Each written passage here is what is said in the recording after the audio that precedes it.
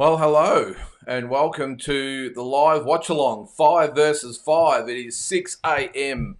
here in Melbourne, Australia. So I'm glad we've got Damien in the chat there. He's up nice and early to watch the watch along. Here we go. Way underslept, but excited for this one. Good win Thursday. Thanks, Damien. The mighty Blue Baggers with a win over Port Adelaide. So how are we all doing? I'm not sure how many of you are in the chat. I'm doubting there's a lot at the moment. But can you believe we're in round 4 of Ford versus Ball here. And it's hard to believe that we're 2 hours into the telecast and we're only into the second fight. So it looks like it's going to be a long day because we have 6 12-rounders. Yes, 6 12-rounders. We could be here till lunchtime the way we're going. So just the one result so far. We had Willie Hutchison with a 12-round decision over Craig Richards to get Queensbury on the board. They're 1-0. I'll try and explain how it all works in a second, this 5 by 5, because it's not just about who beats who, like just the actual count. There's points involved as well. So the scores there, actually they haven't listed the scores. So that was for the WBC Silver Light Heavyweight Belt. That was for there's such a thing, a silver. So we've got interims and supers and franchises and everything else, but we now have a silver light heavyweight title. So up now, as I said, is Ray 4 and Nick Ball. So we've got about 20 seconds to go in round number 4. And I haven't really been taking too much notice because I've been setting up. But what do we think, guys? How's your weekend been? Well, how do you think the fights are going to go today? What did you think of the Tim Tszyu situation? I sort of briefly touched on that on Friday with the weekly roundup and a little bit yesterday on my Instagram feed. So what do you think about that? Anything else going on that you need to vent about? Some big fights coming up. A couple of weeks' time, we've got Liam Paro, of course, up against Matias over in Puerto Rico. So that should be a ripper fight as well. And the Aussies just continue to do it overseas, don't they? So Damien, as I said, you're the only. Well, there's a couple in the chat. I'm sure we'll get a few more as we go. But Damien, thanks for the upfront comment there. So what do we think about the fights today, guys? So after this one, we have Hamza Shiraz, 19-0. He's up against Austin Ammo Williams, who's 16-0. So that'll be a really good fight. I'm not quite sure who wins that one. I'm probably going to go with Williams, I think, but not with a hell of a lot of confidence. And the other fight we have, then we get into what I think are the main fights. I mean, Hutchison and Richardson, this one here is a good fight. I probably would have thought this would have been a little bit higher up the card. I would have thought this would have been above Shiraz and Austin Williams, considering it's for this one's for a world title. WBA featherweight title, by the way. And then we into the main fights, Dubois, Hrgovic over 12 rounds for the IBF interim heavyweight title. And then I'm pretty sure Bivol will be the co-main. So Dmitry, Bivol, Malik, Zinad. So both 22-0. That should be a really good fight, of course. We remember Zinad, he's just got back from Australia. And he beat, who was it? Jerome Pamplone. All right, so and then of course into the main one, Wilder and Zhang. So Wilder 43-3-1, Zhang 26-2-1. All right, Damien, what do you got there, mate? Oh, there's actually we'll get St Kilda. St Kilda 1-2-3. Wilder stops him late. I would have thought he was going to do it. It'd been the first probably 5 or 6 rounds, but it's probably the most intriguing fight for me is the Wilder and Zhang fight. Because Zhang it's like, what do they say? The irresistible force versus the immovable object. And Zhang is so big and strong. And, I'm sure he's got that iron jaw where Wilder a little bit flimsy, I think a little bit delicate if he's on the back foot. But he's got that right hand, the bazooka in the right hand. So that's the most fascinating one for me. I think Dubois and Hrgovic will be a good fight, good heavyweight fight. It's a world title fight. And Bivol Zinad could be one of the fights on the card, if you ask me. That will be a lot more even than I think a lot of people expect. So, what's that, Damien there? 100% selfish on this, but I wrapped Zhu is out. due to me being on a flight that day, I hope he gets to rest his cut up and fight on the massive December card. Yeah, well, just a quick one there from D-Style as well. G'day, D-Style. How are you there, mate? You reckon they sweep them 5-0? Yep. Yeah, so just on that, what's that there, D-Style? 72.89 after taxes for this event. Well, that is just nuts. We paid $33.99 or $34. Now, we normally get a little bit ripped down this part of the world, but DAZN seem to be looking after us Aussies pretty well because we paid $34 for the Fury and Usyk fight as well. That's crazy. So that's about 110 Australian dollars, D-Style, just to put it in the perspective for you. Yeah, so with the Zoo fight, Damien, look, I'm with you a little bit. I was actually quite surprised as we're in round number 5 here, guys. The last 15 seconds, forward versus ball. I'll sort of keep you updated as much as I can. I'm not going to sort of waste the commentary skills. Well, I won't say waste. It's a world title fight, but you get where I'm coming from. It's a long day of a commentate. We'll blow by blow every single fight, but I'll keep you updated. So that's the end of the 5th round. I think Ford so far is probably doing the job, although, again, I haven't really been paying too much attention. But look, the Zoo situation, I'm probably with you a little bit there, Damien. I was quite surprised when the fight was announced so quickly after the Fundora fight. Was it a couple of months later? And I looked, but I will say, as far as I could see, they were pretty happy with the cut. I know there was some comments online about it, and I think there was even a response from Team Zoo and saying they were really happy with the way the cut had healed.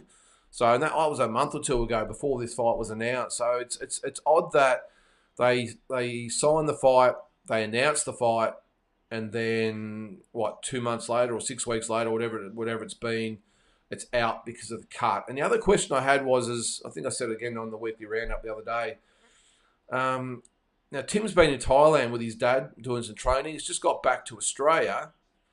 So how is he being examined by California doctors? Are they flying out to examine Tim? I'm not quite sure the whole situation, but it's just there's a few little things in there. And as I said, I'm not quite sure why they would have announced the fight so early. Remember, it's been probably about 6 weeks since they announced it, and we're 2 months out as it is.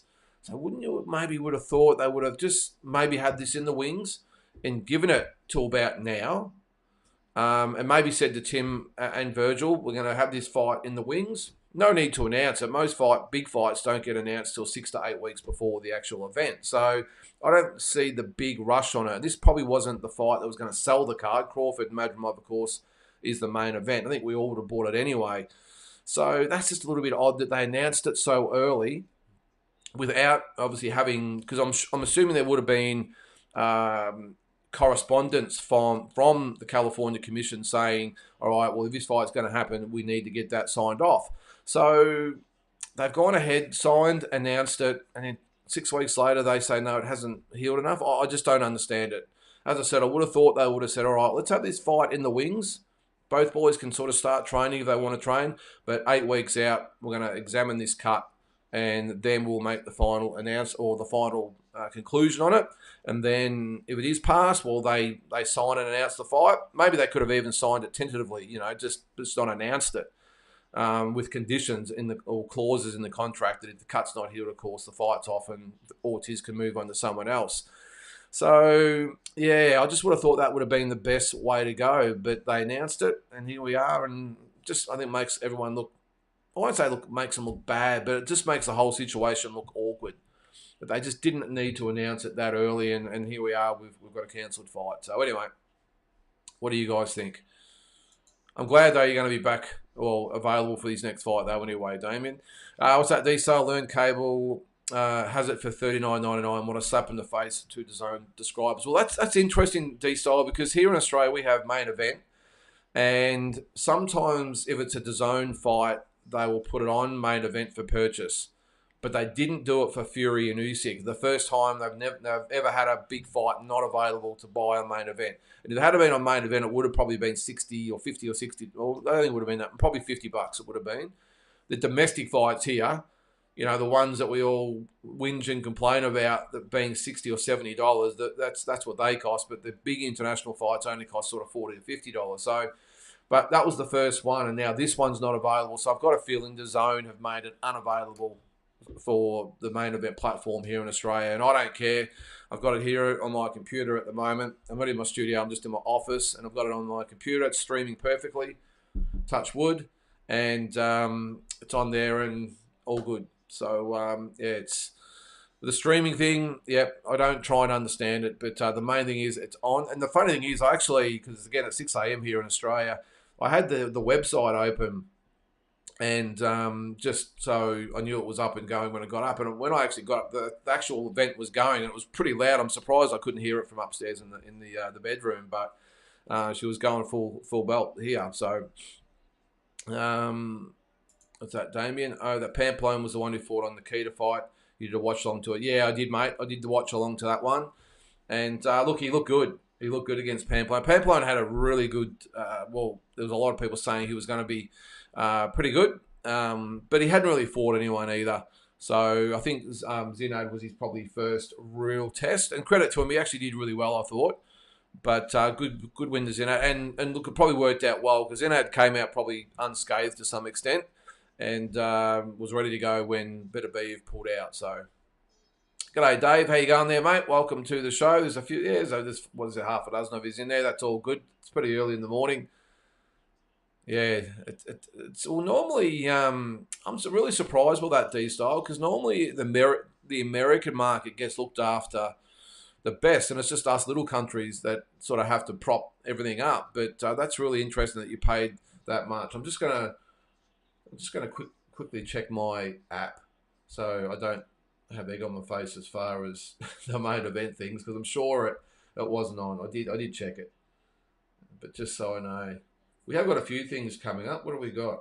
And I think actually I better check that main event. So we've got. So the UFC's on today. That's $60 here. Is it Makachev and Poirier? I don't know. I don't watch UFC unless the Aussies are on. So that's $60. But in 2 weeks' time, is it? The 16th of June or the 15th in the States, the Tank Davis, Frank Martin is early here. Frank Martin and the Benavides Hrgovic fight. That's on and that's $50. We've got McGregor and Chandler to the next UFC, and then UFC 304. So there's no boxing apart from Tank Davis and Frank Martin. So and I'm surprised they haven't tried to flog us the the Matthias Paro fight.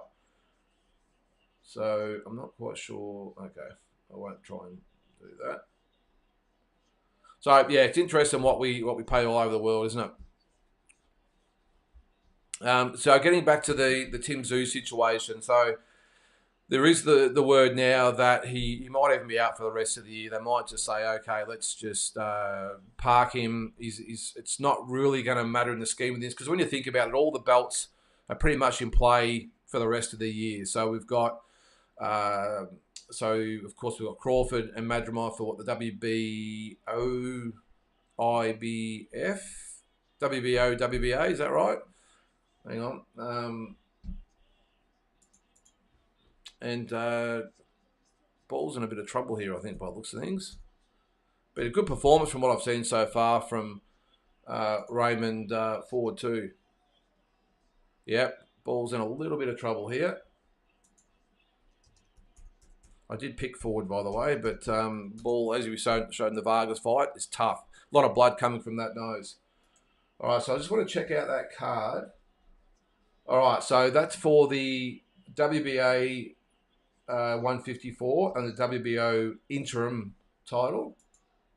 And then Spence and Fundora will fight for the WBC belt. Sorry, I was just going to say there won't be for the interim belt. I'm sorry, again, it's early. The Crawford and Madrimov fight will now be for the WBO and WBA titles.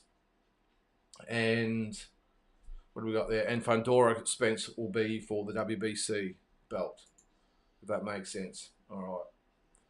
Still on BoxRec, though, that fight. They haven't taken it off there yet. So on that card as well, Andy Ruiz, Jarrell Miller, Andy Cruz, Antonio Moran, Pitbull Cruz, Jose Valenzuela, David Morrell, Radovoj Kalajic on that card as well. So Damien says, I think Zhu will be on the Usyk Fury too. Yeah, that's not a bad call actually, Damien. When's that? December. Yeah. So look, that does make sense.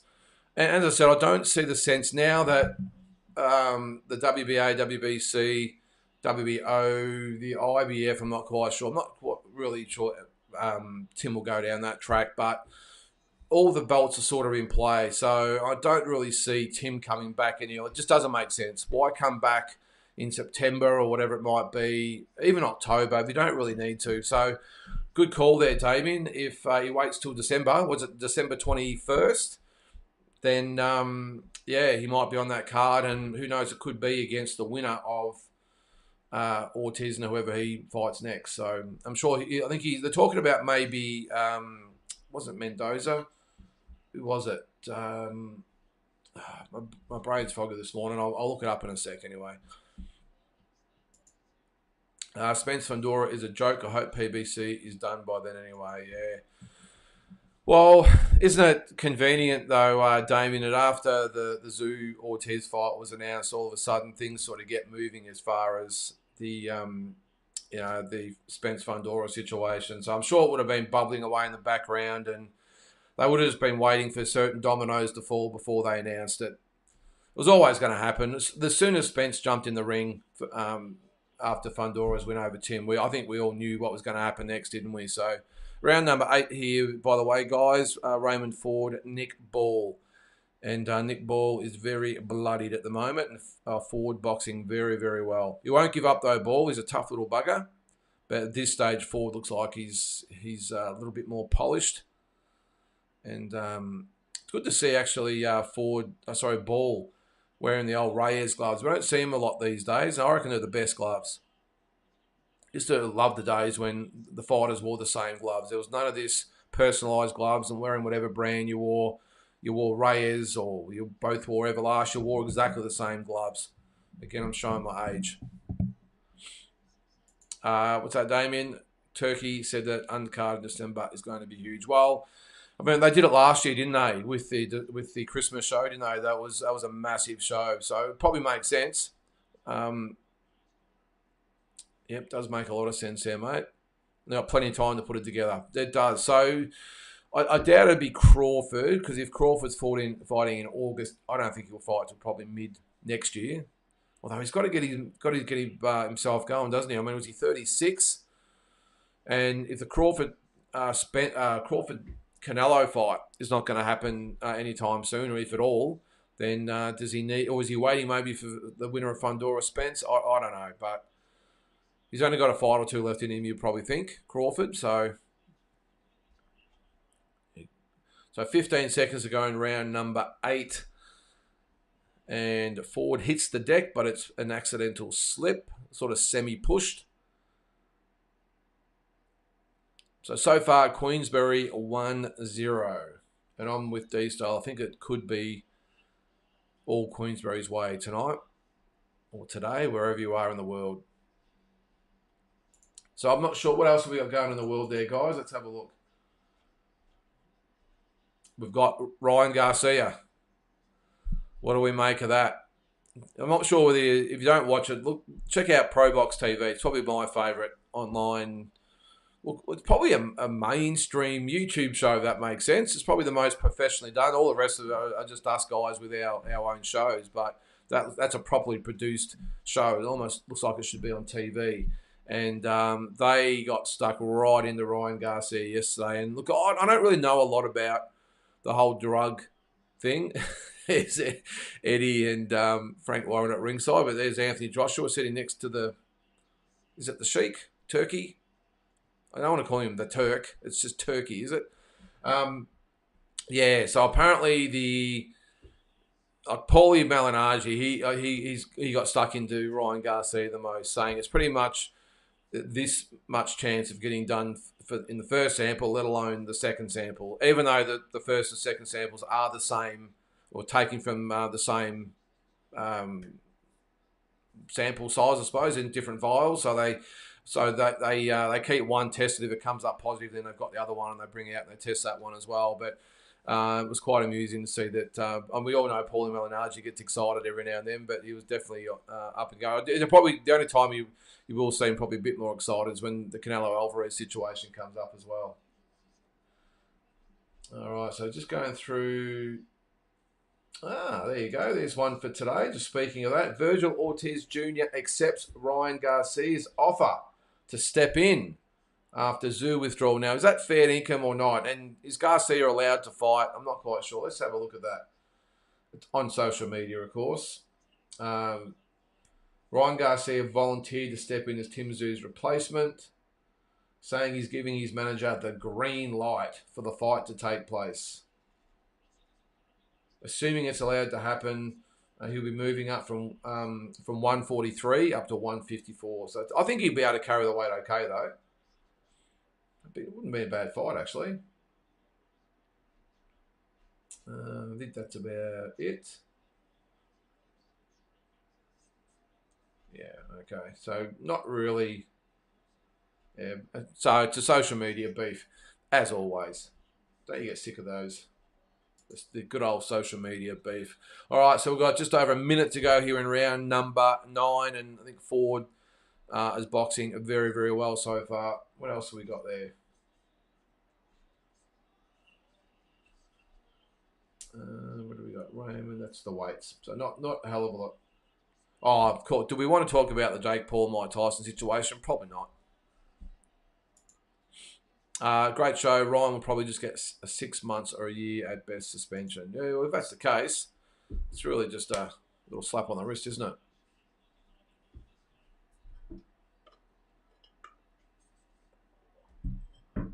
And thanks to everyone that's joined in this early in the morning, guys. Not easy. Maybe in hindsight, we should have probably made it at 7. Give everyone a bit of a chance to get up amongst it. Oh, is that right, Damien? Might be bold chuck. That'd be a very, very good fight, wouldn't it? So let's have the WBC belt.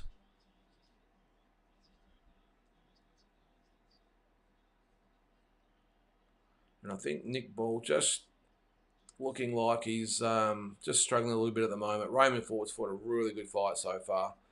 Just with that little extra size, extra reach and height. Nick Ball's has struggled to get to him a little bit. Not like Ray Vargas, where he was able to get in close, especially in the second half of the fight. And there's the Bronx Bomber walking in the building, looking pretty flushed as the Bronx Bomber. Now, what has he got today? What is he going to show today? His last fight against Joseph Parker, he was exposed badly. Probably the first time. I know I'm going to put the Fury fights to the side because it was just a unique situation, that one. And he's an odd type of fighter, Fury. But first time he's fought someone like a Joseph Parker, who is just a really good technical boxer. And he really struggled with him. And the fact that Joshua backed him up a little bit, but counted him at the same time, if that makes sense. So he backed Wilder up. I don't know what Wilder was thinking trying to box, by the way, on the back foot. This guy, sometimes, as I know, you got to know your limitations. You got to know where you stand in the scheme of things. And I don't know what his trainer was saying to him or trying to do in camp of trying to box a boxer, especially a boxer. Boxing a boxer is probably the one thing, but especially when you're one of the most limited fighters to ever grace the ring at this level, I think. I have full respect to him, by the way, for having 10 title defences. I don't know how he managed that. Well, I do with this and fighting inferior opponents. But boxing a boxer with only your right hand, and it takes away your only weapon, which is your right hand, just the worst game plan of all time. So I think if he does that tonight, I think Zhang stops Wilder.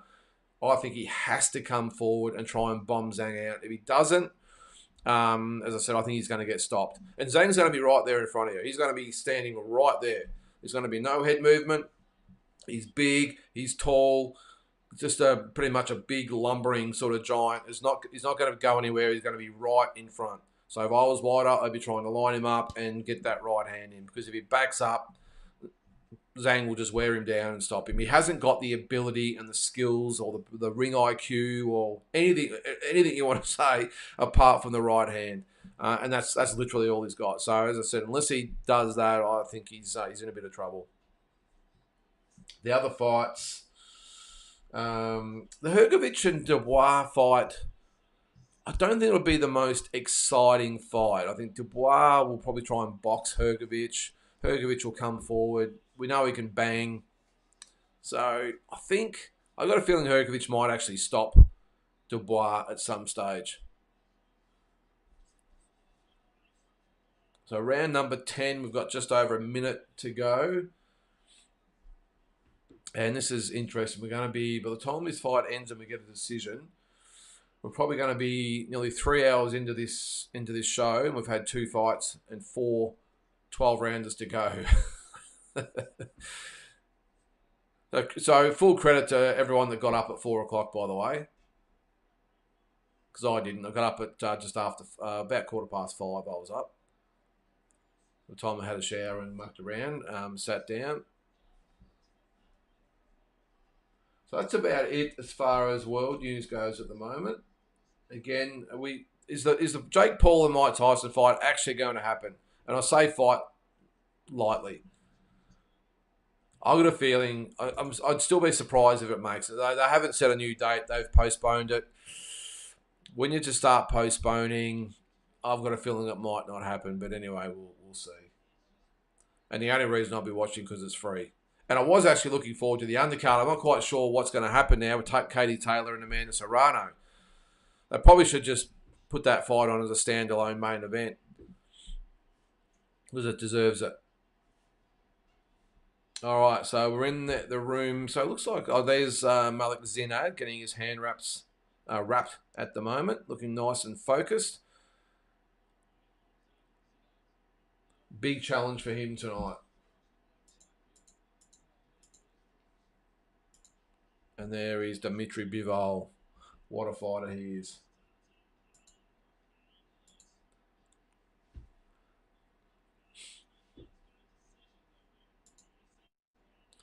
All right, so just looking at Malik Zinad's record. So 22-0. So the records of all his opponents haven't been actually too bad. Not really any sort of big names on there, but Pampalone was 18-0. Mikhail Diallo was 20-0. Moderna 27-8. So yeah, most of his fights have been in Brussels by the looks of things. England, St. Julian's, not sure where that is. Germany. But he's fought everywhere. What's that? France, Italy. Where's that? Maribor, wherever that is. Yeah, Germany, England, Scotland. Yep, Hungary, Brussels. Where's that? Different game. Anyway, I'm talking to myself here, and of course Australia.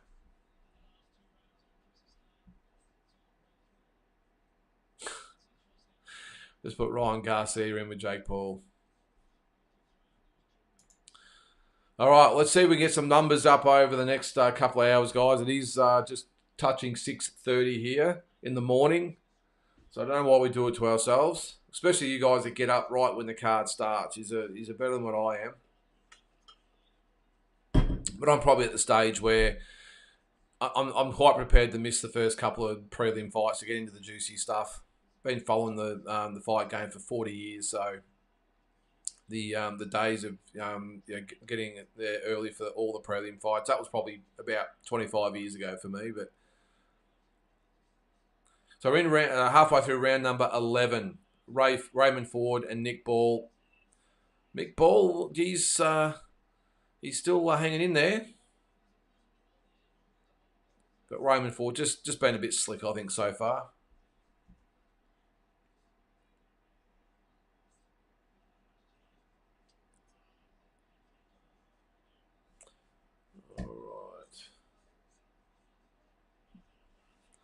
So good lateral movement by Ray Ford here. He's poking out the jab. Nick Ball, look, he's a game little bugger. He's coming forward, but I'm not sure whether he could maybe go down a weight division. He does look pretty stocky. but he just struggles a little bit with the height and reach of his opponents. I mean, Ray Vargas, I know he came home strong, but the first 6 rounds or so, he really struggled to get to Vargas, and has really struggled to get close to Ford. It's interesting watching Eddie Hearn and Frank Warren at ringside, both riding the punches, both barracking. It's interesting they're sitting right next to each other as well. You just wonder what's going to happen a little bit later on once we're into the bigger fights.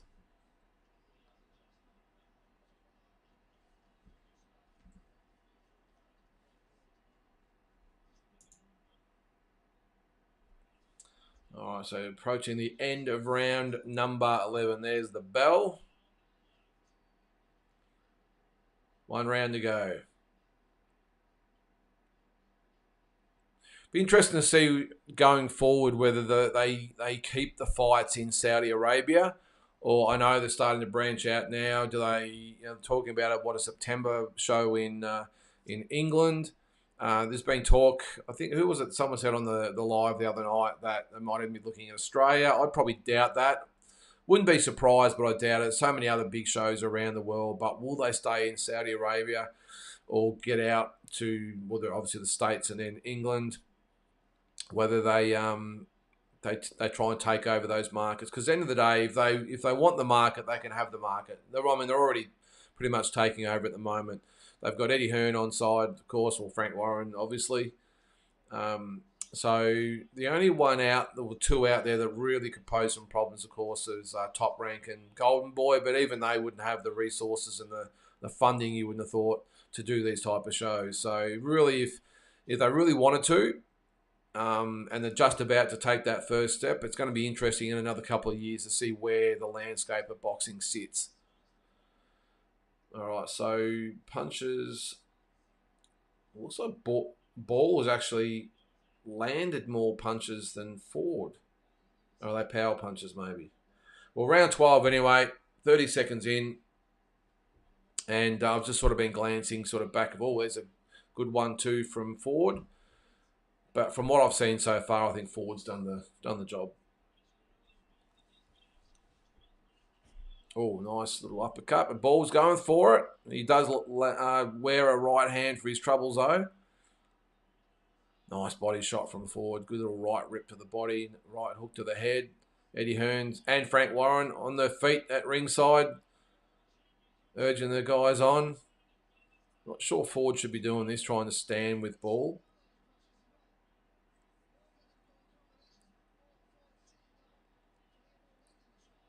Uppercut right hand and another right hand from Ball. I'm not sure why Ford is standing in front of Ball, who's just letting it all hang out at the moment. Been a pretty tough 12 rounds though. If you're actually scoring this fight, guys, let me know how you have it, because I haven't really been taking too much notice. Ball seems to be getting the best of this round. So 1:15. And Ford lands a nice uppercut. But Ball comes back, head and body. Nice shots. So 1 minute to go, round number 12.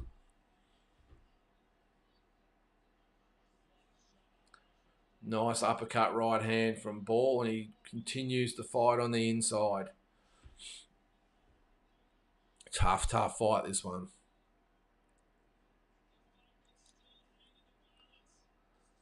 Well, the commentators are saying it's in the balance, so maybe I haven't really been taking enough notice. I've just been watching it to the side here, but big overhand right. Ford now comes after Ball, but Ball fights back. 25 to go. The boys clinch. It's been a very, very tough fight so far. Overhand right from Nick Ball. I think he might have won this last round. Oh, they just keep going at it right to the bell. Good last round. And there's the bell for round number 12. Well, they're saying it's close at ringside. Let's see. I thought Raymond Ford did more than enough to win, but Nick Ball's pretty confident.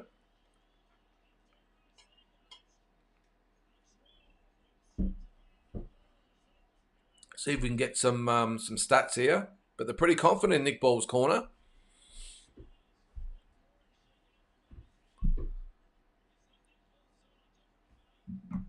Yeah, they're both very confident. The commentators are saying it's like they both saw different fights.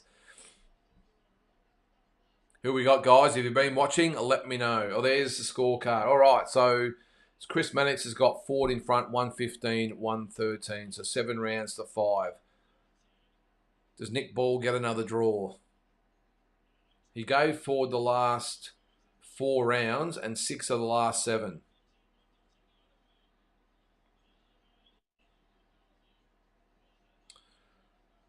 So, of course, Nick Ball is Queensbury and Raymond Ford is Matchroom.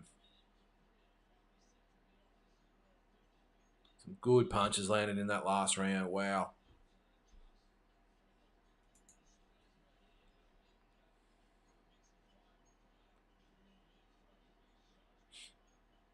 I'd probably advise Nick Ball, maybe don't wear white trunks whenever he fights. He always seems to get busted up, doesn't he? The way he fights, he just comes forward. So it's a featherweight title.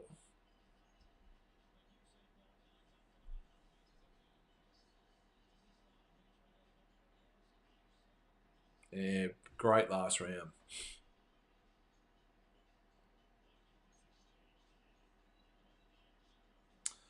All right, let's see how the judges have it. Frank Warren's pretty confident there.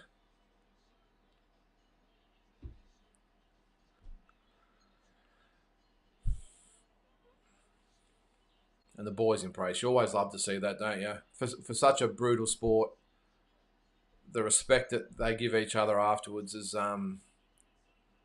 just great. Oh yeah, so next week, Colosso and Zabata. That should be a good fight. Eddie Hearn's pretty confident as well with his boy Raymond Ford. Had a cut under the right eye. And both corners seem pretty happy with themselves. This is going to be really interesting. You see the loser's going to say they were ripped off, but I think it's close enough that whoever wins, I think we move on and maybe have a rematch. All right, so the boys go to centre ring for the decision. Let's see. Here we go.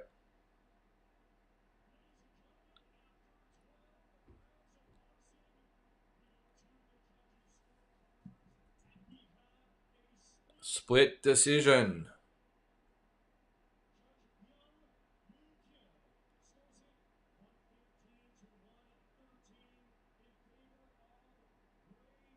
$115, $113 for Ford.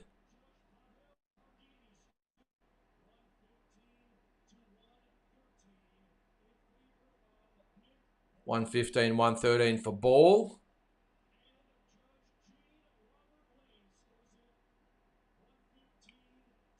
$115, $113. And the new champion. Well, there you go. What the hell do I know? Nick Ball wins the WBA featherweight title with a split 12-round decision. And that means it is 2-0 to Queensbury. And Eddie not impressed. Well, good on him. Good on Nick Ball. I mean, he was a little bit stiff in the Vargas fight. I just from what I saw, I thought Raymond Ford did enough to win, but I'll probably have to look it back in its entirety. It'd be a tough pill to swallow for Eddie, wouldn't it? 2-0 to Queensbury.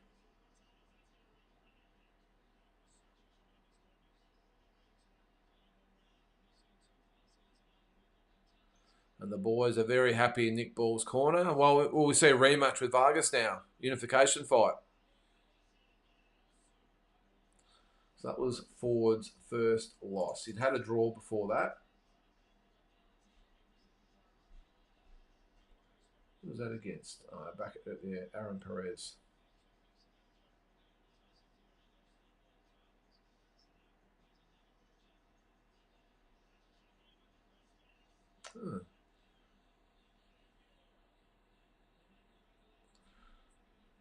All right, so interviewing Nick Ball now.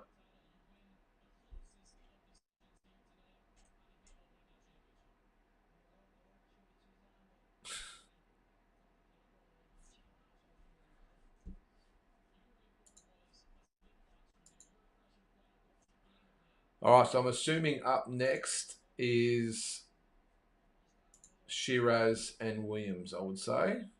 Makes sense.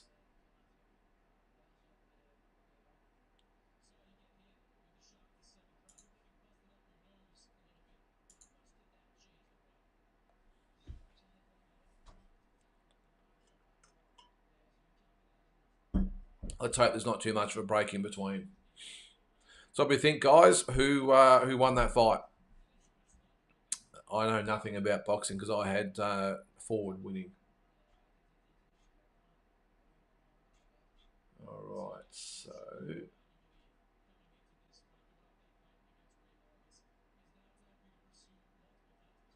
so Williams is Matchroom, Shiraz is Queensbury. For the other fights, Bivol is Matchroom, Zinad. Well, that's a neutral fight, isn't it? Hrgovic is Matchroom, Dubois is Queensbury, and Wilder is representing Matchroom, and Zhang representing Frank Warren. A little bit of a ringing one, that one, isn't it? The Wilder Zhang fight. Yep, Frank Warren very happy with the proceedings there.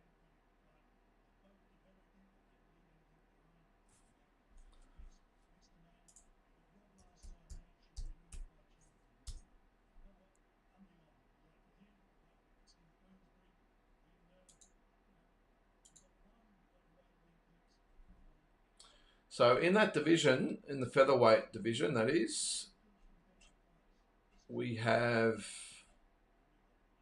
Ray Vargas has got the WBC. Luis Lopez has the IBF. Rafael Espinoza has the WBO, and now Nick Ball, the WBA champion. Interviewing Eddie Hearn now.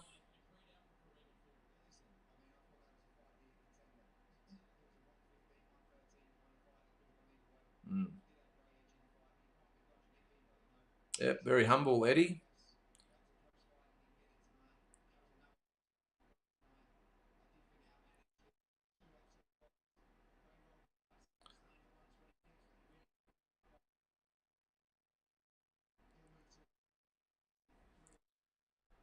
Eddie just saying that Ray Ford will move to 130 after this fight.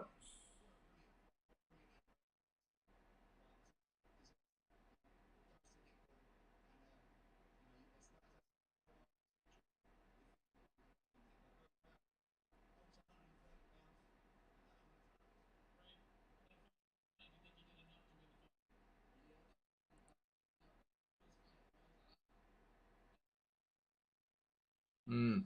All right, guys. So just a quick one on the rankings at the moment. So as I said, Ray Vargas at WBC featherweight, for Nick Ball WBA, Luis Lopez IBF, and Rafael Espinoza WBO. Do we see, in a way, I know he's looking to fight in September, then maybe again at the end of the year against Sam Goodman if he can get through his next fight. Does he then move up? Which one would be the best fight? I'd love to see him fight Nick Ball, though. The way Nick Ball fights might be a little bit dangerous. I think, in a way, it'd wipe Vargas out. It's not really that much around, is there, at 126 for Inouye, except for probably Nick Ball now. And as for Ford, well, he can move to super featherweight. He's got Sharky Foster with the WBC, Lamont Roach for the WBA. No, it's not Joe Cordina anymore. He lost to Kashashi. Is that how Kachachi? I got in trouble on the D-Style show for not pronouncing it right.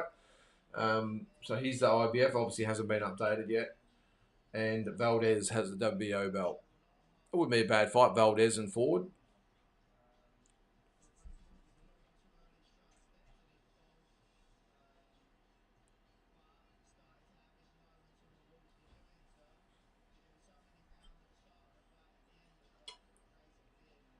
So that is 2-0 for Queensbury. And Eddie Hearn, just they've got it in slow motion as the decision's announced.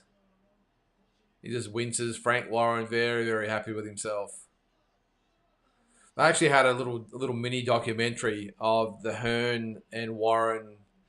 Is it a feud?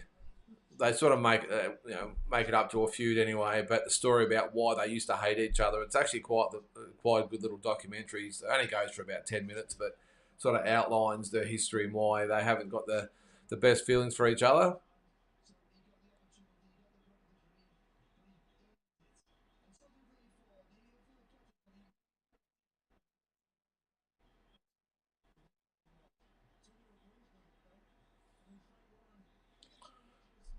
There's Nick Ball heading back to the change rooms with his WBA belt. Well, it's good. It's actually good that he's come through a close fight. His last one was really close, and it was a draw, of course. And now he's finally got his belt. So that's 2-0 for Queensbury.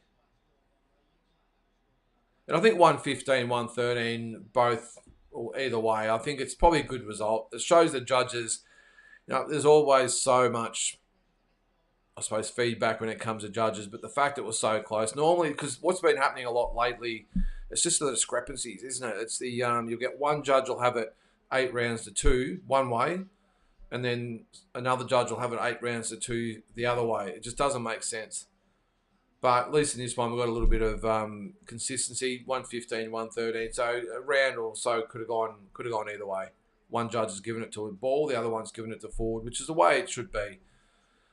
All right, so we've got Shiraz and Emma Williams up next. 12 rounds. I'm not sure why they would have made this a 12-rounder, to be honest. What is it? It's not a title fight or anything, or is it? Oh, I missed that. No, it's not even a title fight. 2, 4, 6 12-round fights on a card. 72 rounds. Let's hope we get a knockout or two, eh? Might be good.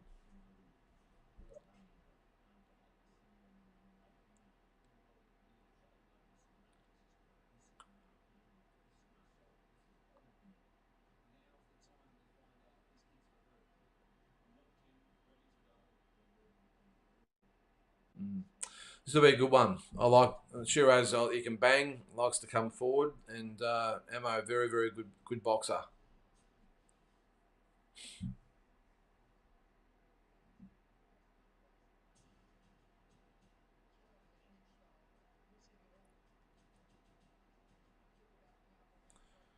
All right, let's see what else is going on there with the rankings there, guys. I want to see actually the super welterweights as it stands.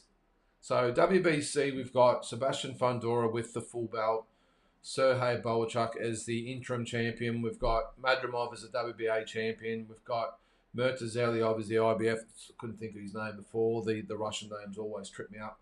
And Fundora has the WBO belt. So Crawford will fight Madrimov for the WBA and WBO titles.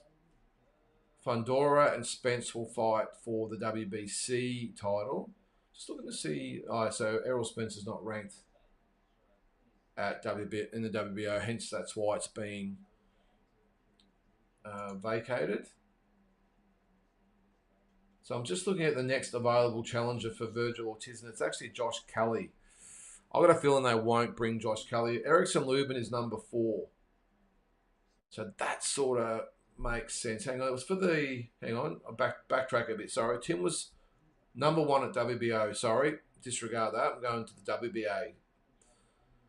So Virgil Ortiz, the next challenger is Abbas Barrow. Whoever the hell that is, or is it Baru? Lubin is number 3. So I wouldn't be surprised if it might be Ortiz Lubin for that vacant or interim WBA bout. I still can't get my head around how they can have the interim title being fought for the main title on the same card. We saw it on the last show with Tim Zhu and Fundora. We had Bolachuk winning that WBC belt or interim belt against Brian Mendoza, and then we had Tim and Fundora fighting for the full belt in the main event. It just doesn't make sense. All right, so Yeah, there's a little bit going on. This is what I said yesterday. I'm a little bit. There's only concerns with Tim sort of being out. Apart from Zhilei, we don't really know what's happening with him. Tim is ranked number 4. Now the number 1 and 2 positions in the rankings are vacant. How do you have a vacant ranking? I don't understand that. Lubin's 3, Tim's 4. So wouldn't Lubin be 1 and Tim 2? That just does not make sense. How do you have a ranking that's vacant? That is just ridiculous. But anyway, so Bakram Murtazaliov is the IBF champion. Lubin and Tim Tszyu are the highest ranked contenders for that. I've got a feeling someone like a Josh Kelly might fight Murtazaliov for the IBF belt. And then you'll have obviously Fundora, Spence, Crawford, Madrimov for the other 3 belts. So it's a complicated division, that one.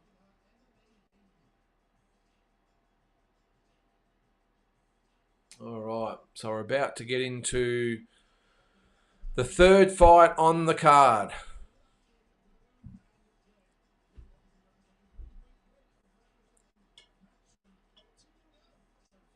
All right.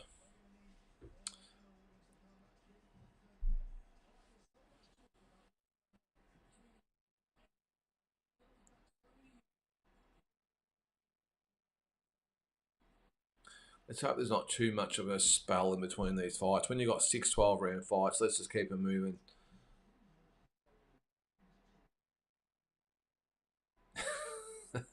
I've got Eddie Hearn and Frank Warren at the moment, throwing a few barbs at each other.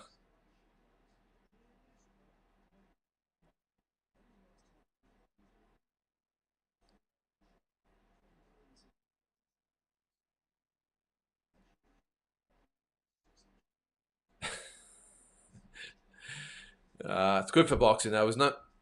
I think we need a Golden Boy versus Matchroom, or maybe or Queensbury if they win this one. But I'd love to see Matchroom and Golden Boy. You can imagine Oscar and Eddie Hearn in the lead up to it. It'd be pretty good.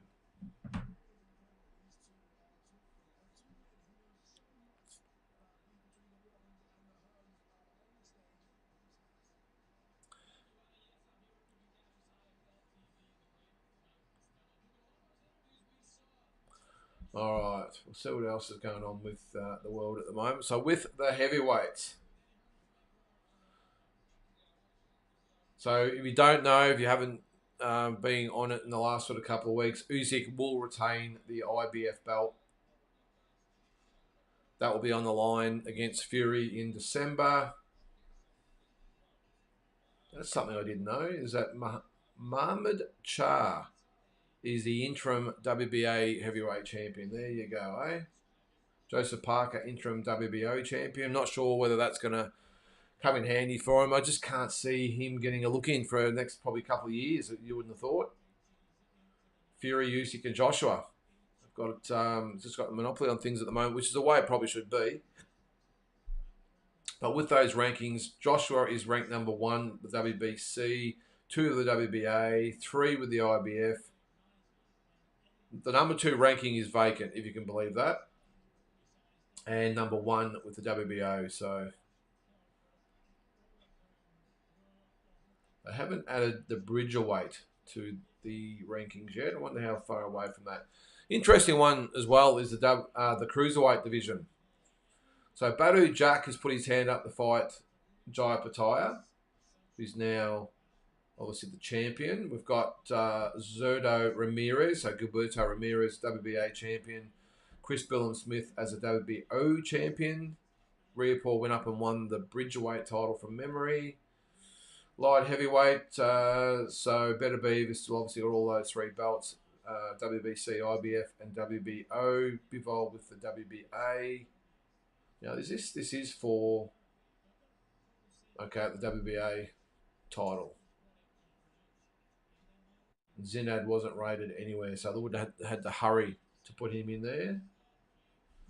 We'll go through the super middleweights in a minute. What's that, Damien? I've got Warren winning all except the main. If Wilder wins and by KO, isn't it? Yeah, so I didn't actually go through that with the point system. isn't it double points for the captains and another double for KO? That could be a draw if all Warren's 4 fights win by decision. All right, let's see if we can make some sense of this. Let's see if I can find it here. I did have it up just before. All right, the rules. So we've got the rules. Hang on. Let's see if I can. 5 versus 5 rules. Hang on.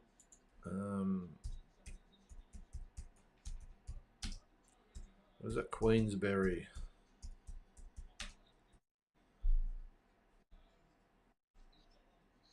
All right. Scoring system. It's very unique by the looks of things. All right. 1 point for a victory by decision. So there's the 2 points for Queensbury. 2 points for a stoppage win. Neither fighter obviously gets a point for a draw. Captain score double points. So, yeah, so if Wilder knocks out Zhang, he'd get 1 point for the 2 points for the stoppage win, and it would be double, so he would get 4 points. And if Shiraz outscores, if Shiraz or whatever wins, it's worth 2 points. Okay, all right. So how does that work? So captains score double points, but I think isn't Williams and Shiraz the captains? So Wilder must be the captain for Matchroom, and Shiraz is the captain of Queensbury. Okay, that makes sense. It's an odd choice for captain too, if you ask me. Shiraz, I mean, you would have thought that who has he got? Dubois maybe could have been captain.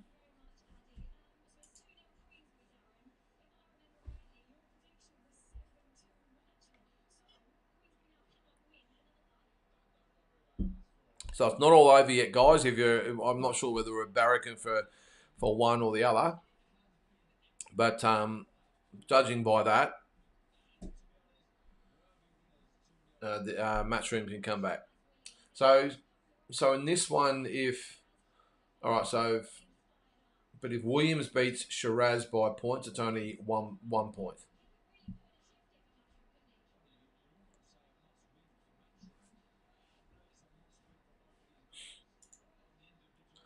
All right, super middleweights. So obviously Canelo is the undisputed champion at the moment.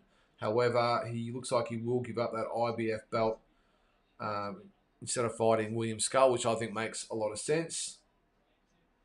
And who was it with the other belt? So it mustn't have been updated. So Billy will go to number 1 in the WBC. Belunga's 1 with the WBA. Skull will fight whoever for that IBF belt. And Diego Pacheco is the WBO champion. So in my opinion, it'll be Belunga. All right. Hamza Shiraz, 19-0, 15 KOs. Austin Ammo Williams, 16-0 with 11 KOs. Shiraz, 25. Williams, 28. Almost the same amount of rounds boxed. Almost the same knockout percentage. So this should be a good one.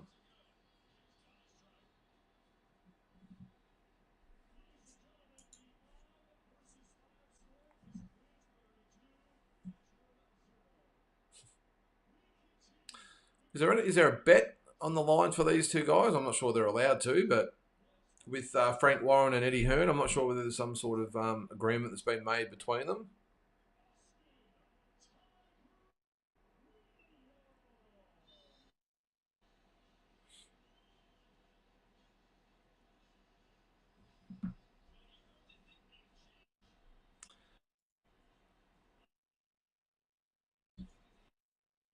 So here comes Austin Ammo Williams. Geez, they do it good over there, don't they?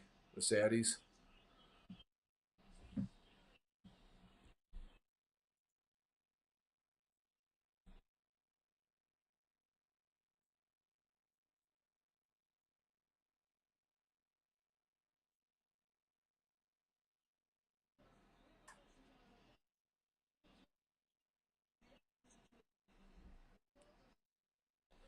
All right.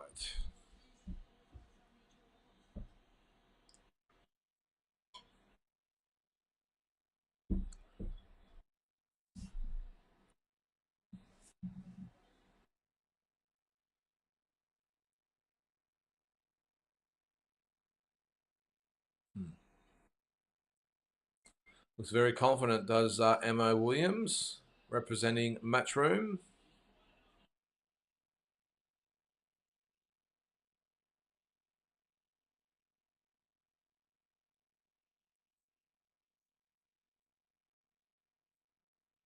It's an interesting stadium they've got there too. There's one whole wall. There's no seats. It looks like almost like corporate suites or something. Just one whole side of the building is looks like offices or suites or something. Not quite sure how many they actually get in the stadium. It doesn't look like a massive stadium, to be honest. It looks like it might hold 10 or 12,000.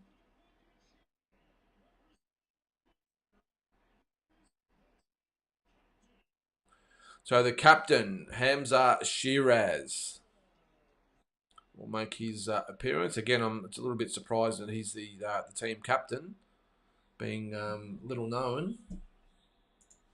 So where is he?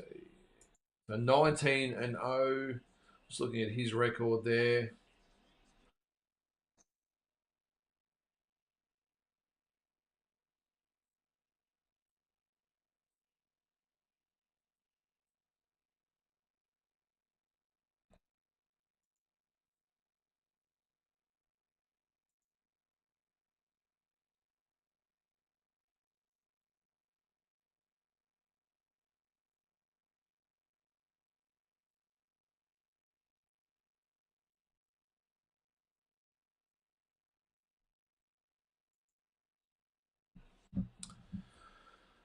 All right, Hamza Shiraz makes his way to the ring. And in the fan vote, 61% say Shiraz will win, 39% say Williams will win.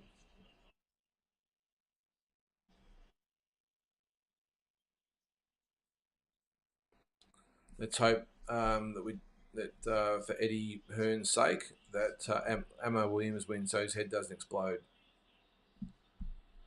Hey, there's Paul. G'day, Paul. Paul Camilleri.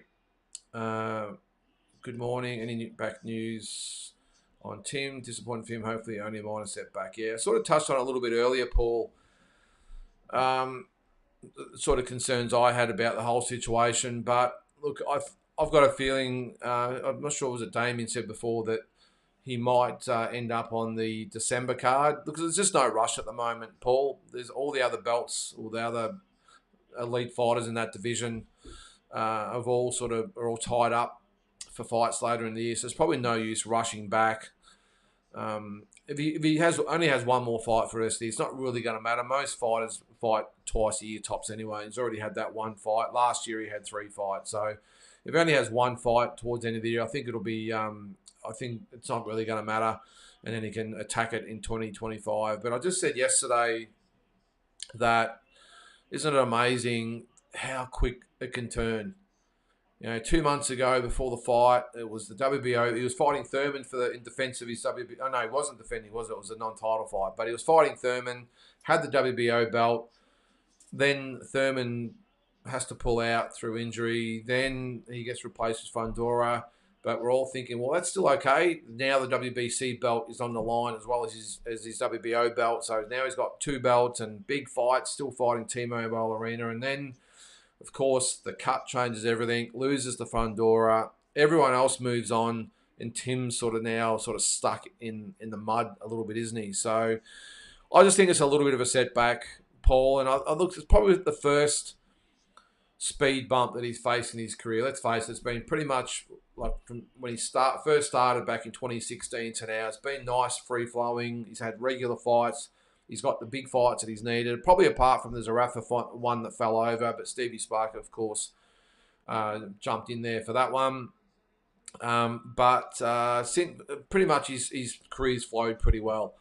This is probably the first time where he's really had a bit of a kick up the arse when you think about it, and it must be hard for him to deal with and the team.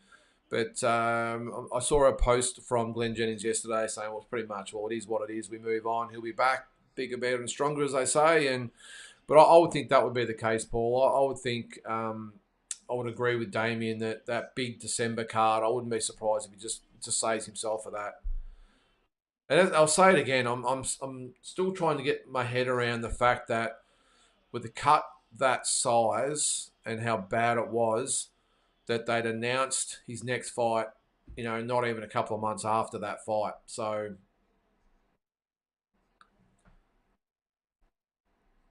yeah, PBC have definitely rolled him though, yeah. That's unfortunate. The boxing game though, Paul. It's a very spiteful sport sometimes. It really is. But the good news is, Paul, is that all it takes is that one fight back and you're amongst it. All he needs to do is get one of those belts back and he's back in play because all these fighters want to fight for belts. And the biggest shame of the whole thing for me is we start round number one of Shiraz and Williams, a 12 rounder. Is that he would have been fighting Crawford in August if that cut hadn't happened. And I mean, there's no guarantees he would have got through front door, but I think we all know the way it was going to head, judging by those first couple of rounds. But it would have been Tim versus Crawford in August 3rd in LA. And that's the shame. Now, so he's gone from a potential Crawford fight in August to now having no fight, no belts, nothing planned. That's just a shame of the whole thing. But it can turn quickly though, Paul. He's still young enough. What is he, 28 years old? So plenty of time. Good start to the fight here. We're only a minute in, but both fighters look very, very evenly matched. He's tall, Shiraz, isn't he? I didn't realise he was so tall. And Williams, the southpaw. He's a very, very tall fighter. What is it? What are they? Middleweights.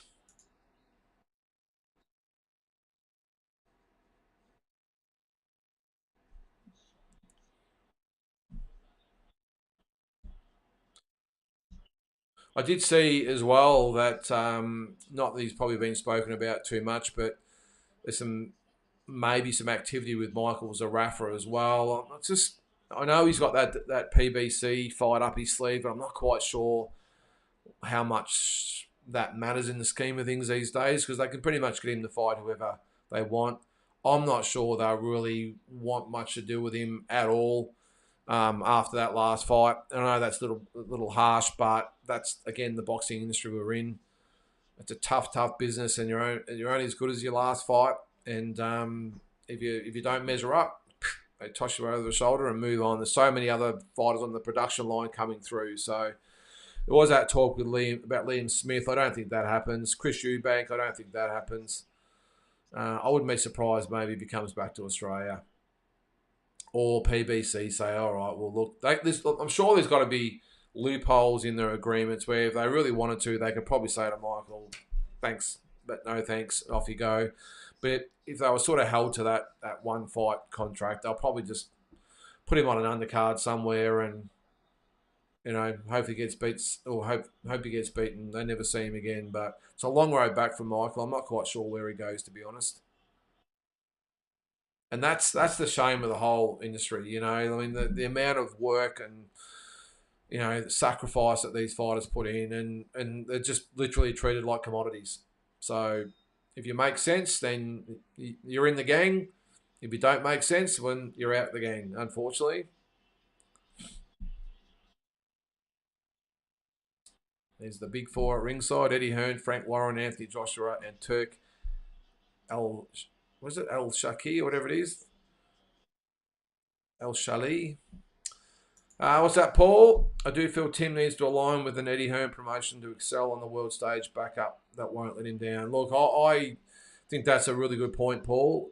Look, I get it with the whole No Limit thing, and No Limit have been absolutely fantastic for Tim. They really have.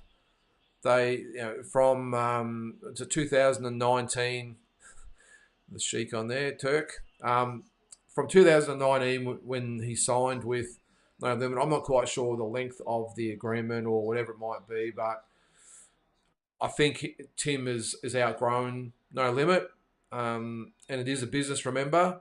So I'm not quite sure again how it works with his contract and everything else. And let's face it, No Limit need Tim Tszyu, even though he might not be fighting in Australia. They need him. He's their billboard, I suppose, isn't he? So I know they've got Nikita coming through, but there's no guarantees that Nikita will be as good as. Oh, big left hand there from Amo Williams. Rocks Shiraz, who hangs on. Yep, hangs on. That was a beautiful left hand. But I do agree with you there, Paul. I think um, I'll let you know if anything else happens here. But Amo Williams on the offensive here. Shiraz looks okay now. He's just on the back foot boxing a little bit just to get his composure back. But yeah, I'm with you there, Paul. I think Eddie Hearn would be a great match for Tim Tszyu. I think it would be a really good pairing up. Eddie Hearn is a young go-getter, gets the job done, doesn't let his fighters stagnate too much, keeps them busy. So gets them well paid. He has all the contacts, and as much as No Limit have been absolutely fantastic for Tim, there comes a time when you've just outgrown the promoter you're with. It's as simple as that. I had a similar case back when I promoted the Maloney boys. Very, very mutual, by the way, but I got them to a certain point where I promoted, I think, 10 of their fights. Got them to the point where they were, on the cusp of, the world scene. They were both world ranked, but they were just on the cusp of taking that next step. And I just didn't have the resources, the knowledge, the contacts, all that experience, you name it. And Top Rank, of course, come in and the boys lucked out by getting with Top Rank. So, and that was my intention the whole way. The whole plan was to get him to that point and then hopefully hand him off to someone like Top Rank. And fortunately, it all fell into place. Top Rank did come calling and the boys went on and look what they've done since. It's been fantastic. And I just think Tim Tszyu is in a similar situation with No Limit. I'm not quite sure what No Limit has to offer Tim Tszyu anymore. When you think about it, Glenn Jennings is the manager. So it's not like No Limit are the ones. I know they do probably a lot of the wheeling dealing, but Glenn, at the end of the day, is the manager. So, and I'm pretty sure if he did go with someone like an Eddie Hearn would be moving and shaking. I'm not quite sure. I can't confirm it or substantiate, whatever you might want to say. I just get the feeling that Tim Tszyu wouldn't be in this situation he's in now if Eddie Hearn was his promoter. Just a hunch. I think I'm not sure whether the fight would have been signed. Well, it wouldn't. Would have been signed because it's with the Turk, but whether this whole mess, I suppose, with the Ortiz fight, signing it, announcing it, and then the doctor inspecting it 2 months after and saying, no, you can't fight, it hasn't healed. I'm going to go back to that again. What do you guys think? Do you agree with me, or am I just reaching at the shadows out there? Because I still don't understand how you could sign the fight, announce the fight, and he hadn't even been signed off by the doctor that he's allowed to fight. It just doesn't make sense. And so soon. As I said before, that was a beautiful left hand from Williams. But that was what I was saying before, Paul, earlier. I just can't understand that the cut was so bad. I just would have thought that he would have had to have been signed off before he's allowed to sign for another fight. So get inspected to say, wait until 8 weeks out, then you'll be inspected. If it's all good, then you can announce the fight and away we go. If it's not, then no one will really ever really know about it. You can sit out for an extra couple of months. So that to me is really intriguing. And of course I don't know the full story, but I just get the feeling that Eddie Hearn would have handled this situation a lot different, and I think maybe a lot better than maybe it has been dealt with so far. Yeah, Damon says 100% it wouldn't be in this mess. I mean, this is high stakes. This is you think of the situation with Tim. We're in round number 3 here, guys. By the way, with Shiraz and Williams. You think about it. if Tim had got past that fight with Fundora, I'm not sure what he got paid for that fight. I'm thinking probably a couple of $1 million for the Fundora fight. Now, he could have been, maybe a $10 million fight with Crawford in August. This is the implications that it has. And not just that, would have been able to fight again before the end of the year and probably another, depending on whether he won or lost. Let's just say he didn't win, he'd still be earning $2 or $3 million in another fight after that. Now he's got none of that. So it's just everything has far-reaching consequences. So it's just it's the degrees are that close. What's that, Paul? Seems like desperation from No Limit to make themselves look good. Yeah, well, I think, and I don't blame them for hanging on to Tim at the moment. Again, I don't know the actual contract situation. It's been 5 years, so you would think these days a 5-year contract would probably, unless he's had extensions put on there, of course. But whoa, big left hook from Shiraz. Geez, Amo Williams took that well. It was off the break as well. Good fight so far. Round number 3, minute to go. Whoa, right uppercut / hook from Shiraz on the counter. Nice jab. And now it's Shiraz coming forward. Good fight, this one so far.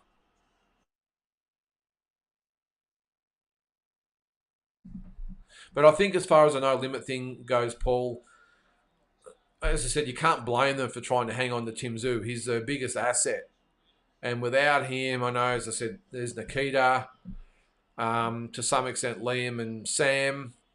But Tim is their big draw card. And if he's not there, I suppose the relevance factor tends to drop and probably lessens their hand with Main Event and Foxtel and everything else. So I don't blame him for trying to hang on to him. But Tim, I think at some stage has to do what's best for him. And I think it would be, I think for me it's a perfect match. Would be Eddie Hearn. Good shot on the bell by Shiraz there, Rox Williams, and that was a clear round for Shiraz for me.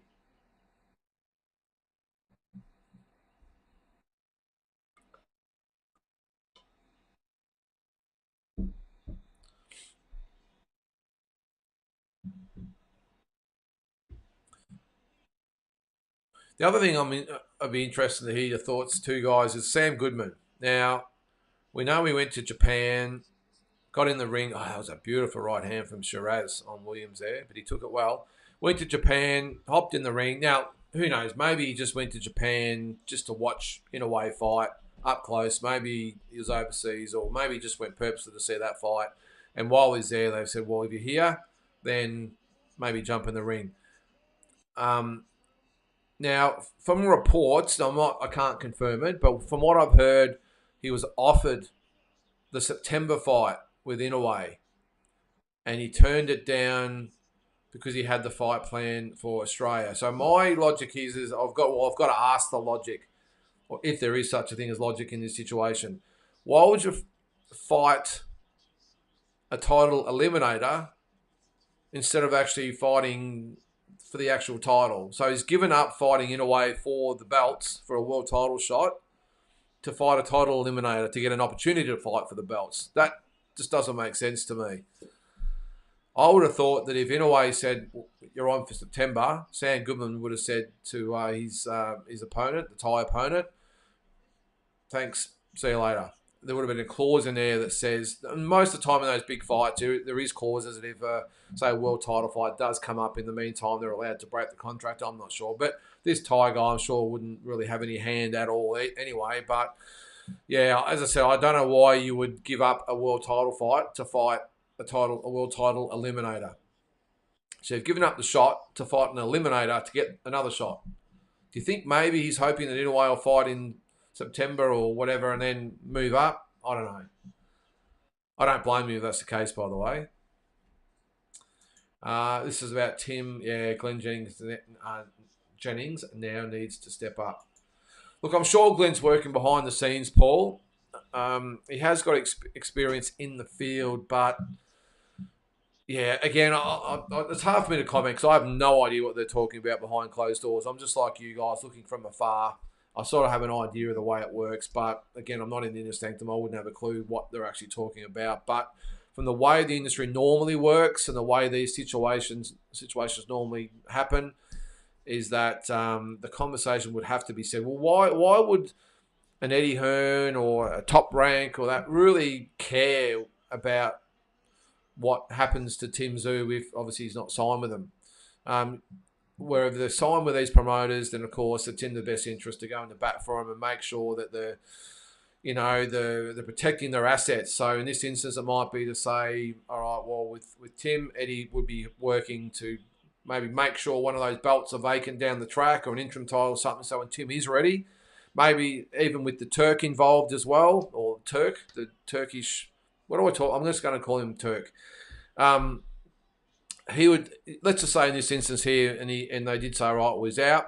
Let's pull him out till December. Let's put him on the Alexander Usyk and Tyson Fury undercard, and of course, um, they'll be promoting that and say, right, we're going to get Tim on there, so we need to make sure there's an opponent ready to go by that stage, and we've got one of those belts, whether it be the main belts or interim belts or whatever it might be, ready to go, and he'd be definitely on that card.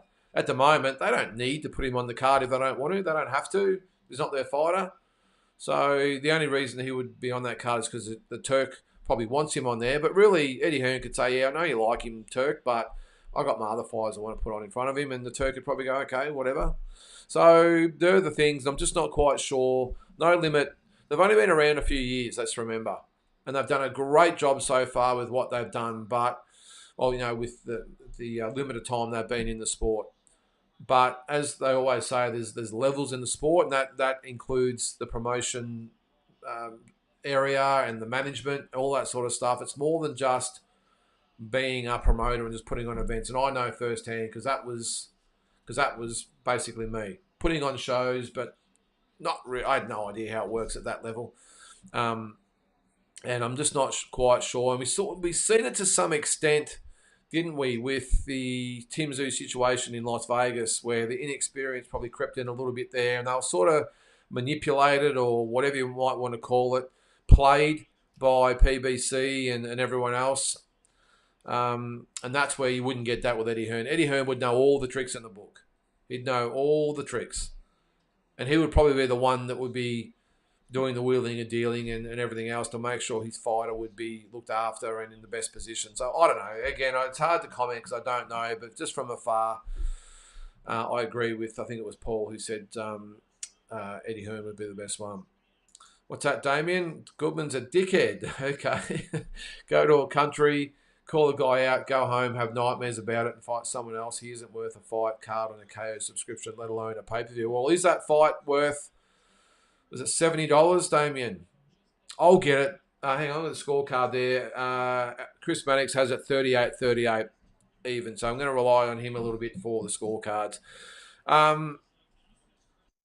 Yeah, well, is it worth $70? I don't think so. Look, as I said, I'll get it because I'll do a watch along with you guys. But if I was sitting at home and I was just a fight fan, and there's so many other big pay-per-views around at the moment, and obviously normal cost of living expenses, do you really want to spend $70 on that or whatever? But it has been a thing, and we've thrown it around a few times. Would they be better to charge, say, $30 or even $40 for the card and maybe get twice as many subscribers? Because I think if it was like $29.99, I think the average punter out there would pay it. They go, okay, yeah, I'm going to have little bit of a whinge about it, but $29.99 is a lot better than $69.99, and you double your people buying it, and the exposure of your fighters and your brand. Yeah, I don't know.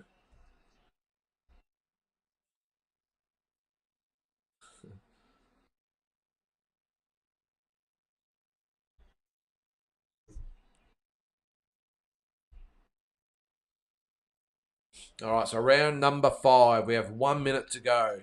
Looks like another really good fight. Oh, there's Glenn. How you going there, mate? Welcome to the show.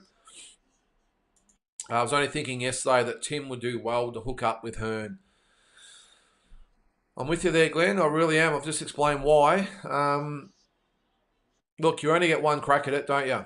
You get one crack at this industry, and as has been shown with Tim, one fight and it can really set you back. And if you haven't got the team behind you to keep the motor humming, I suppose, or turning over, you sort of get left out and you're forgotten about very, very quickly. And in this situation with Tim, I think even already, just watching a few of the different YouTube shows and podcasts and all that sort of stuff, already it's like, yeah, he's almost been put into the back seat a little bit, whereas beforehand, this is the new guy. This is the new guy at 154, and he's going to do this and going to do that. We saw the attention that he got in Vegas.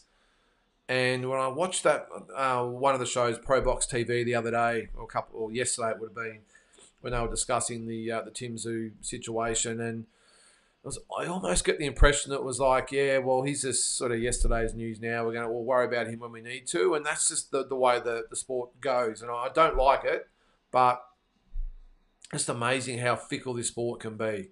It could go the other way too, where you're completely unknown, and then you're a superstar, probably like a Fundora. Not that he was unknown, but he was more of a next rung down type of guy, and coming off a knockout loss to Mendoza. And all of a sudden, he's got 2 belts fighting Errol Spence in front of 80,000, 90,000 people later in the year. It's just amazing how it turns. Always for the Aussie, but Sam Goodman fights aren't interesting, boring to watch, unfortunately. Well, how do you think he goes, Paul, against someone like an Inoue? Now, we went through this a little bit on Talking Boxing the other night. I just think it ends badly for Sam. I'm with you. He's an Aussie, so of course we support the Aussies. But you've also got to call it the way you see it. And that, for me, has 4 or 5 rounds written all over it, just in my opinion. And look, if he does take the fight, full credit to him.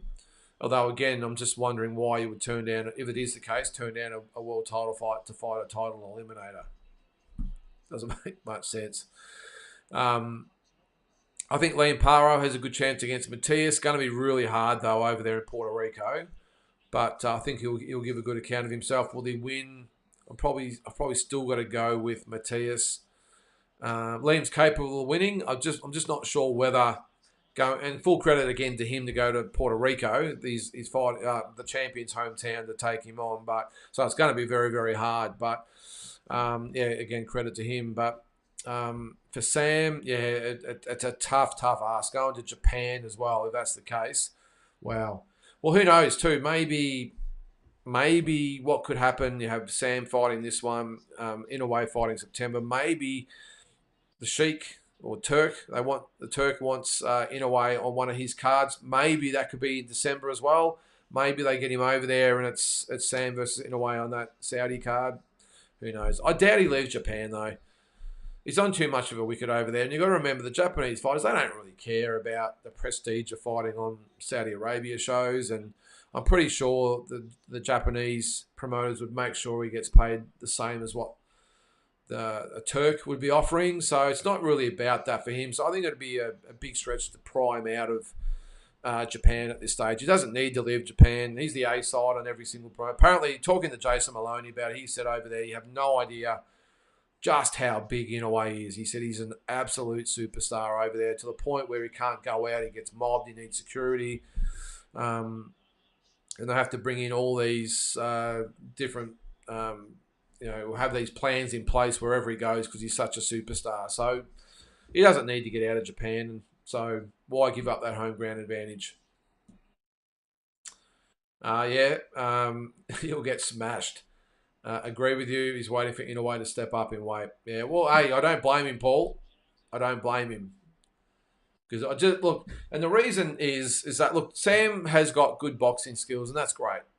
But Inoue's fought some very, very good boxers over the journey and has made mincemeat of him because they simply, the power, they don't have the power to keep him off. And Sam, as I said, he's got ability.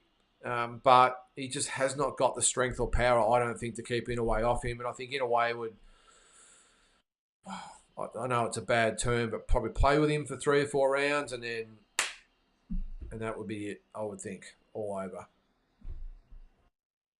Yeah, Paul can't wait for the Paro fight. Yeah, I think it'll be a good fight. I like, as I said, I like Liam's chances, but the odds just go up dramatically. The fact that it's in Matias's hometown. If this was in the States, I'd give Paro a lot better opportunity to win the belt. But the fact that it's in Puerto Rico, this is a good fight so far too, guys. Apologies, I haven't really kept you updated.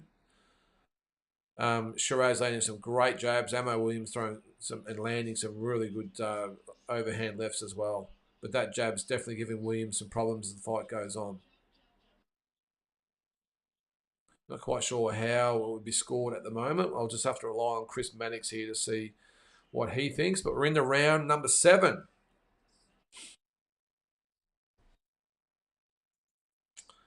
Okay, Liam is paying $6 for the win. Had a small bet on him. Matias does get hit. Well, Glenn, I don't subscribe to this whole thing with Matias being this world beater. I mean, hey, he's a good fighter. He's a good fighter and he's solid. And yes, he's made some fighters quit. Liam won't quit. I can guarantee you that. But he's had no signature wins. So I just don't buy into these fighters. Oh, yeah, he's just... Well, who's he beaten? Who has he beaten? And so far, Matias hasn't beaten anybody. So, I mean, he's had a couple of okay sort of wins, but no one of any sort of note. There's no... Well, in that 140-pound division, I mean, who's in there? You got Prograis, Haney, Garcia, Pitbull, Lopez. Until he fights and beats one of those guys, how can you rate him? And that's why I give Paro a really good opportunity. Not that Paro's sort of beat anyone either, but we're going by what we know about him. And I just think he gives Matias a lot of problems. Liam's got good footwork. He's got quick hands. He can punch. And I think the thing is being able to do it for 12 rounds, of course, because Matias does start slowly sometimes, and then he comes on a bit later. So it's a matter of whether he can do it for 12 rounds. Not bad odds there, though, Glenn, for $6. Yeah, Paro Boxing Skills have a great chance. Agreed, Paul. All right, so the scorecards at the moment. Chris Mannix has it 58-56 for Shiraz. He's got him winning the last 2 rounds. So it's at 4 rounds to 2. Minute to go in round number 7.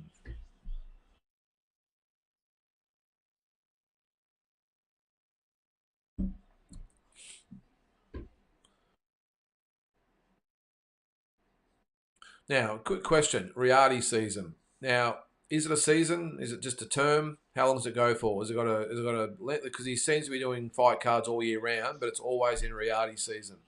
And what is Riyadi season? Is it like Ramadan or something? Let me know. I'm not really up with the Muslim culture.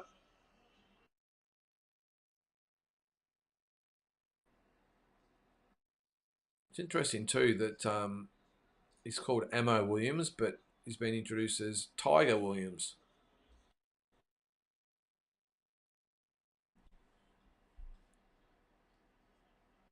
I did see another fight announced, guys, and I forgot to mention on the weekly roundup, is that Junto Nakatani, the former Andrew Maloney opponent, is fighting Vincent Astrolabio, the former Jason Maloney opponent. I think that'll be a good fight. I think Nakatani wins quite easily. But Astrolabio is a tough guy. I saw him firsthand against Jason. The guy is tough. A little bit limited in areas. Jason outboxed him, I thought, quite clearly. But he's a tough boy. But I think that should be not a bad fight. That's on, I think, another Japanese card. I'll just have a quick look there. Junto Nakatani. I love this guy. Well, I don't like what he did to Andy, of course, but yeah, so he's fighting Astrolabio. Now that, if I can get that on my screen there. So that's another triple header in Japan. So on that undercard, so Nakatani and Astrolabio are fighting for the WBC bantamweight title. Kosei Tanaka, who I think fought on the last show they were on as well. He's fighting Jonathan Rodriguez for the WBO Superfly title. And Riku Kano is fighting Anthony Alasquaga for the WBO flyweight title. So he wins that July 20th in Japan.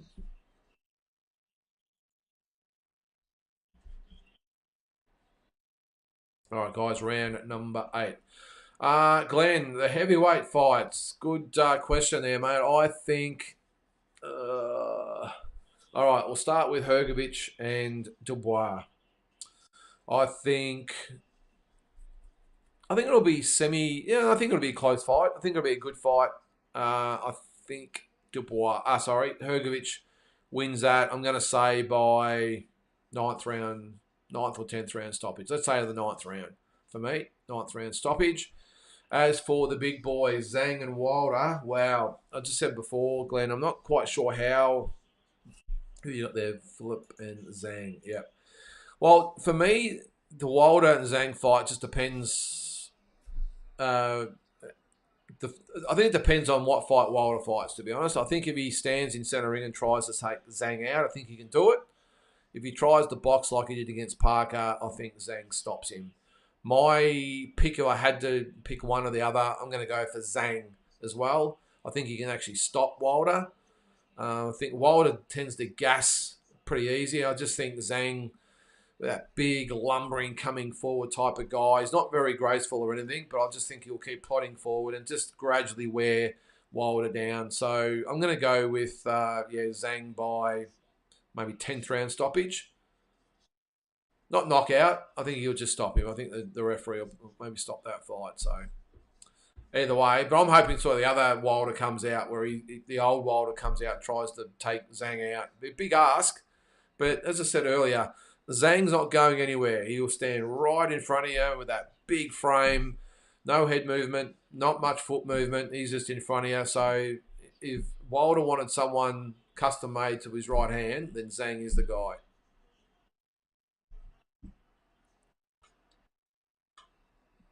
So we've got 40 seconds to go in round number 8. Glenn, Zhang inside 6. Okay.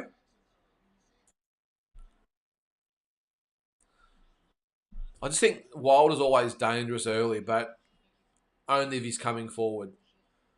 I still can't get over he tried to outbox Joseph Parker, who's a very, very good boxer. So 15 seconds, round number 8. Another good round by Shiraz, I think. Amo Williams just looks a little gassed at the moment. A little bit banged up as well. And I think Shiraz looks pretty fresh, although I don't know why he's not getting warned for hitting on the back of the head there. I don't like the way they do that. When they're in close and they clinch and they hit him on the back of the head. The referees need to do a little bit more with that, I think.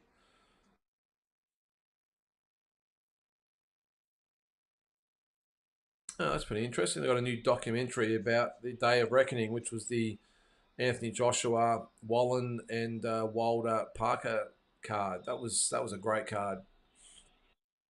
What's that? Fentanyl Floyd. How you going there, Floyd? Morning to you as well.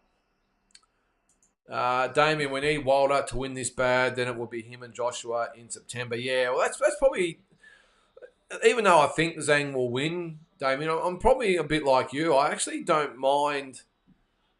I think I would probably like to see Wilder actually win the fight because it just throws things up in the air again. Does and you're right. Him and Joshua would be a massive, massive fight, especially because Fury and Usyk are going to go at it again.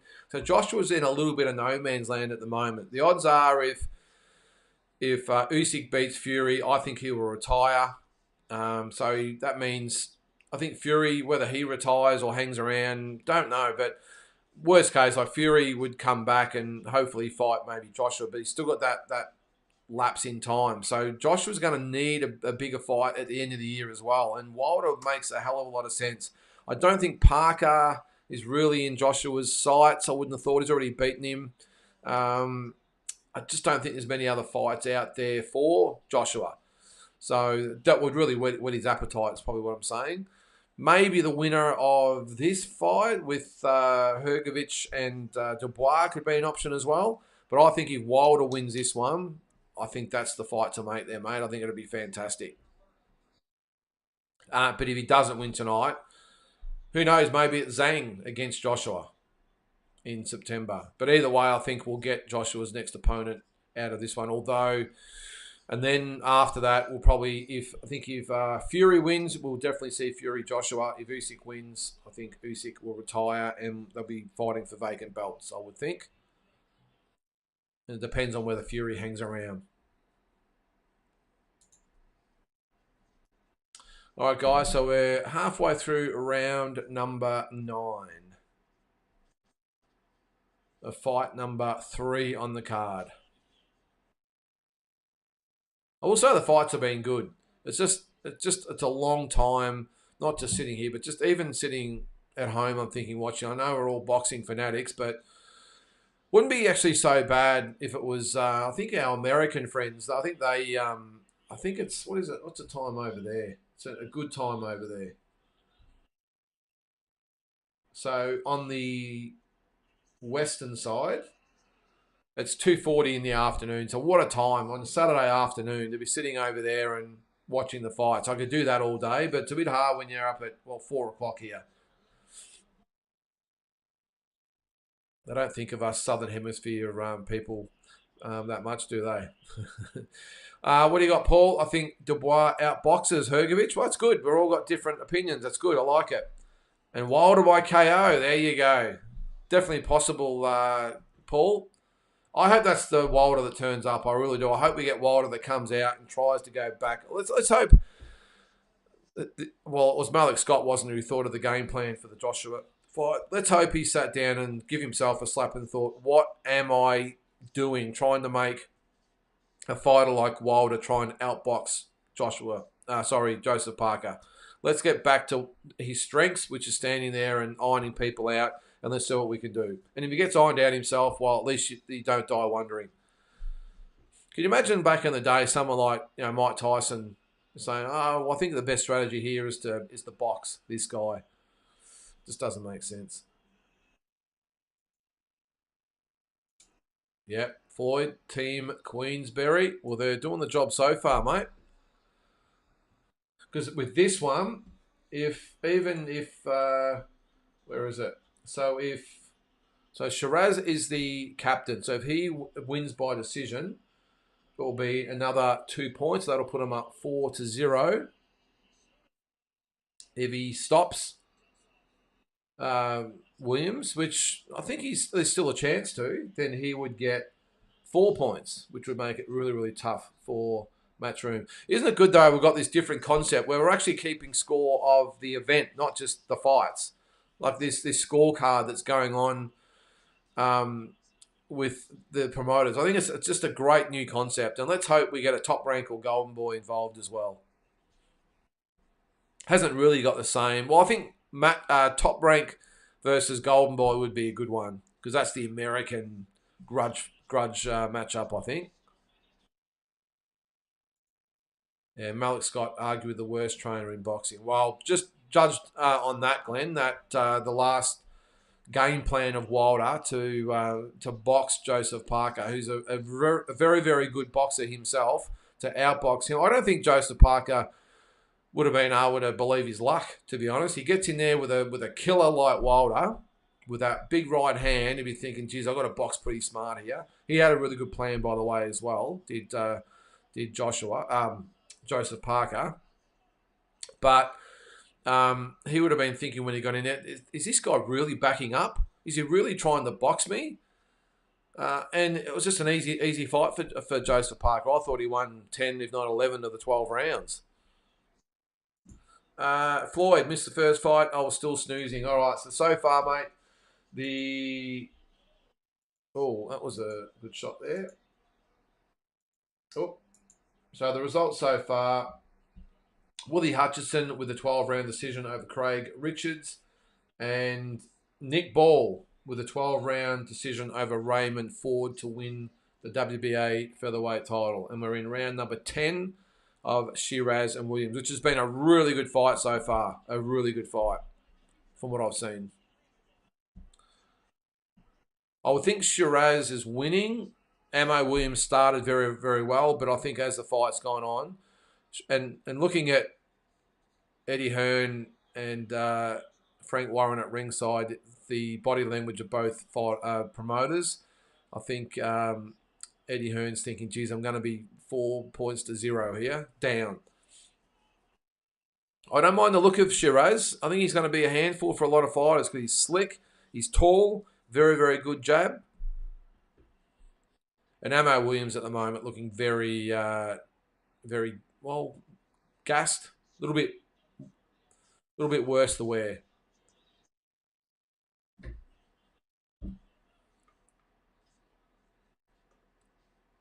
He's got the swollen right eye, which is not good when he's leading with that eye. It being a southpaw. And Shiraz just looks, pretty comfortable at the moment. Looks quite fresh. Still poking out the jab.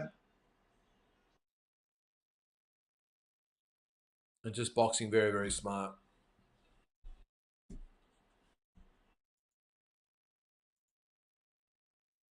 Oh, big shot. Down goes Amo Williams.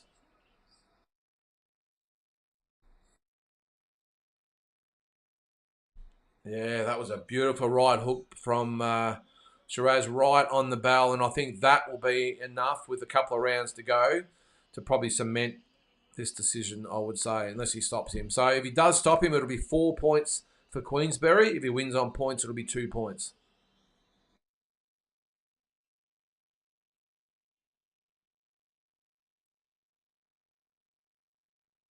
So 2 rounds to go.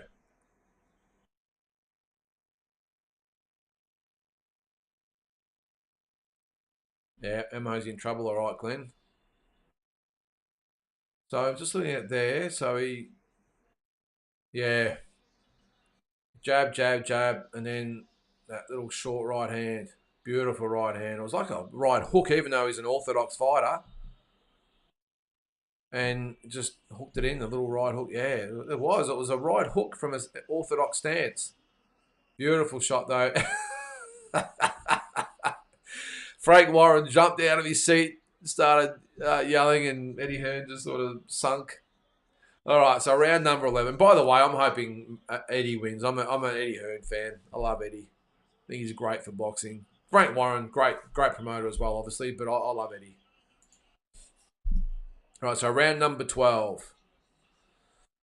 And Amo Williams is going for it, but this is where he can actually get caught because you can see he's a bit worse for wear, but he's just letting it all hang out. And Shiraz just waiting. And you just see at some stage he'll look for his opening, and like he did there, and landed a beautiful right hand. Now he switches to southpaw, and Amo's in trouble here. Big punches, and it is over. 11th round stoppage. Frank Warren very happy at ringside. Eddie Hearn not so much. So that is 4 points for Hamza Shiraz. Poor old Eddie. Yeah, that was a great win by Shiraz. Boxed very, very well. And when he had him hurt, he got him out of there. So now the scorecard reads 6 points to 0 for Queensbury. And unless... Yes, we got the KO there, Floyd. Oh, look, game fighter, Amo Williams. Very, very game fighter. And as I said, I was just a little bit worried when he came out. You could see he was gassed. You could see he was really, as I said, I won't say it was worse for wear as far as just being a bit fatigued. He was busted up, and he just put a bit down on the mouthpiece and just went for it, and just left him open to Shiraz, who just waited for his opportunity and went bang, bang, bang. So Amo Williams had him on the ropes. Shiraz covering up, looks for the shot, lands a right hand, and then off he goes, and he starts landing combinations, and didn't knock him down, but he staggered back to the corner, and it was called off. Good stoppage too, really good stoppage. I like that one. Didn't let him get knocked down or hurt. Just a good stoppage. He'd had enough. So Queensbury, yeah. Well, I'm a Matchroom guy, Floyd, but looks like they're going to get the last laugh tonight, isn't it? He's such a big. Is he? I thought he was a middleweight. Is he middleweight? Yeah, middleweight. Yeah, middleweight. Yeah, looks good so far. Shiraz, that was a good win. Williams was 16-0.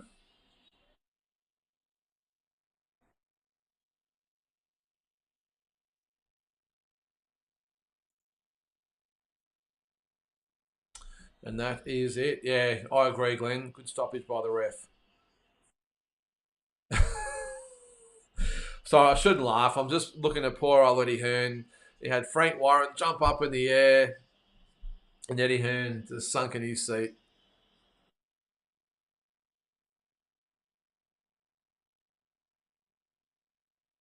So it's 3-0 for Frank Warren.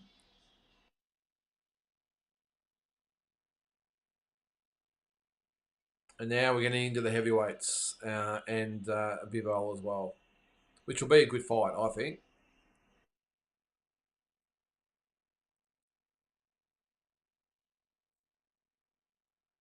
All right, well, from the next fights, I am going to score the fights. So what I'm going to do, I'm going to put my unofficial scorecard up as we go. If I can find it. So who's up? It'll be. I'm assuming it'll be Hrgovic and Dubois.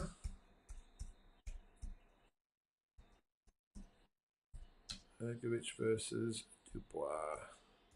Could have him do this on the run.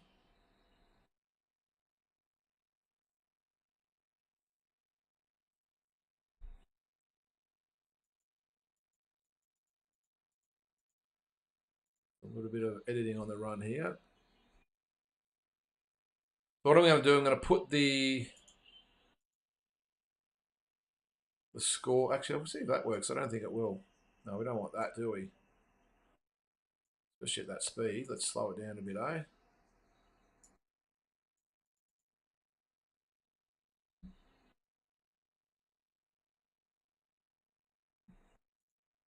All right, so I don't know.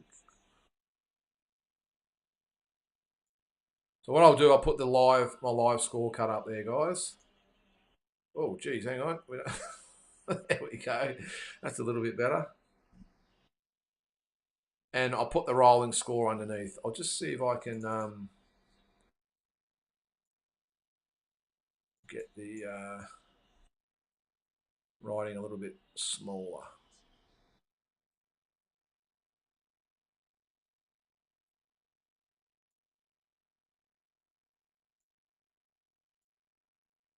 Probably a little bit better, I suppose, isn't it?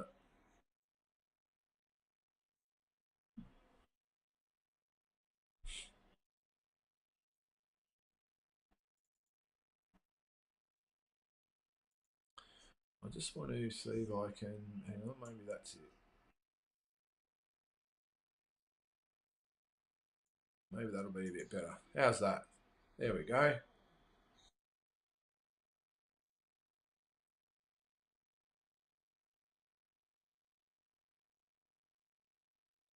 And I'll do my rolling scorecards there, guys, and we'll see.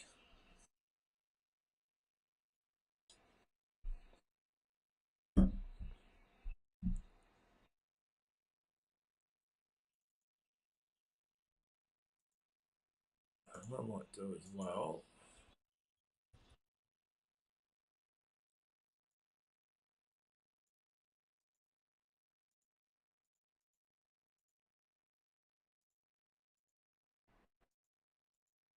All right.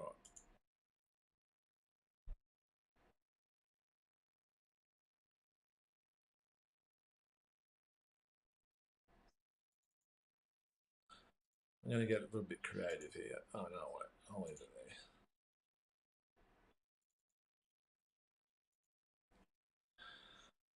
there. All right. We've got a chance for a coffee or something there, guys. Might be the chance to do it, I think. I might get myself one in a second.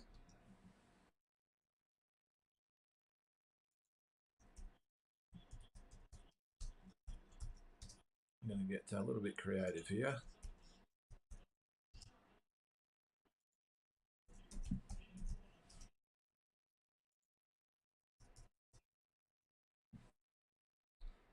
All right. What's that? Sorry, Floyd. I got a bit distracted there. Was Ball versus Ford a good fight? It was an excellent fight, Floyd. Vincent or Floyd. Hey, short name. You can call yourself whatever you want. And Frank Warren looking very happy with himself. So the scores. I'll just see if I can find this. I think, so 115, 113. It was a split decision, Floyd. So it was 115, 113 for Ford, and then 2 by 115, 113 for Ball. So we're 6-0. So I'm not quite. Can Matchroom win? I'm assuming they can. If they win the next 3 fights, they probably need a couple of stoppages. So let's just say Hrgovic stops Dubois. That would give Eddie 2 points. Bivol 1 doesn't count, does it? So, and then if Wilder stops Zhang, that would be 4 points. So it will be 6-6. That's the only way he can do it. He needs 2 stoppage wins. Look at Frank Warren's head there. He's got a nice old dent in his head. I don't know what the hell's happened. Looks like he's been hit in the head with a hammer. Got a big dent in his head.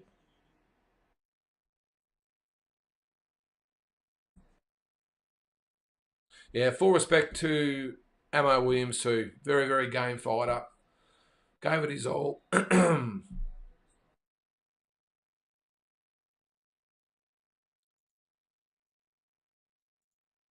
And what I'm also going to do, just going to alter this. Yeah, hang on, unlock that. I'm going to put that there. There we go. That's better. This is how we edit on the run, guys. My software. All right. Yeah, Frankie boy is all smiles. You can't blame him.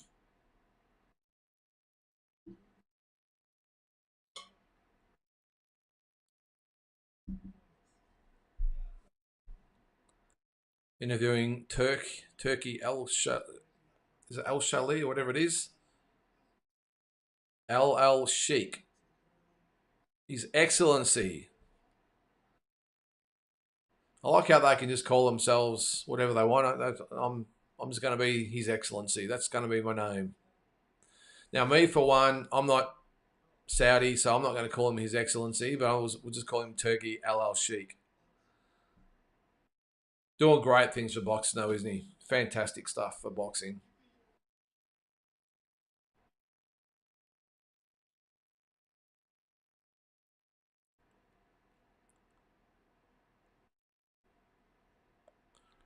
Doesn't speak a lot, though, does Turkey?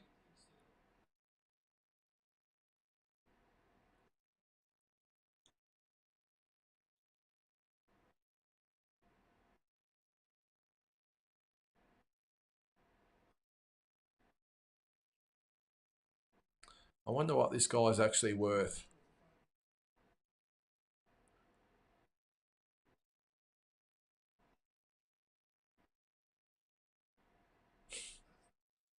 What do you got there, Floyd? Dubois by KO round 9. Okay.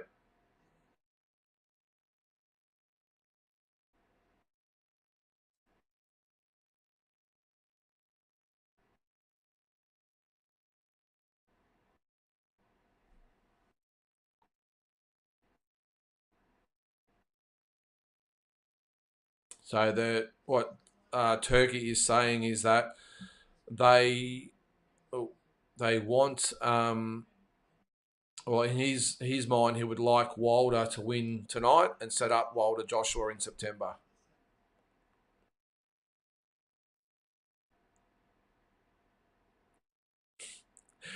It must be a tough interview for the guy on there because Turkey is not saying much. I was giving 2 and 3 word answers. It must be bloody hard.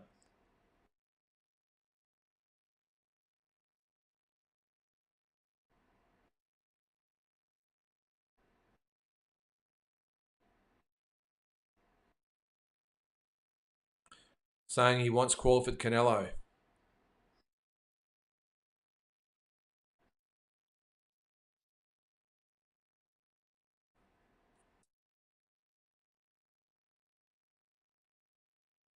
It's good though. He's saying what the fans want.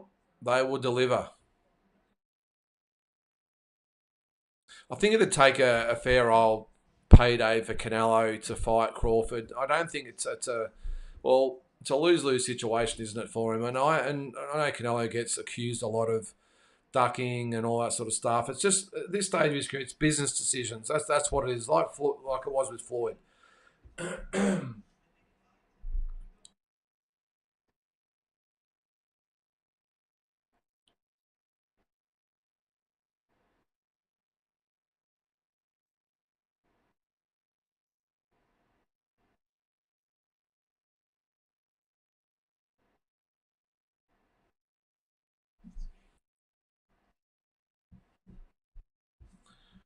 All right, just apologies for that. I'm just listening to Turkey LL Sheik be interviewed.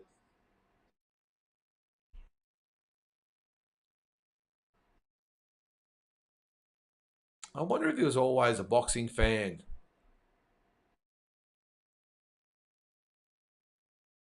or just in the last few years he's got hold of it and thought, well, if you're going to do it, let's do it properly. Let's get into promoting. Must be easy though. Well, like when you've got an unlimited checkbook, and if you lose $5 million or $10 million in an event, it's like, oh well, that's like dropping $5 out of your glove box or something, isn't it?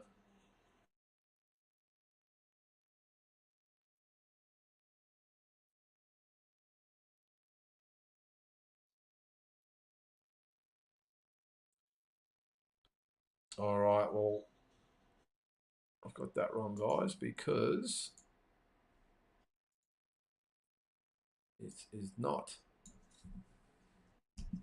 the heavyweights.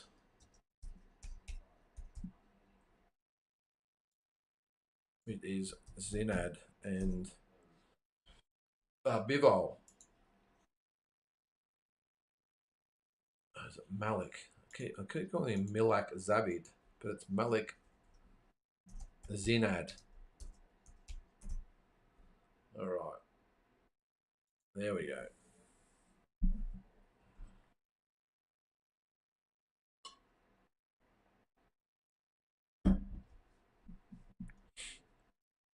So you would think that Bivol will win this fight, probably by decision. He's not normally a big puncher, is Bivol, but Zinad, as he showed against Pampelone, can fight. And the fact he's only fought what was it, a month or so ago? I can't remember the exact date, but might have been longer. When was it? I think it was he last fought in April, so or 24th of April. What's that? About 5 weeks ago.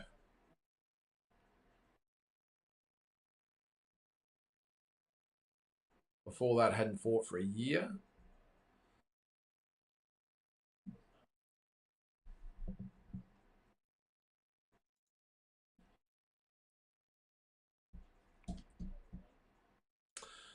Yeah, Matty, bit disappointing. This isn't better Beav. Look, and we sort of forget that, don't we? This is the day we were supposed to get Bivol better Beav. What a fight that would have been.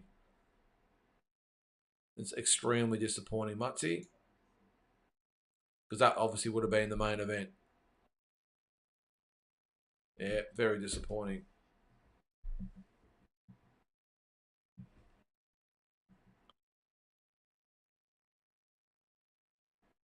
All right, so this will probably start in probably about 10 or 15 minutes, I would probably think.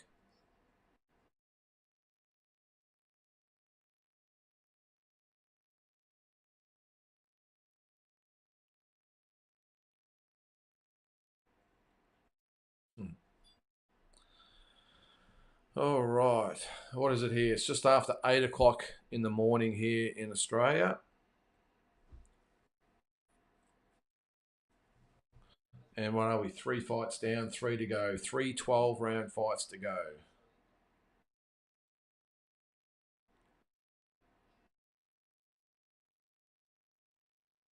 Oh, yeah, the lights are sort of on in the arena. It looks like a really good arena.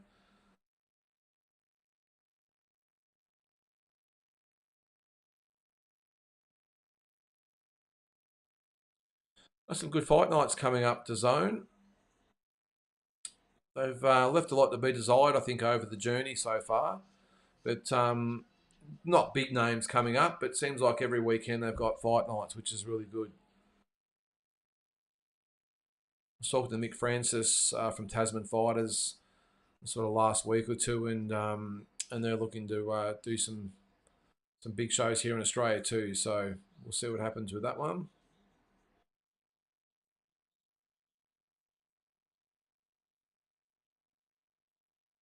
$150 shows DAZN has a year. That's pretty crazy. What have they got coming up?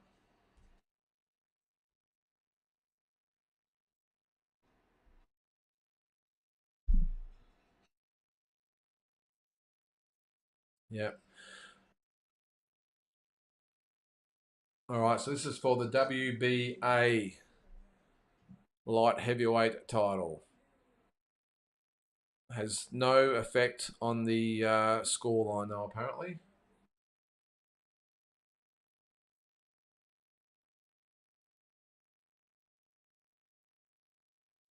Oh, good. They're interviewing Jai Pataya ringside.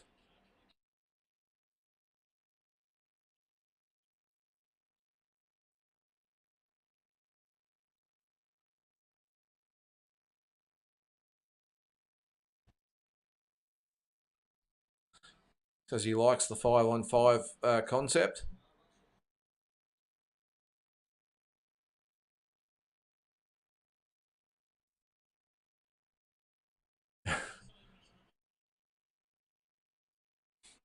Be interesting to see when he's back. He looks in pretty good nick there, does Jai Pataya. The nose looks okay. It's not, looks like the swelling and all that's gone down.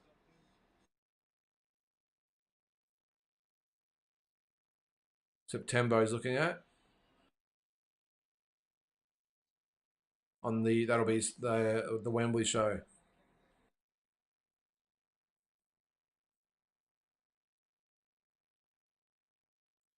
He's talking about maybe potentially fighting Bivol.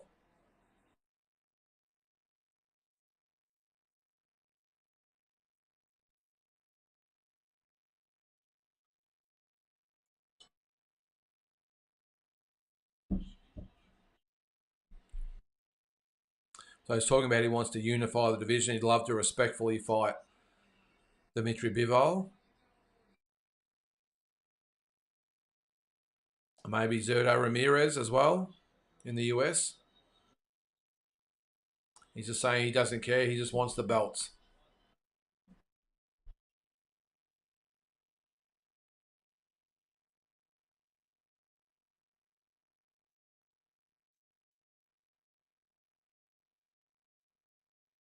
Yep. So he just says he wants to unify the division and then possibly move up.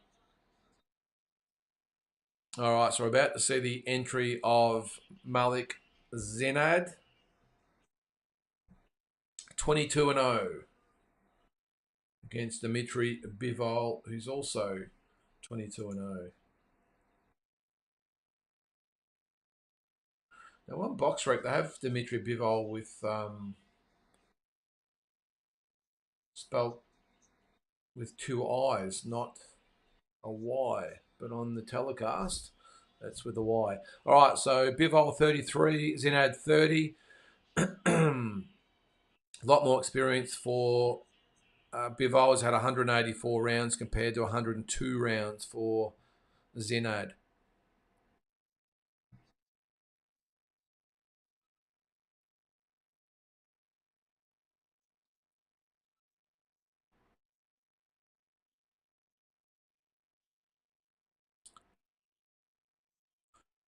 Malik Zinad about to enter the ring.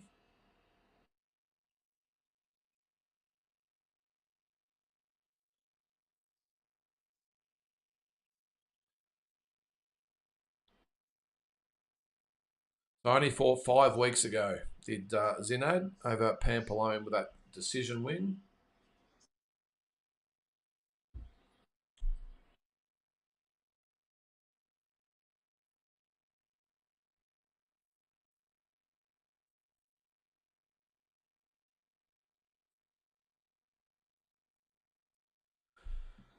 All right. Looks a little nervous, does Zinad?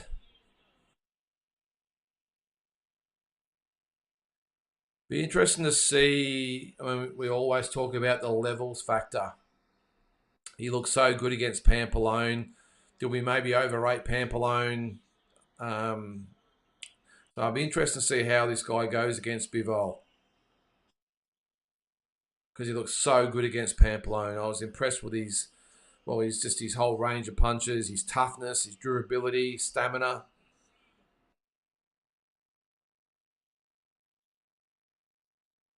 And this is how your life can change. He won 5 weeks ago, and of course, Better Beef pulls out, steps in, and now he's got a world title fight for probably earning a couple of $1 million here. So that's how quick the fight game can turn.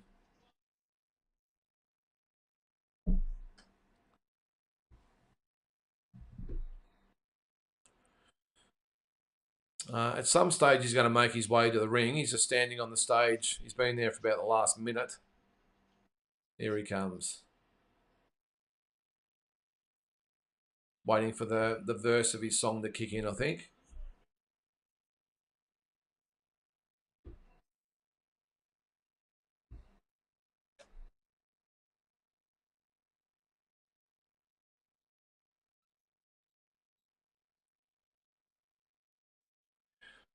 I'm not sure that's just me, but it just doesn't seem like it's a massive crowd.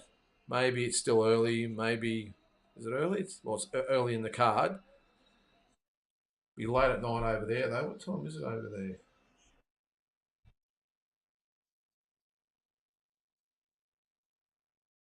Riyadh. Oh yeah, Riyadh. Wow, it's 12 minutes past 1 in the morning over there, and we still have 2 more fights to go. So this is going to finish at about 4 a.m. I would probably think. This card. Wow, 3:30 to 4 a.m. in the morning.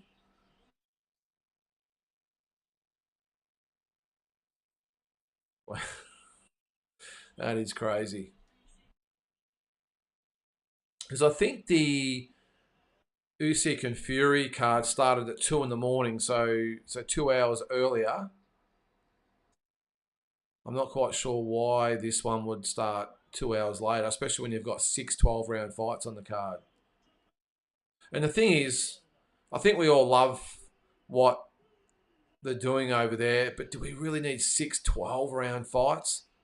I don't know. They're all good fights, but and I appreciate. I'm sure you guys are the same. Appreciate what Turkey Al Sheikh is doing, but do we really need 12 or 6 12 round fights? It's a big day. I know we don't have to sit around and watch them all, but still, maybe they're just overcompensating at the moment. Maybe four would probably do it, and maybe a couple of 4 or 6 rounders on there just to get the crowd going, and bet 4 world title fights, and maybe pump a little bit more money into those fights.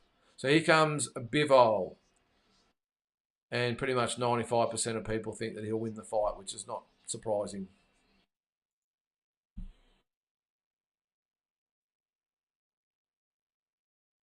So Bivol jumps into the ring.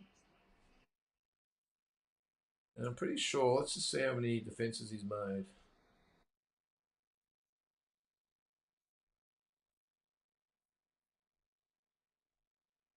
So won the interim title there.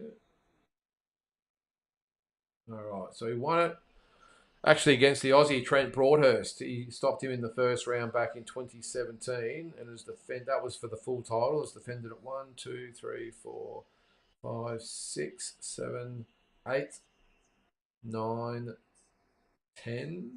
10 times he's defended it. But I think they said he's had, what was it, 1, 2, 3, 4, 5, 6, 7, 8, 9, 9 straight decision wins.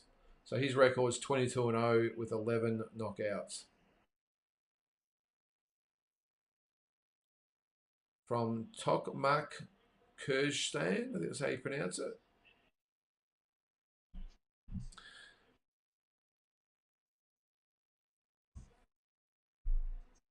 Well, you would think that Eddie gets his win here, but unfortunately, no points.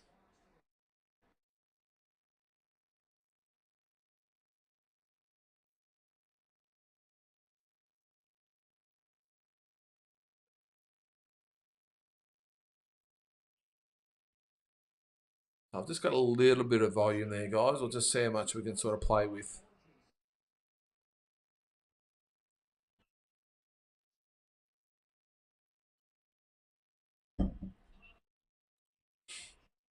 So 3 judges, one from Poland, one from England, one from the States.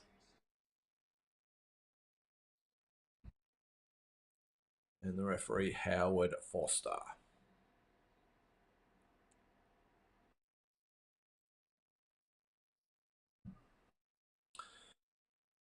All right, so they're introducing the fighters.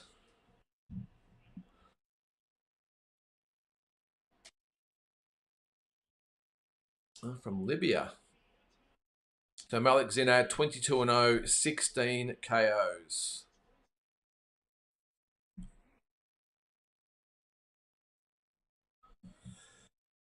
Oh, it's a bit like that, is it? All right, so there's Malik Zinad.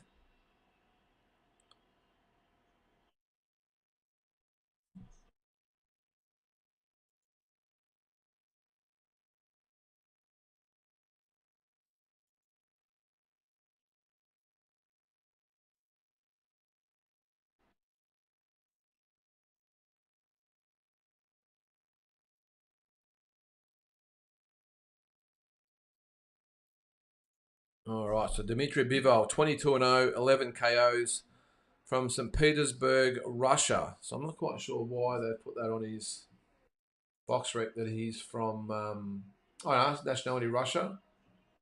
It's his, birthplace, sorry, that was, Kyrgyzstan. At least they're actually announcing from Russia. It's a bit of a shame. I think when he fought Canelo, they announced that he was from India, California, which is, I think, I know what's going on over there in the war is not great, but to actually make him hide his nationality is a bit piss poor, I think. I don't see the harm in announcing where he's from. Are we going to see the same thing with Israel and Palestine, even though we don't obviously have many fighters from there?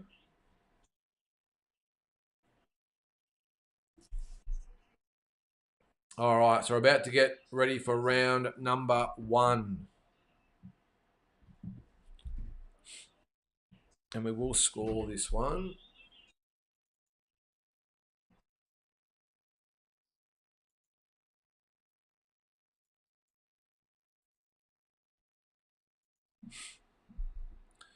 And Zinad looking, I won't say tentative, but let's just say cautious.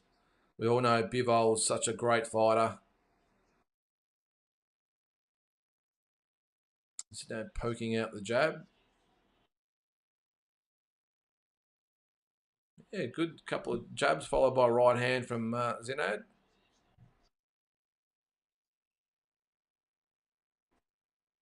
And you get the impression that Bivol will just take his time.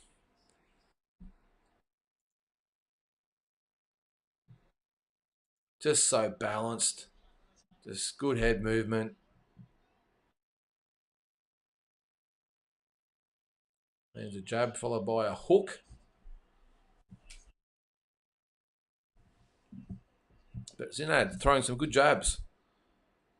I like the gloves of Bivol too. Nice shiny silver gloves. 1-2 off the gloves of Bivol. I think he will give Bivol some issues. I mean, he's quite tall, long reach, got a good jab. So it's just a matter of how long he can go with Bivol for, I think.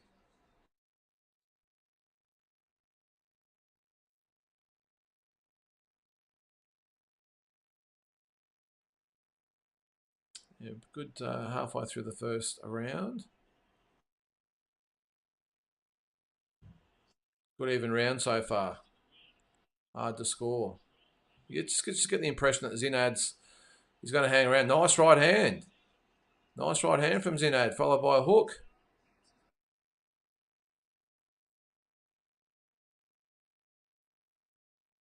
This is the danger sometimes too when you're fighting a guy you probably don't know a lot about, and early, and you're not quite sure what to expect, and you might get tagged with a couple. And I think that's just what happened there with Bivol. Got hit with a nice right hand and a left hook to follow it.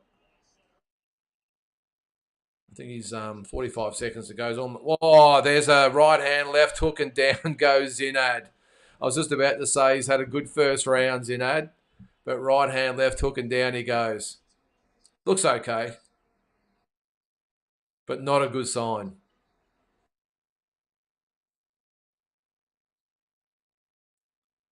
You can't afford to be winging punches at Bivol because Bivol will just time those punches beautifully and it'll be an early night. And I wouldn't look. The thing is, too, he's now trying to go after Bivol and actually take him on. He's lost around 10-8. No matter what happens, it's a 10-8 round.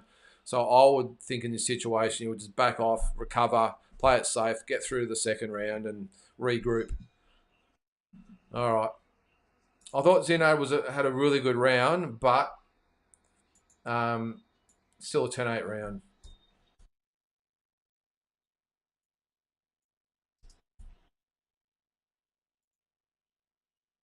Actually, I'll put my I don't know, it's all good.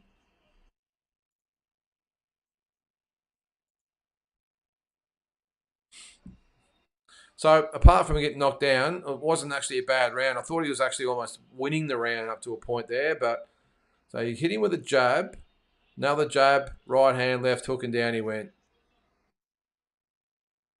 Beautiful set of punches.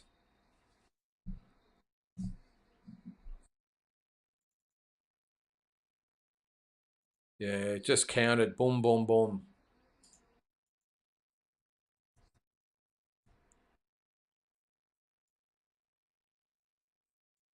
All right, round number 2.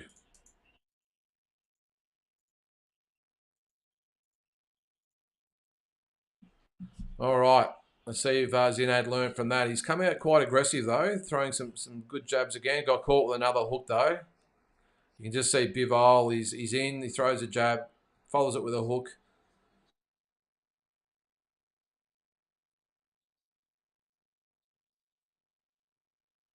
Actually, that doesn't look good, does it? I'm going to get rid of that.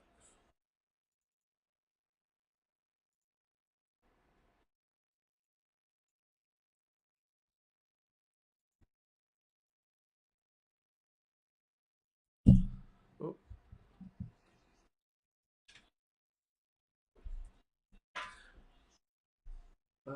Coffee? Gotta ask the missus for a coffee there, guys. She's a good wife. Just taking the dog for a walk for me. All right. Minute into round number 2. As my little dog's coming in with the heater on in the office.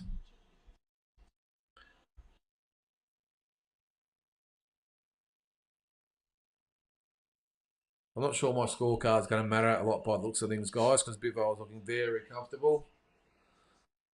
Zinad looks like he's got a bloodied nose. He's just so methodical. Is Dmitry Bivol just a professional? A professional's professional, you might say. And a bloodied nose there from Malik again. Looks doesn't look broken, but definitely bloodied up there.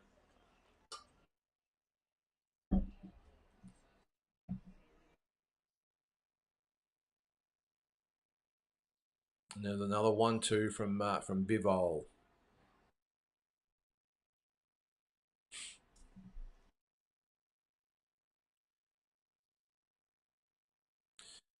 And already the hands of Zinad, even though that's a good one too, was taken on the gloves, but he's hanging there. But I just don't like that he's not tight. He tends to fight a little bit like this, and that's not good when you've got such a precise puncher like Bivol.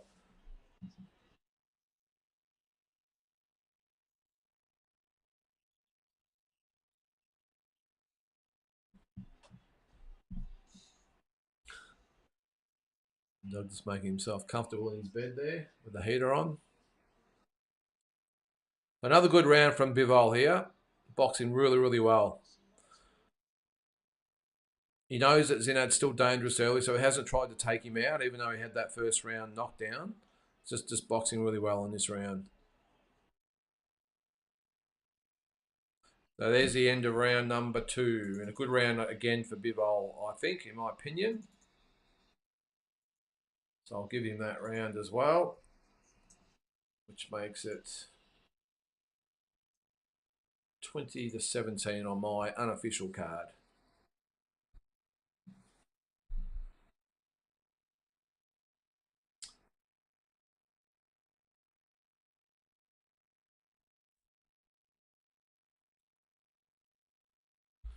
I know it sounds bad. I'm almost hoping for a knockout here so we can get on to the other 2 fights pretty quickly. It's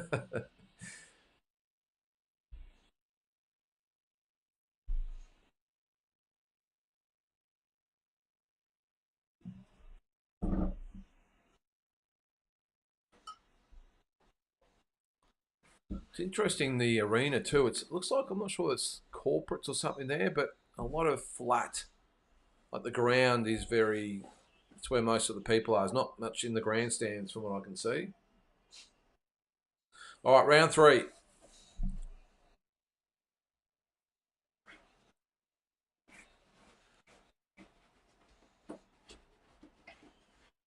Zinad still trying to pump out that jab. And Bivol just being very, very patient.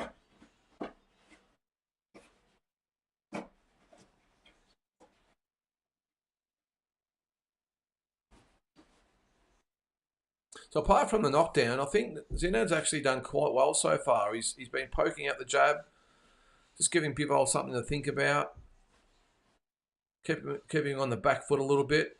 As I said, the only thing I don't like is that he tends to leave himself open on the counter. Good right hand to the body from Bivol. Nice jab back from Zinad.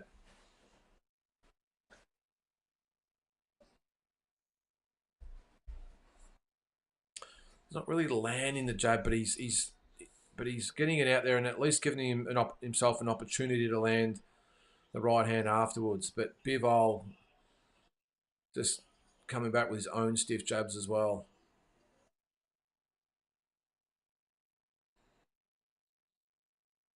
Oh, nice left hook right hand from Bivol.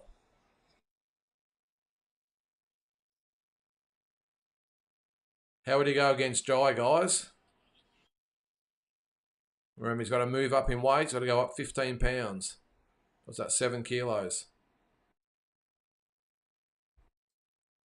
Oh, almost lost our camera there for a sec.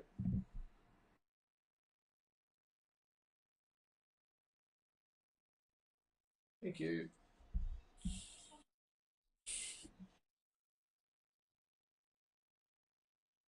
Oh, 1-2 from Zinad lands. Good punch.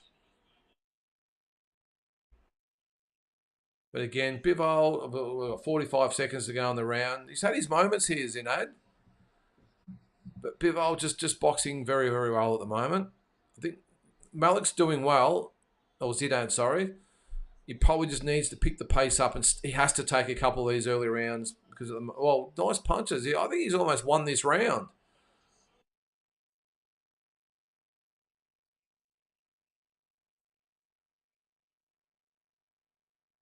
Like Bivol's landed some good jabs, but Zinad, I think, has done okay in this round. Whether it's enough to get him the round, what have we got, 10 seconds to go? I think he's landed some good shots.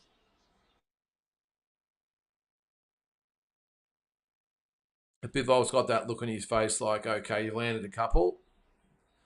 Now I'm going to get serious. Look, I'm going to give that round to Zinad. I think he did enough. Whether you agree with it or not, I'm not sure. But look, I thought he actually was okay. Thought he boxed very well. So my official scorecard there, what have we got? 29-27.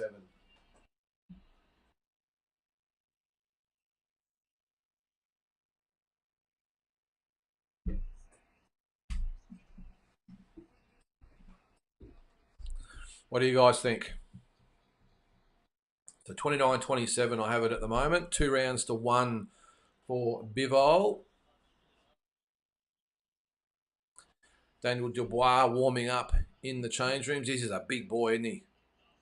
A big, big boy.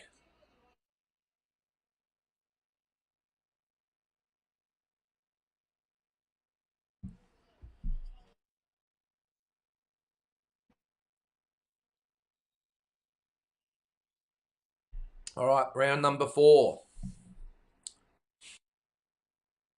It's interesting, they've allowed both guys to wear similar trunks, silver with black. Normally they make the challenger wear different shorts. That's what it used to be anyway. Maybe it's not a rule in Saudi Arabia.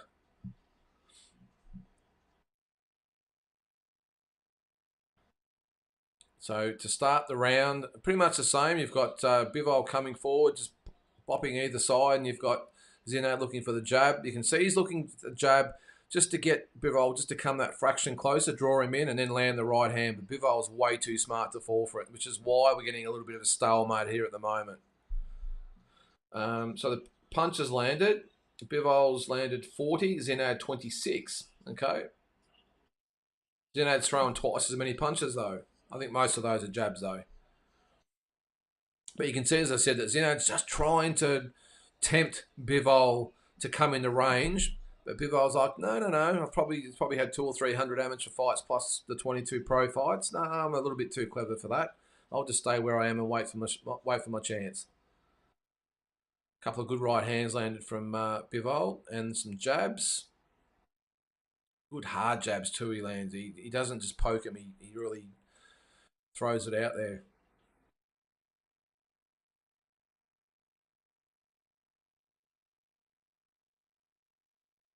Zinad's still trying to jab.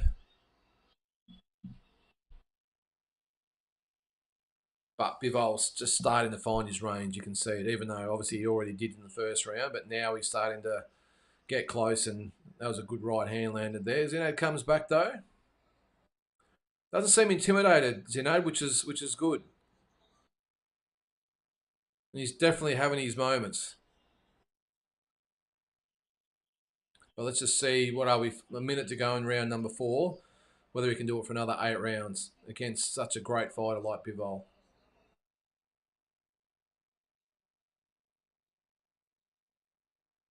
Zinad's actually talking to Bivol now, just trying to get him to get a little bit closer.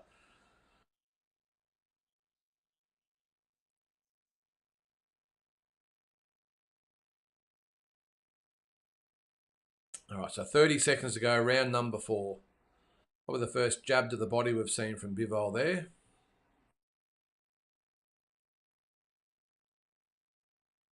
I still can't help thinking what it would have been like right now to have better Beav in there against Bivol. Let's hope we get to see it.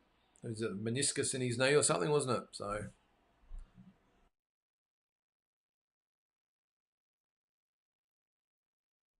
All right, end of round number 4, and Zinad. Whoa, a little bit of more action after the round there. That Zinad, a little bit of trash talk. Bivol stopped and said, well, what do you have to say? And they actually butted heads there. All right, so that round for me to Bivol. So I have him 39-36.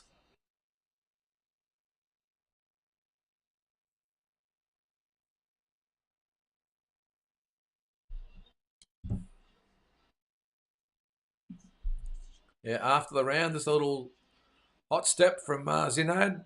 They put their heads together. Geez, I wonder what would have happened there if they actually just hit a little bit too hard and they cut each other, because they're rubbing their heads against each other. And the referee says, oh, I have none of that, thanks, boys. All right, about to go into round number 5. Bivol, Zinad. Been a good fight so far. Technical, but good. The referee, good call. The referee just pulls him to centre ring and says, guys, let's not see that. We don't want to see the stuff that happened after the round. The boys actually touched gloves and said, yep, good call, ref. Yeah, it's a good fight so far. Both guys really pumping out that jab.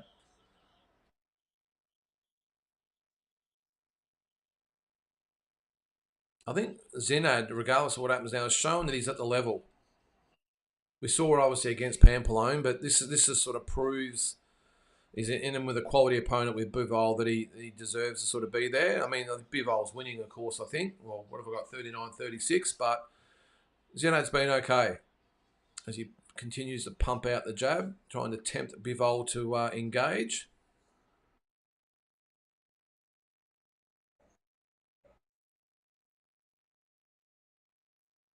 Nice. Zinad landed a beautiful right hand there. And Bivol didn't even budge. Didn't even blink. Tries to come back with his own right hand. Bivol just looks so composed, so measured. The Russian fighters, they're all just drilled a certain way.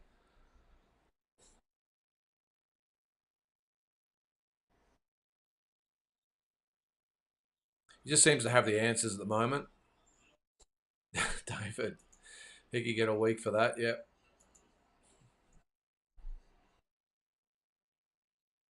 They've been another good round so far for Bivol. But look, Zinad is going with him. He's landed... Actually, you could make maybe a case that Zinad's won the round because he landed that really good right hand. I just think Bivol's come back with not as big a shots, but more the accumulation of shots. Just a very, very measured fighter is Bivol. And there's a nice jab that he lands. Almost knocked the mouthpiece out.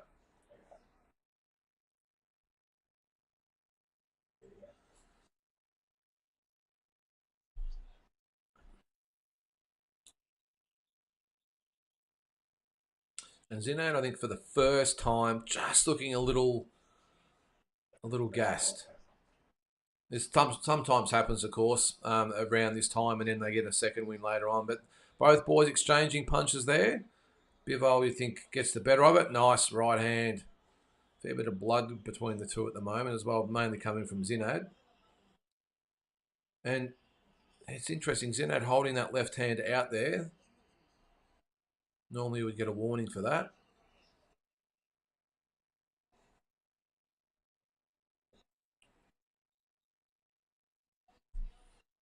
Punches not as much zing in those punches at the moment from Zinad, but not a bad round. Good round, but I think Bivol work rate did enough to get in the round, in my opinion, which already makes it pretty tough for Zinad, who's now, 4 points behind.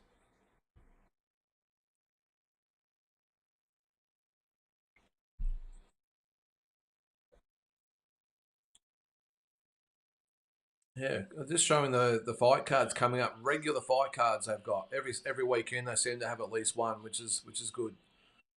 When you're paying, what is it? It's up to like $20 or $30 a month at the moment.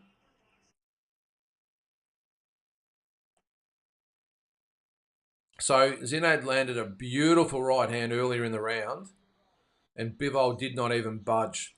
But then just throughout the rest of the round, I thought there's a jab that almost knocked the mouth guard out. Just thought he gradually started to get on top for the rest of the round. I think nullified that first right hand that he got hit with. So round number 6, Zinad pumps out the jab, looking to line up that right hand. And Bivol was like, well, you do whatever you want, mate, and I'm coming for you.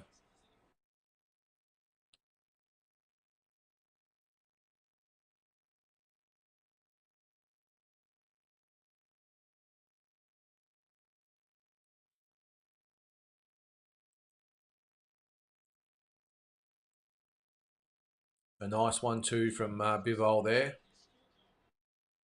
So there you go. So Chris Mannix has it exactly the same as me, as a 49-45 for Bivol. Although he did give him the fourth. Did I give him the fourth? I thought I gave him the third, whatever it might have been.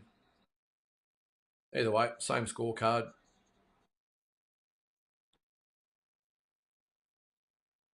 So a minute down, around at number 6. Not a lot of action so far this round. Nice right hand from Bivol. It lands, but Zinad says, didn't hurt me, let's go again. Nice jab to the body by Bivol.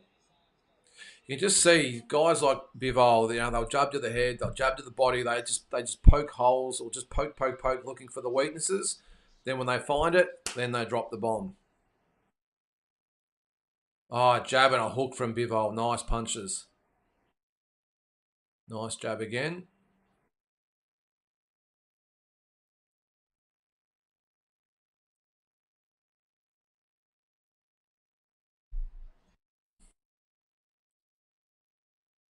Still dangerous though, Malik.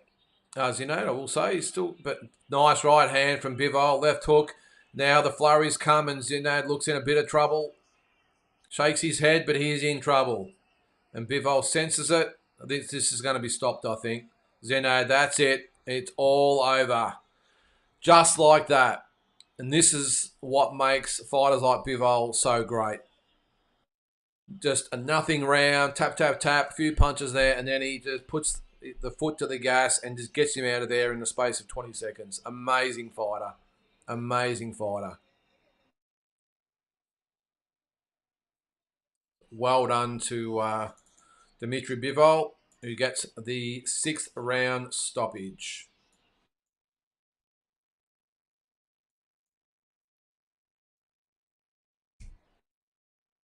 Look, Zinad, I don't think he lost any fans tonight. I thought he was really good.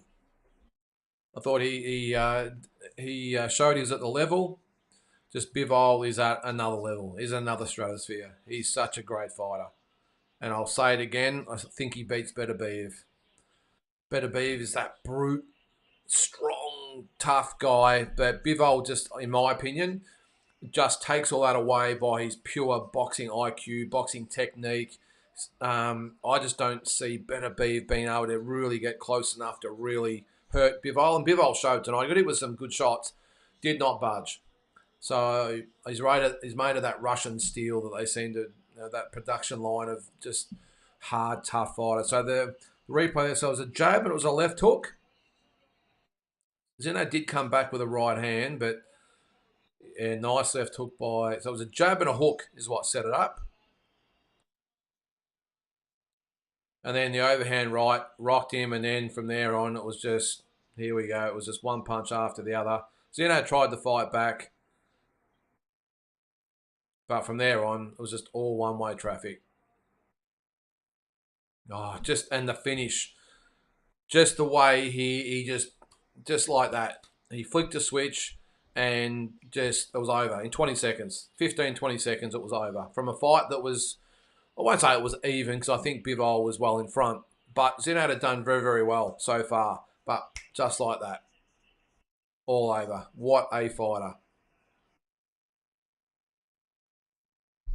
And look, I actually had, with my pound for pound ratings, I had Canelo Alvarez sneak past Bivol, even though Bivol obviously beat him a couple of years ago. After that performance, I know Zinad's not up here, but that's convinced me to put him above Canelo again. So I would have Inoue, Usyk, Crawford, Bivol at number 4, Canelo at number 5.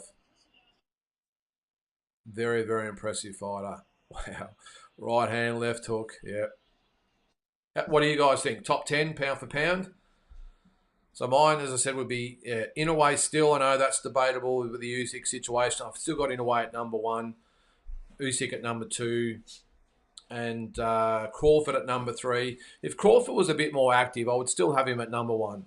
But the fact he fights once a year or once every 18 months, it's just not enough. No matter how great a fighter you are, you can't, I don't think, be in the conversation for the best pound for pound when the others around you. And it's a little bit different situation at the moment because they've got 3 fighters that can all have arguments for being the pound for pound number 1.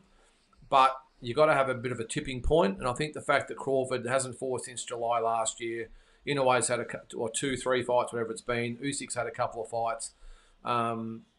So for me, that's a tipping point. Now I've got Bivol at number 4, Canelo at number 5. And I know Canelo can divide a few people as well, but you can't, no matter what you think of him, you can't begrudge his record. He's such a great fighter. And I know the Benavides thing still puts a few people off, but all that aside, he's fought the best of his generation and beat the best of his generation apart from this guy. So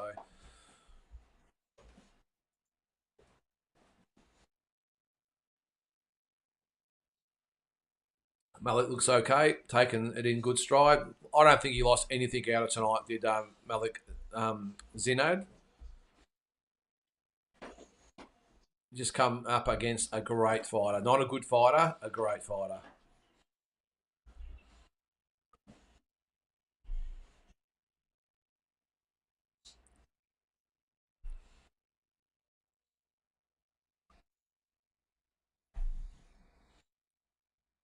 Trying to keep an eye on my dog there. He's having a bit of a tantrum trying to get his bed comfortable. So that is it, guys. That is Dmitry Bivol with a 6th round stoppage.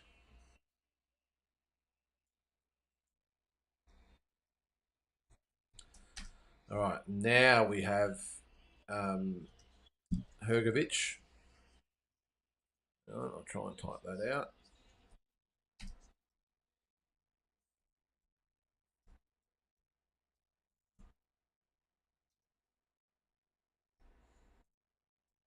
He's very feel. Oh,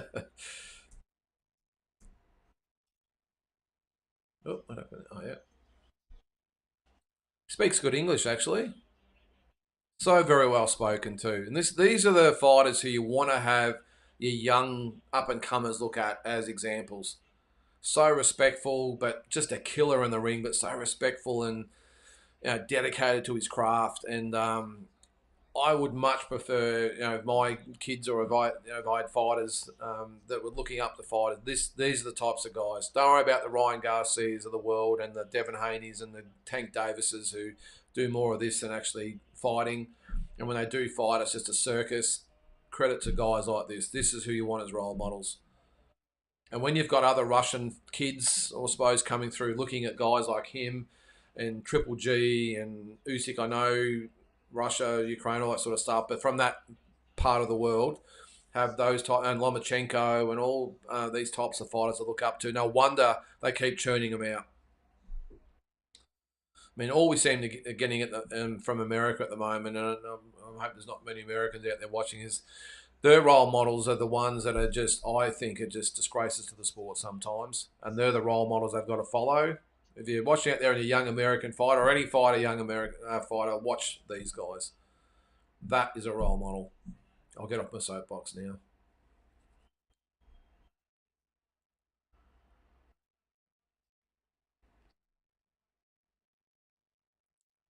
There you go. So Malik Zinad has just been invited to come back and fight later in the year on the show, and I don't disagree with that. I think he put up a really good performance.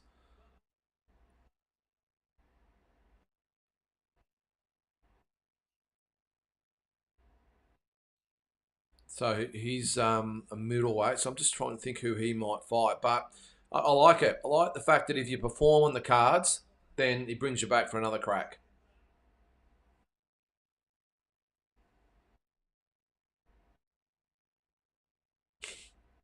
Hang on. He's about to announce Bivol's next fight.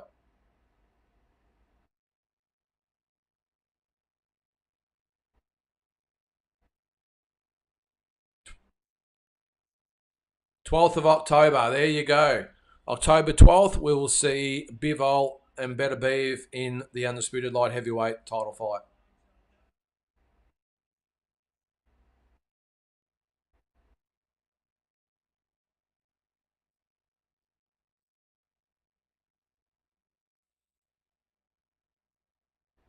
Yep. October 12th. There it is. Beterbiev versus Bivol. All the belts. He's getting it done, isn't he, Floyd? Gives Bivol's kids a hug. Yeah, that's awesome. So much respect for these fighters, and that's what you want to see. It's interesting. Turk Al Sheikh actually interrupted his interview on TV and took the microphone and said, "I want to announce that October 12th, Bivol versus Beterbiev." There you go. Put it into the calendars there, guys. So what is that? About 4 months away, 4.5 months away.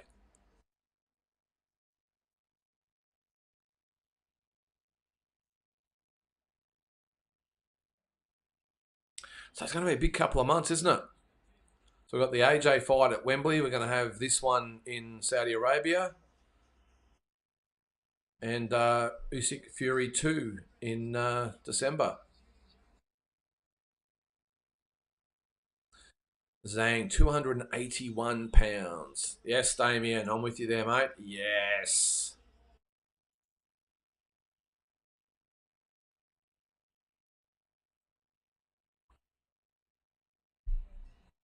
Thanks, Trevor.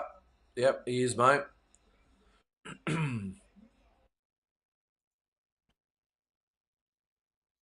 Not to say those other guys aren't very, very good fighters, but this whole crap that they go on about with social media and it's just who's stealing whose wives or misses, whatever it might be, and who's got whom, how many likes on Instagram. It's ridiculous.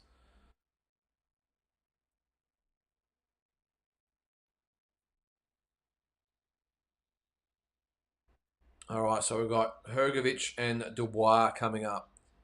Now, what I'm going to quickly do, guys, while we've got a few minutes, I'm going to take a quick 5 minutes and we will be back.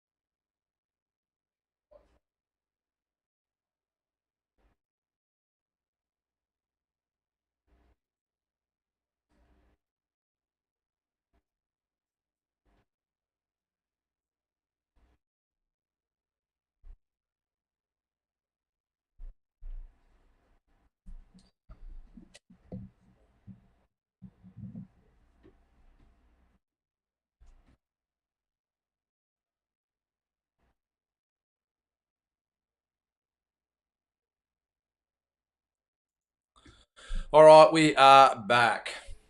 I'll just shut the door. Hang on.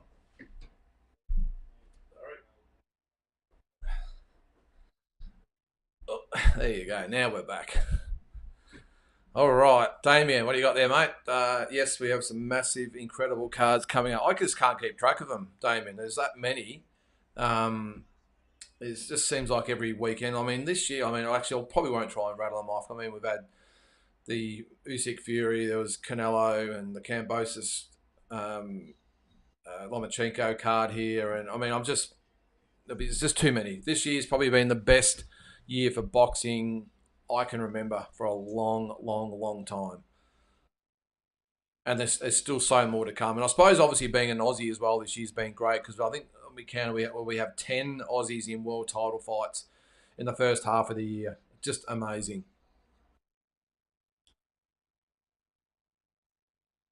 Quick one, guys. Usyk Fury. Fury turn the tables? Only one round in it, remember? So I think he can do it, but my money is still on Alexander Usyk to repeat the dose. And if he does that, why not retire? 2 wins over Fury, 2 wins over Joshua. Makes sense. Undisputed cruiserweight, undisputed heavyweight, the first ever in the four belt era.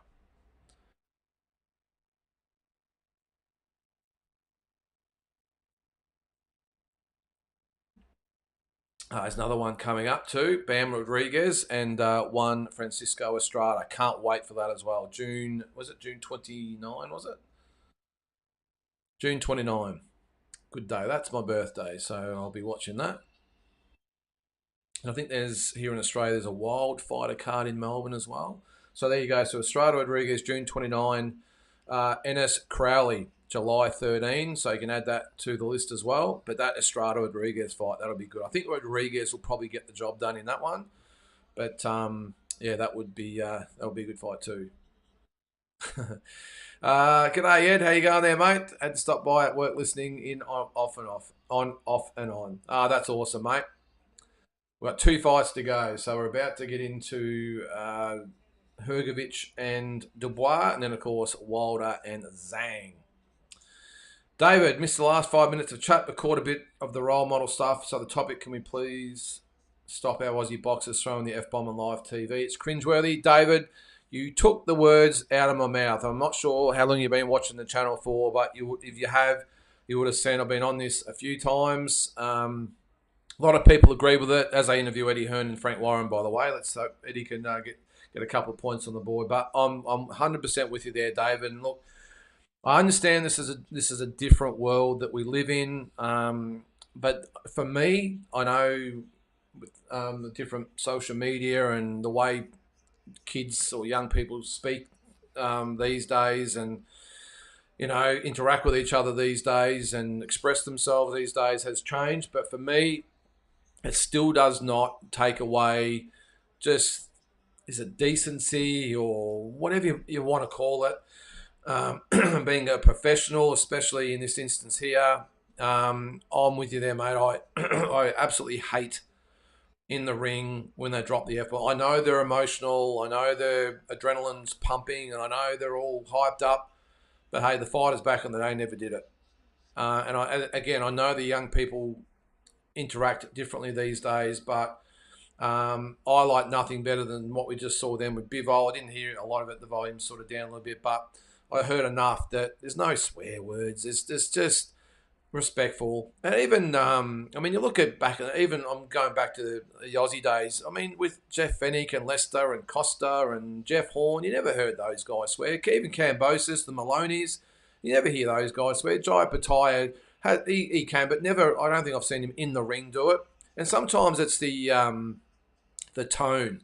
You just see, I've seen a lot of fighters here, and you obviously have as well, David, where just in general conversation, they'll just let it go. I saw, what was it, the weigh-in, I think it was, when Schliebs fought Goodman.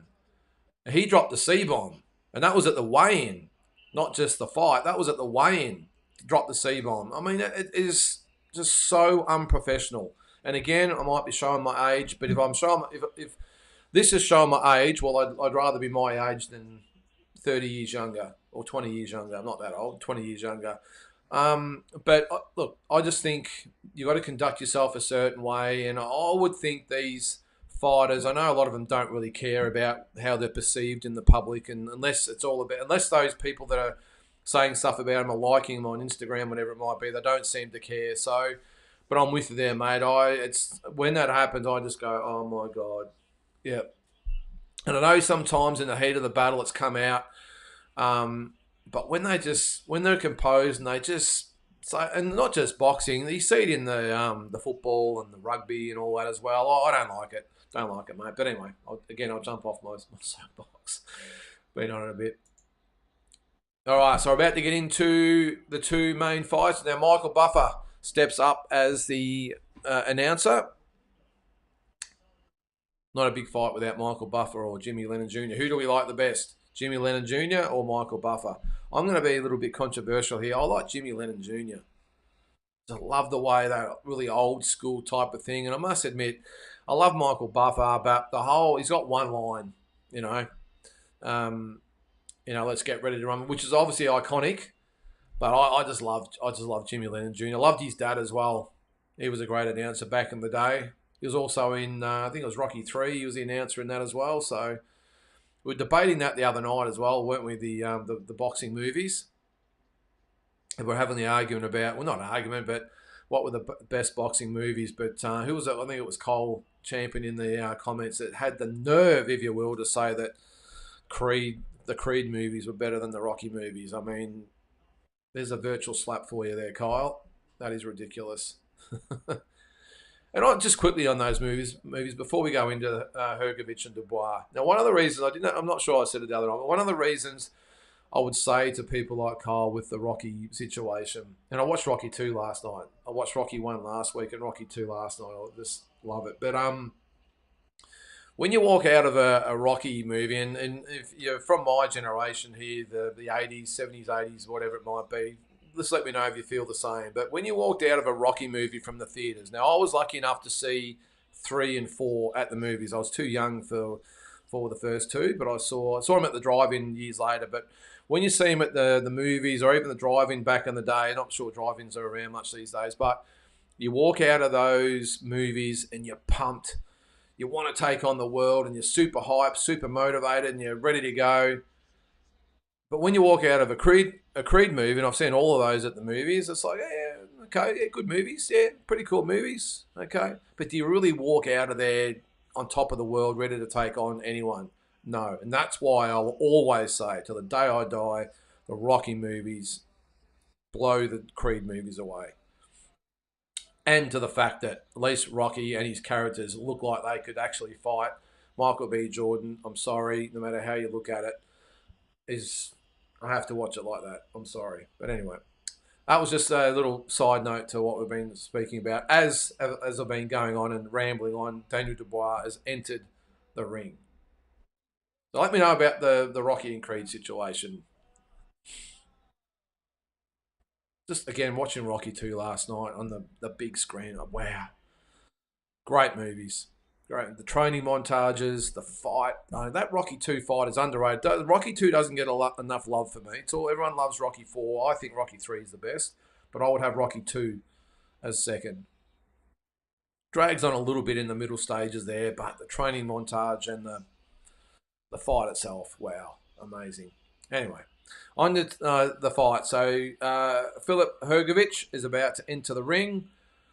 The entrance, look, the entrances here, fireworks and the big screen, neon screens, just amazing.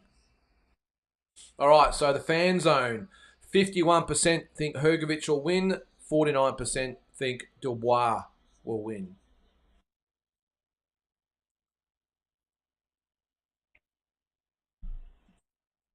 All right, so Hrgovic makes his way down the platform into the ring in our co-main event.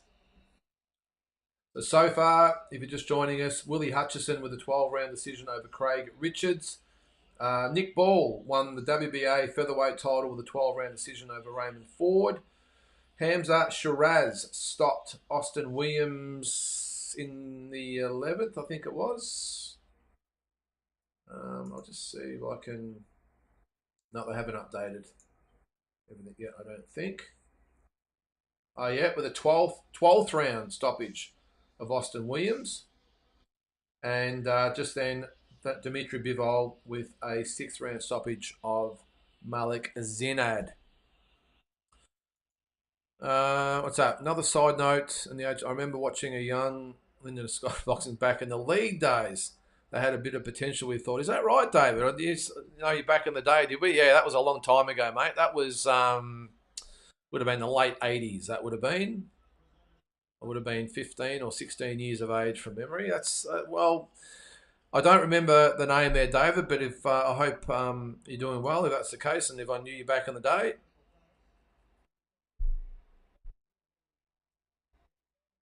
All right. So both boxers in the ring at the moment. There's Ben Kilty in the ring. Always great to see Ben at these events. Adam Height gets around a bit as well, which is always good.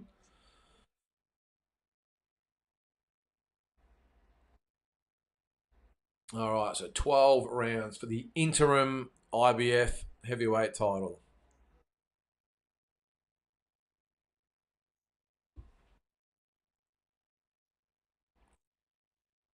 So the judges, that's interesting. Well, Howard Foster, he was a referee in the last fight, but we've got 2 Americans, 1 Englishman, which is unusual with Dubois in there. John Latham is the referee. Yeah, that's interesting. They've got an English judge with an English fighter and 2 Americans.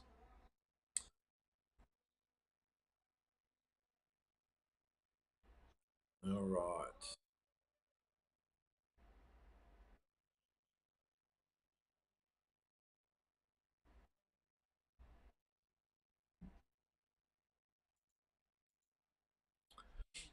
Wow. All right. 248 pound is Dubois. Now, apparently the lag is quite long here, guys. So I apologise for that. I'm not quite sure why that is. Dubois 20-2, 19 KOs from Abridge, Essex, England. Daniel Dubois.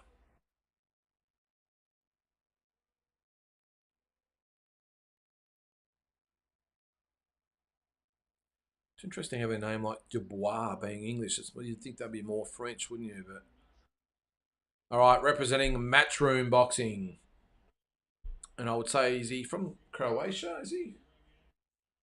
With yeah, with they love the red checkers. So Filip Hrgovic, 17-0, 14 KOs from Zagreb, Croatia. 17-0, 14 knockouts.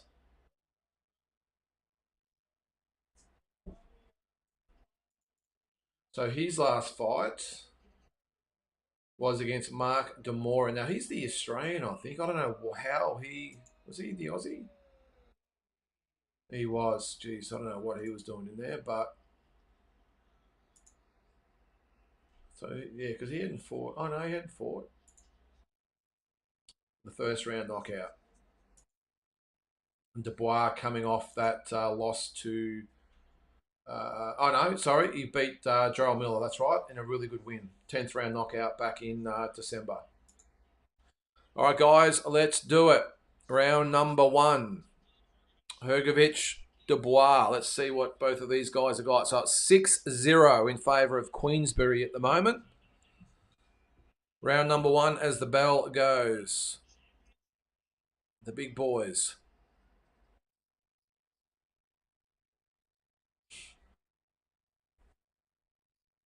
So Dubois on the front foot. Hrgovic content to jab and move, which is a little bit unusual. Thought it might have been the other way around.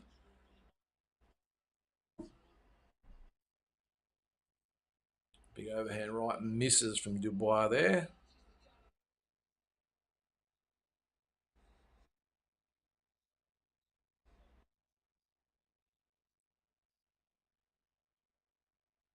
A 17-0 is Hrgovic, 20-2 is Dubois. I think the other loss was to Joyce from memory. Yep.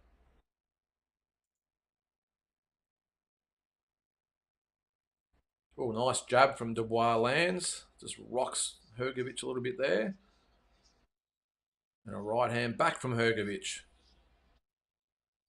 No, big right hand lands from Hrgovic. That might have hurt Dubois. No, he comes back. There's some big punches being thrown in his first round by Hrgovic. Another right hand lands. Jab lands. I'm just not liking the way that right hand is nailing Dubois so early in the fight.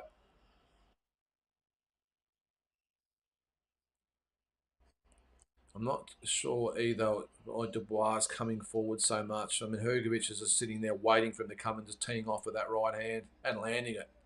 And also looking for that right uppercut. Oh, another right hand from Hrgovic. I'm not liking the way that's landing at the moment.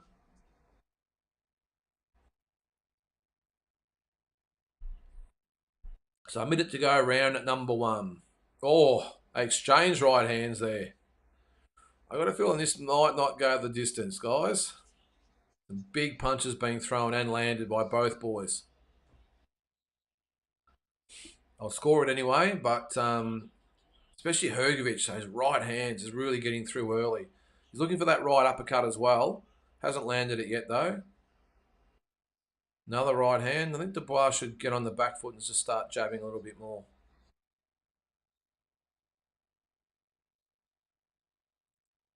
And I was just about to say the commentator's beat me to it. Hrgovic is looking for the right uppercut, but he's throwing it right up the middle. He's not sort of stepping out of the danger zone at all.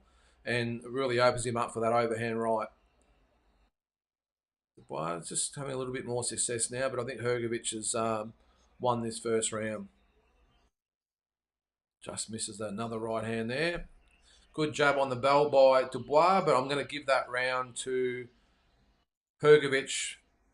Dubois did well in the last probably minute of that round, but for me, I would say that is a round to to Filip Hrgovic or Filip Hrgovic.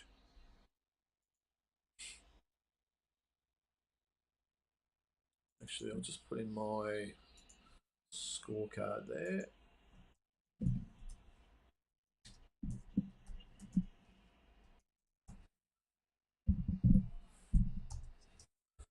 All right. So first round for me to Hrgovic, 10-9. Landed some good right hands. Dubois finished okay, but for me, geez, he almost missed that one there too on the replay right at the bell. All right, here we go. Round number 2.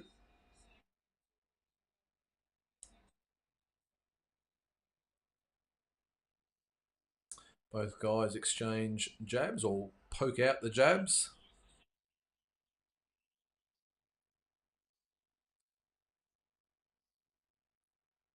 Dubois setting a pretty good pace here. Takes another right hand from Hrgovic, but he seemed to take that one okay. Power punches first round. Dubois threw 19 and landed 5. Hrgovic threw 41 and landed 13. I still looking at it just early as Hrgovic starts to go to the body now with left hooks to the body. I get the impression that if Dubois can just hang in there for 4 or 5 rounds and not get nailed, I think if once Hrgovic starts to just gas a little bit, you get the impression that Dubois might be able to come over the top. But at the moment, he's still wearing right hands. He's doing well this round, but the fact that those right hands are landing quite easily is a little disturbing for me. Just misses a right hand there. With Hrgovic. The only thing I will say about Hrgovic, though, he tends to lead with uppercuts and leads with body shots, and it's not a great strategy, I don't think, especially at heavyweight when the guys can punch, because it just leaves you open coming straight down the middle. And that uppercut, he just throws it straight up the middle instead of stepping outside the shoulders. And that right hand, you can just see he's just waiting there. And he takes a right hand there. Exactly what I said. He tried to throw and got nailed. Good round for Dubois so far.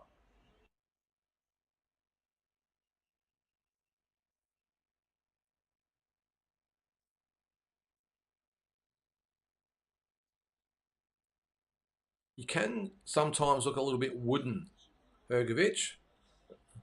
Takes another right hand from Dubois. Didn't hurt him, and another one. Good round from Dubois so far with 45 seconds to go in round number 2.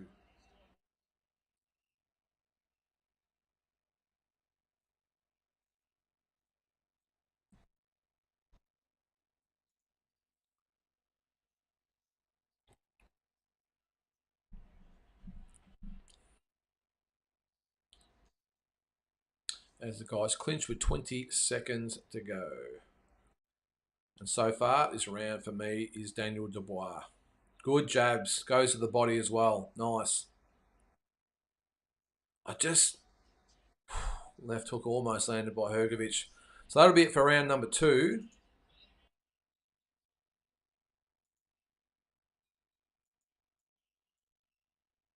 And you almost get the impression that it's going to be who lands the right hand first, because they're both throwing it at the same time. And one will land it and the other one will land it. There's a bit of blood coming from under the right eye of Filip Hrgovic. But neither one of them seem overly able to, with that good head movement, to avoid punches. So it's almost going to be who lands first.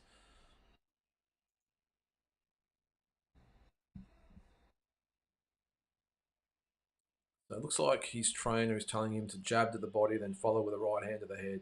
Did land a good right hand there, but didn't really have an effect on Dubois. They're saying it's a clash of heads, but I didn't see anything. Let's see if the replay can pick it up. Oh, big right hand from Dubois. Just hit the mark. Good jab. Double jab there. So I didn't see a head clash. I'm assuming it was a punch. So round number 3, Dubois comes forward, lands a good jab again as they tie up coming off the ropes.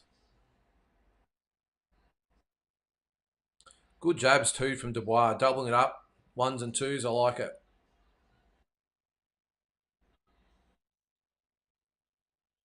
And Dubois just sort of backs up with that little chin in the air. And I can just see if Dubois maybe threw a double jab followed by a right hand, I reckon that's the punch. He seems to have adapted to that right hand from Hrgovic so far in this round, and is just picking it a little, just calling it a little bit easier.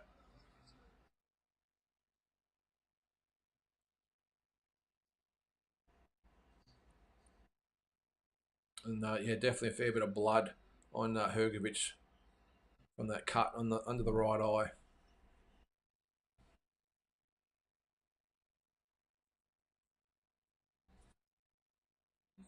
Jabbing a right hand from Hrgovic, misses the uppercut again. And the reason he keeps missing that right uppercut is he just telegraphs it and he just throws it down the middle. My thing's always been, I've always said, you know, when teach young kids is to step outside the shoulders before you throw it. Don't throw it straight up the middle because the right hand straight down the middle is going to get there a hell of a lot quicker than the uppercut. And Dubois landing some good shots this round. Good jabs, good right hands. He's actually just landed a left hook before I said that as well. And Hrgovic just starting to feel the effects already. He's bloodied and starting to get hit with more and more punches. Another overhand right from Dubois there. Good, as we've got a minute to go in round number 3. And they did actually collide heads there, I think. Yep, the referee warns him for that.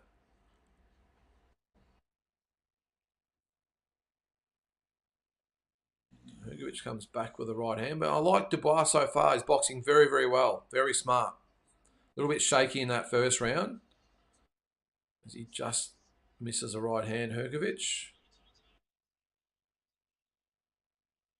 And now Hrgovic starts to back Dubois up with a right hand. So 30 seconds to go, round number 3. Good fight so far.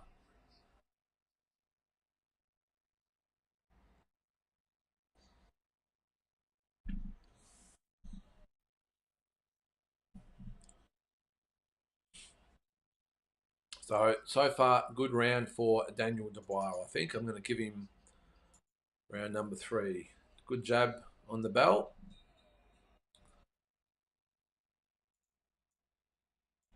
So round for Daniel Dubois. So I have him winning at the moment. Oh, I better change that.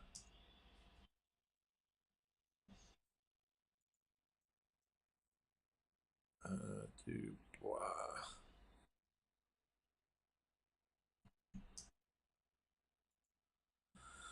All right, so 2 rounds to 1 for me for Daniel Dubois.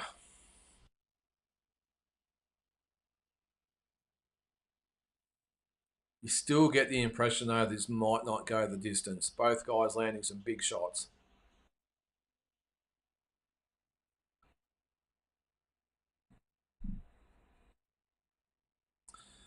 All right, here we go, Zace. Taking a little bit long in the corner, the cornerman with that cut eye as we go into round number 4. Been a great card so far. Every fight's been very, very good.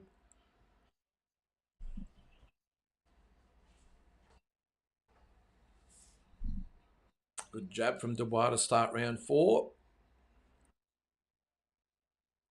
Haven't been able to stop that cut on that right eye either. It's bleeding again. We're only 15 seconds into the round. And Dubois looking very confident at the moment. It looks like Hrgovic might have a bloodied mouth as well.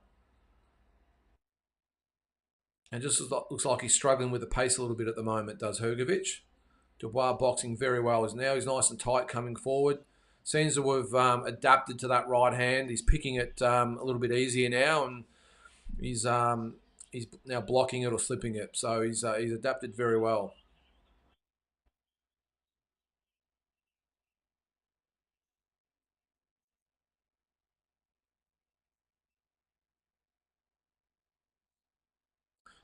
Hrgovic now decides to back Dubois up. He's boxing well, is Dubois.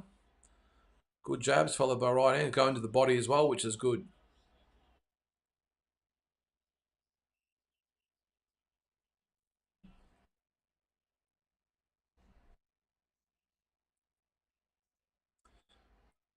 Oh, nice right hand from Hrgovic. He has more success when he's coming forward. When he gets backed up, he's a little bit too mechanical, and Dubois is just setting him up really well with those the double jab on the right hand. When he comes forward, though, he's not the most gifted fighter, let's say Hrgovic, but he's got that. He's got a stiff jab and he's got a good right hand. So why not try and use those two assets by coming forward? Because backing up, it just sort of he just negates himself. A minute to go in round number 4. Nice jab from Dubois. Better round though for Hrgovic. It's just one still in the balance, I think, this round.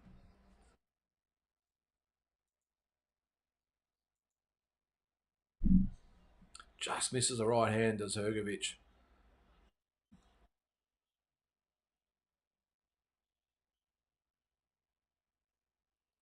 I think he's had the better of it in this round, Hrgovic. Still been a close round. What have we got? 30 seconds to go.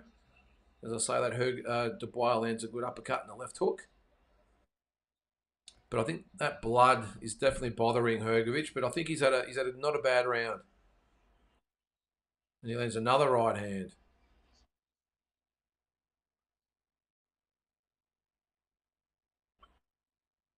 There's nothing graceful about him. He's just coming forward and he throws the jab followed by the big right. That's about it. And he wears a few coming in, and that eye is definitely getting worse, and the nose as well by the looks of things.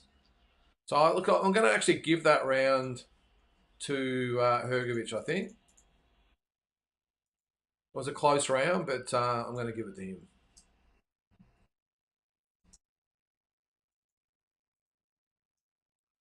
Which means for me it is 38-38. 2 rounds apiece.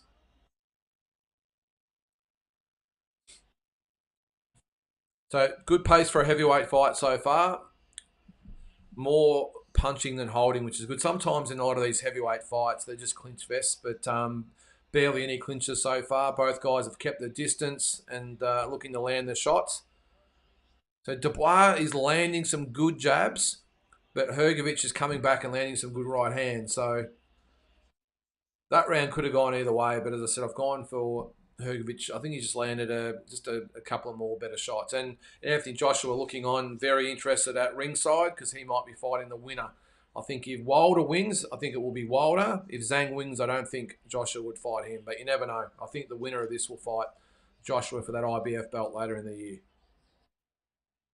Or interim belt, whatever it is. So round 5.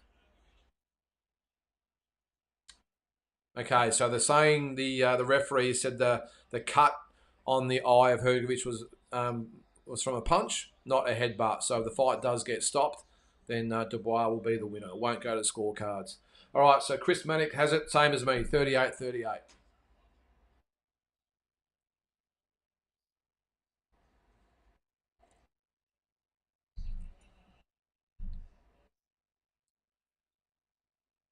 Seems just to be going at ebbs and flows at the moment. You've got Hrgovic comes forward and has success, and then Dubois comes forward and he has success.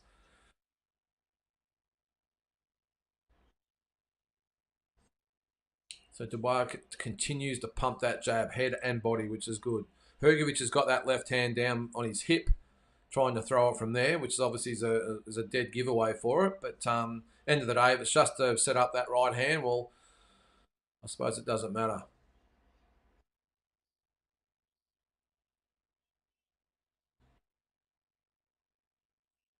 Right hand from Hrgovic lands halfway through round number 5. The uppercut just skims the nose of Dubois. And Hrgovic is now starting to have the better of these exchanges. I'm not sure what's happening there. Back of the head. Hrgovic being warned for hitting on the back of the head. All right. No points taken off.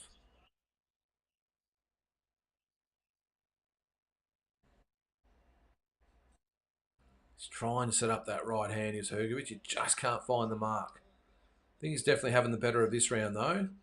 Not quite sure I'd be doing that if I was him as well. He's led with a right hand, which is not the best decision, I wouldn't have thought.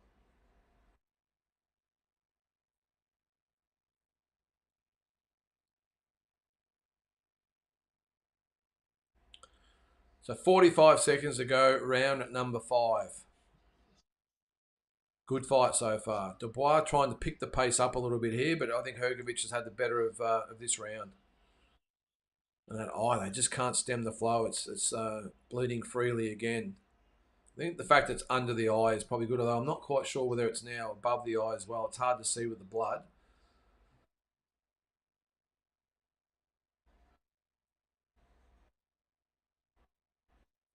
A good jab from Hrgovic there. He's trying to land that right hand. There he goes. He lands the right hand there. And I think he's done okay this round. I think Hrgovic. Although he does wear a hook there.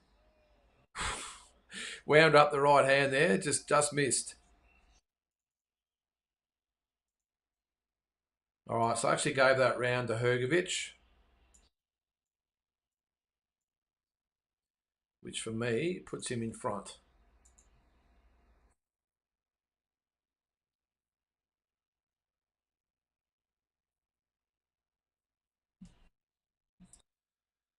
All right, so what are we thinking, guys? I've got it, what have I got there? 48-47 for Hrgovic. However, it would not surprise me if it was the other way. A couple of really close rounds there. And I think Eddie Hearn would be praying that Hrgovic can get over the line.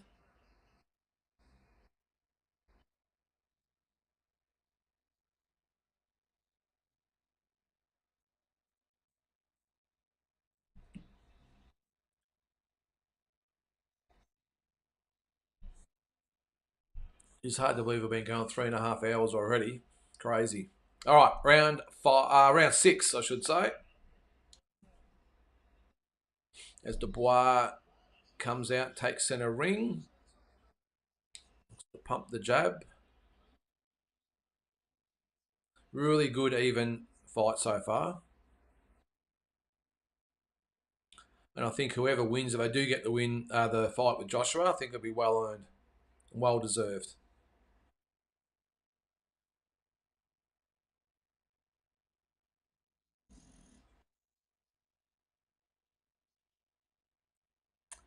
So a clinch there. The referee allows them to box out of it. I like it. Didn't jump straight in, allowed them to separate themselves.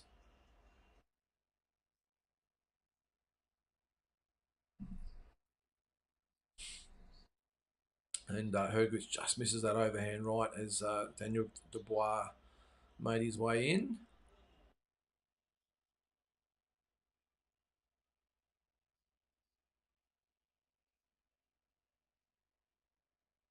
Now Hrgovic is on the jab. Seems to have found his second wind, Hrgovic. He looked a bit weary a couple of rounds ago, but it's come on okay. All right, the power punches. Dubois thrown 84, landed 31. Hrgovic 182, landed 58. So Hrgovic is throwing more, but Dubois' percentages is better.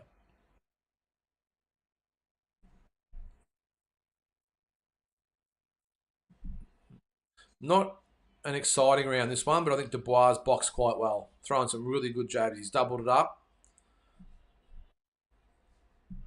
And what are we? Just over a minute to go in round number 6. Hrgovic, he's just struggling to get that right hand. He's landing the occasional one, but he's just falling an inch short every time. And that's obviously to do with Dubois as well. He's picking it a lot better. and countering it with good jabs as well. So I think Dubois might be winning this round so far, but still 40 seconds to go. Yeah, he's definitely not the most graceful guy. He's Hrgovic, but obviously effective. Just a big lumbering guy. It's a pretty simple game plan. Stiff jab, hard right. That's about it.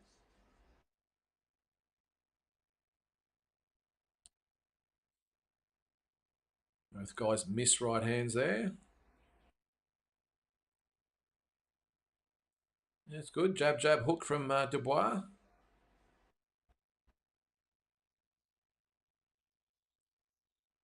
Yeah, closest round. I'm going to give that round to Dubois. There's the promoters at ringside there. Eddie's not looking overly happy at the moment. Jesus, I don't know what the Turk's doing there.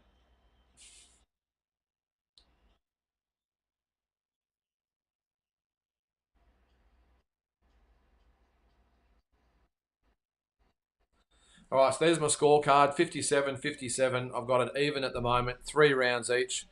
And Hrgovic has got cuts all over the place. He's got a cut on the left eye, over the left eye, cut over the right eye, a cut under the right eye.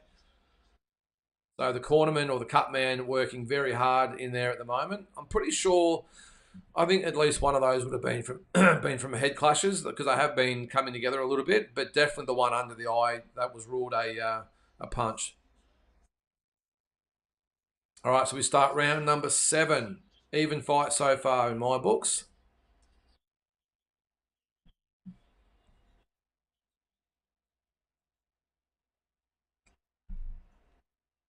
It's been a great card of fight so far. Every fight's been very, very good.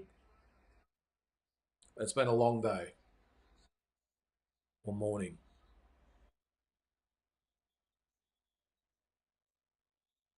So anyone's fight at this stage.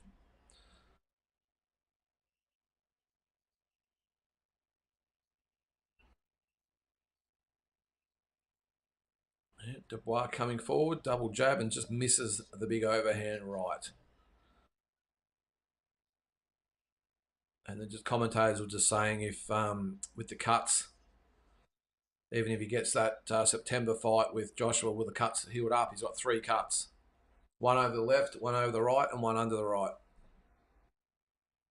Oh, right hand lands from Dubois. Left hook has Hrgovic in a bit of trouble here on the ropes. It gets tied up.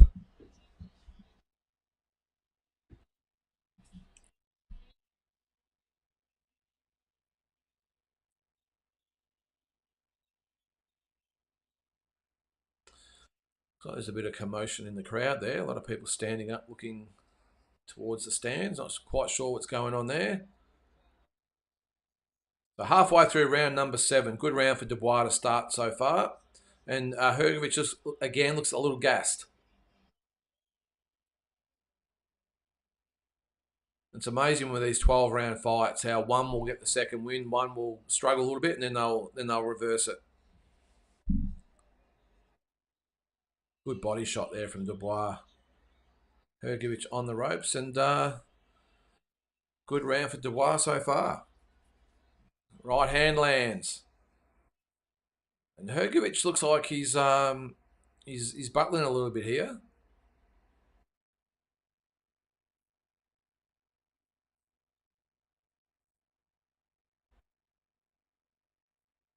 Anthony Joshua watches on from ringside. I don't think he'd be too stressed so far from these guys. Dubois looked okay. Hrgovic's had his moments. I'm not quite sure he would be able to go with Joshua though. Really, no matter what happens in this fight. But really good round by Dubois so far. And this will be almost a shutout for Queensbury so far. Another big right hand. And Hrgovic is in a bit of trouble here. He's on the ropes. He looks hurt. He looks weary. A little bit unsteady on the legs. Not quite sure what's happening here. And Dubois has been warned for a headbutt. Hrgovic's face is just busted up. He's got cuts all over the place. Another left, two left hooks from Dubois. Right on the bell. I thought the referee actually jumped in to stop it there. But just two big left hooks at the bell. Good round for Dubois.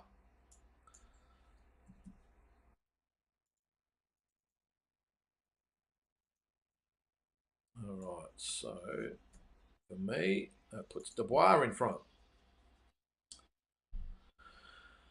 So not looking good for Hrgovic or Eddie Hearn at the moment, because if Dubois wins this on points, it will be 1 point. If he wins by stoppage, it'll be 2 points. Either way, it'll put this to bed.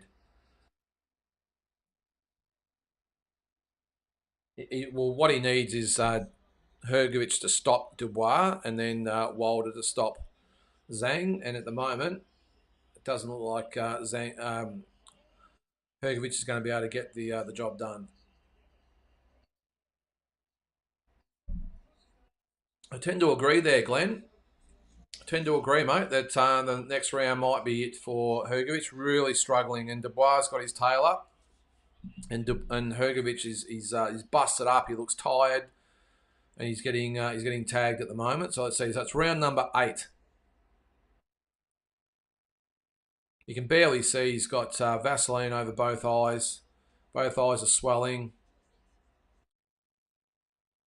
And Dubois just, again, has found his second, third win, whatever you want to call it.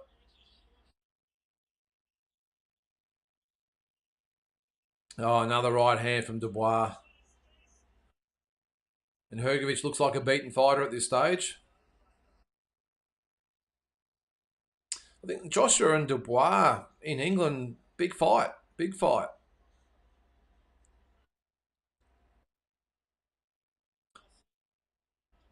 And like good fighters should have to do, Dubois, if he does win this and gets that crack at Joshua, he's more than earned it. He had the loss against Usyk. He's come back against Miller and now Hrgovic as he goes to the doctor. So the doctor's going to have a look at the cuts on his eyes. Let's see what he says.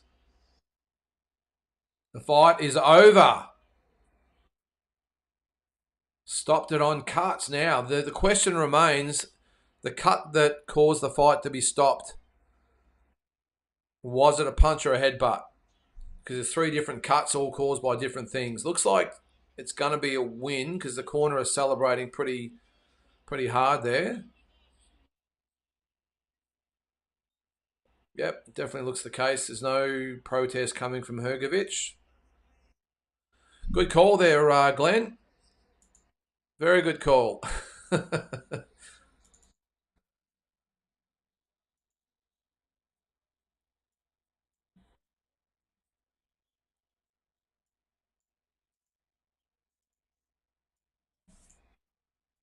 And it's a shutout as far as the 5 versus 5 thing goes. Eddie Hearn, not very impressed.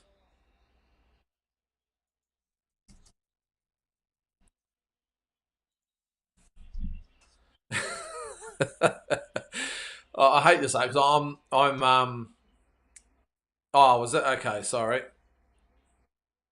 ruled a punch. Okay, yeah. I thought it was the other cut there, Glenn. I thought it was the one under the right eye was ruled the punch, and the ones above the eyes were the headbutts. But either way, doesn't really matter, does it?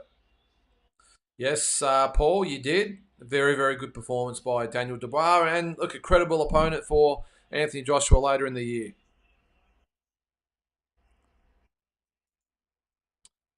Ninth round, said Floyd.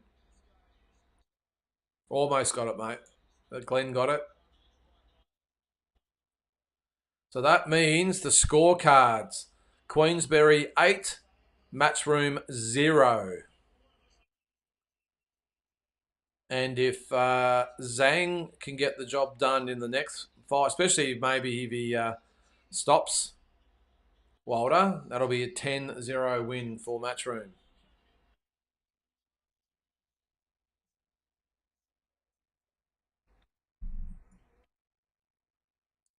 What's that, Glenn? Seriously, did Filip train hard for this? He looked soft and was shot in round 6 in regards to stamina. Yeah, well, I think, though, Glenn, to be fair, he always sort of looks that way, doesn't he? But I think the pace that Dubois set in the fight might have had something to do with that as well. He set a cracker pace, and I think Hrgovic just couldn't go with him. I think if you look at the fights that Hrgovic has had in the past, even the fight where he stopped Dempsey in the 10th round, whenever it was, really just it was able to go at his own pace. In this fight, Dubois really put the pressure on him, really made him work 3 minutes of every round, and it's pretty hard at that level. Hrgovic never beat anyone, no. So he falls to 17-1. We did beat Zhang, by the way. We forgot about that one. That was a 12-round decision.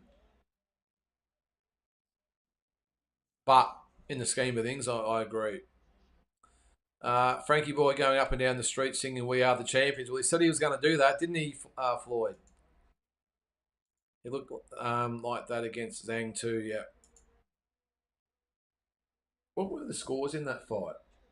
In the Zhang fight, 115, 112 times 2, and 114, 113. And of course, he stopped McKean in the 12th round. It was. I thought it was the 10th. That was the 12th. And let's not ever talk about the Mark Demore fight again. All right. Well, that is it for the co-main event.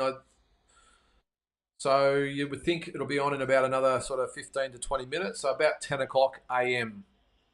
here in Australia. Yeah, it was, Paul. Yep.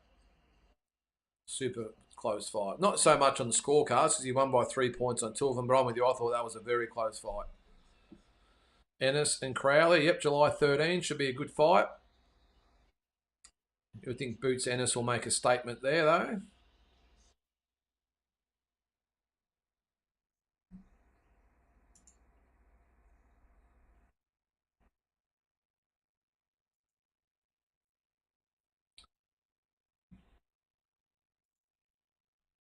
All right, so it looks like we'll get Joshua and Dubois. How does Dubois go against Anthony Joshua? I think Joshua wins up by knockout, to be honest. So maybe Eddie will get his revenge.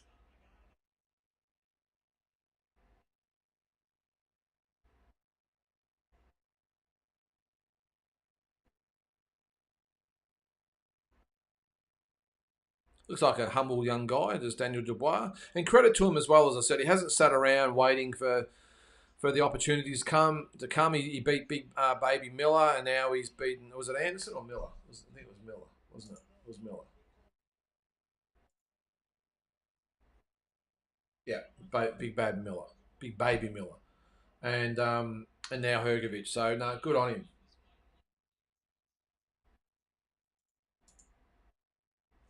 Looked a bit ominous for him earlier on, I will say, because he wore a few right hands, but he never wavered. He kept coming forward, and yeah, good on him. Credit to him. This card, as all of them have been awesome. Finally, we're getting our money's worth. Yeah, for $34, Paul, I'm with you there, mate. 100%. For half the amount of money that we pay for the domestic shows, it just does not make sense to me. What's that, Floyd? If Wilder wins, we'll get Joshua versus him in September. If Zhang wins, I reckon we'll see Joshua Dubois. Yeah, I agree, Floyd. I think if and Turkey Al Sheikh has said a couple of times tonight he wants Joshua and Wilder. So as good as this has been, and look, at the end of the day, does it really matter? Like Dubois got the IBF interim belt. If it was for the full belt, it might be a little bit different. You might see that Joshua would want to fight Dubois, but if it's only for the interim belt, I don't think he'd really be stressed about it. To be honest, he knows he'll get a crack at the undisputed title at some stage. So I'm with you. I think if Wilder wins, that's the fight that Turkey Al Sheikh wants. And what he's shown, what he wants is what he gets. So, and I think it will be a bumper fight. And maybe Dubois would probably fight on the undercard of that. Maybe Joseph Parker. Maybe that's the one. Maybe it's Joseph Parker and Dubois and Joshua and Wilder. What a fight card that would be.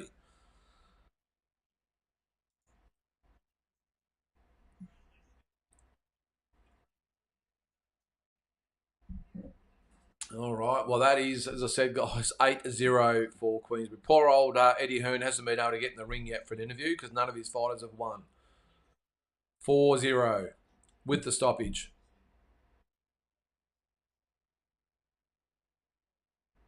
It'd be a pretty hard pill for Eddie to swallow as well, I reckon.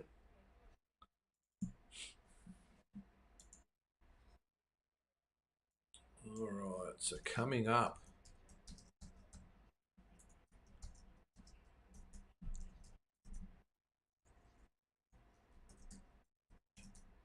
We'll update the scroller here.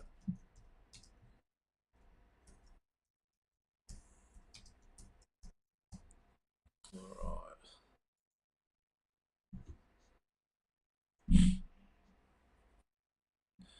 All right, guys. Last chance. Who we got for the main event?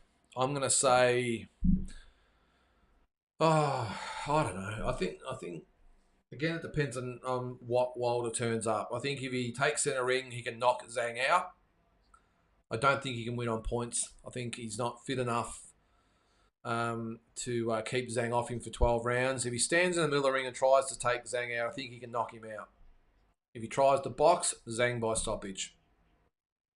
Like in the 10th, well, I say 9th, 10th round, whatever it was.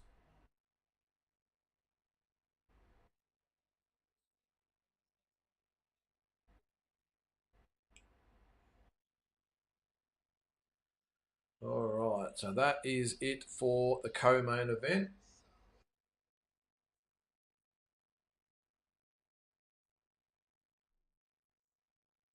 Just reply to a message here.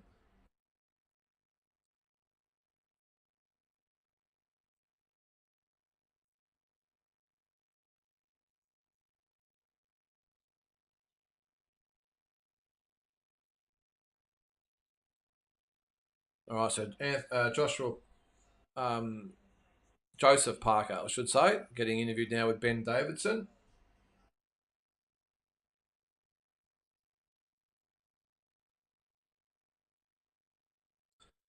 All right.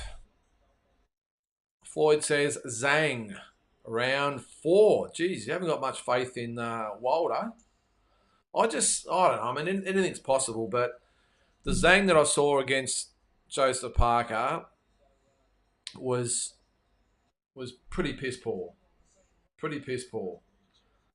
But then again, the Wilder that we saw against Joseph Parker,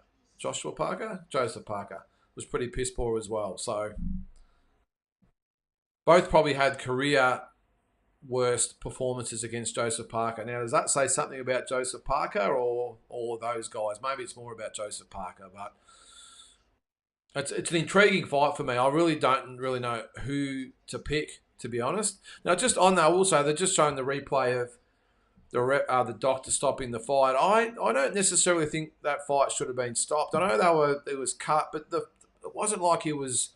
Geez, they let the Tim Tszyu fight go, and he had pretty much an axe wound in his head. And I know he had 3 different cuts, but they were only smaller cuts, and they were bleeding around his eyes, not in his eyes. Probably a little bit of blood, but not as I wouldn't have thought enough to warrant stopping the fight. So, um, yeah, I suppose it just depends on what country you're in, doesn't it?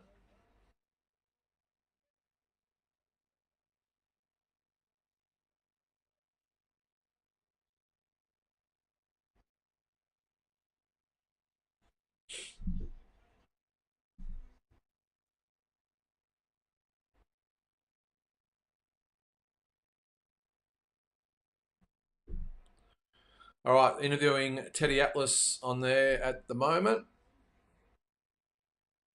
All right, guys. So what we'll do, I'm just going to fill up my water bottle.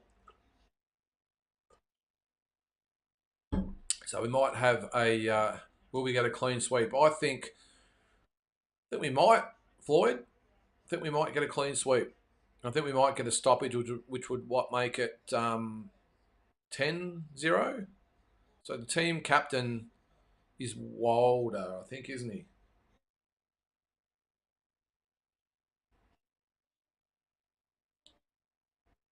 So Zhang is with Queensbury and Wilder with Matchroom. Bit of a ring in though too, wasn't he? All right, guys, let's have a 5-minute break, and we'll come back and get on with the main event. So go get yourself a coffee, go to the bathroom, do it, go give the missus a kiss, whatever it might be, and we'll see you in about 5 minutes.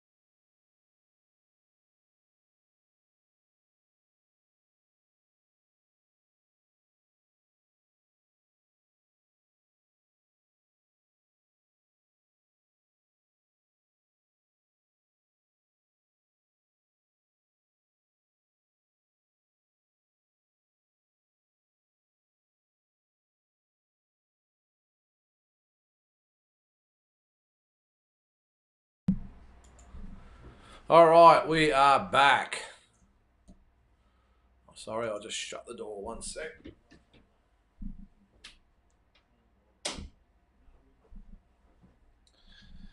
All right. Paul says Wilder by early knockout.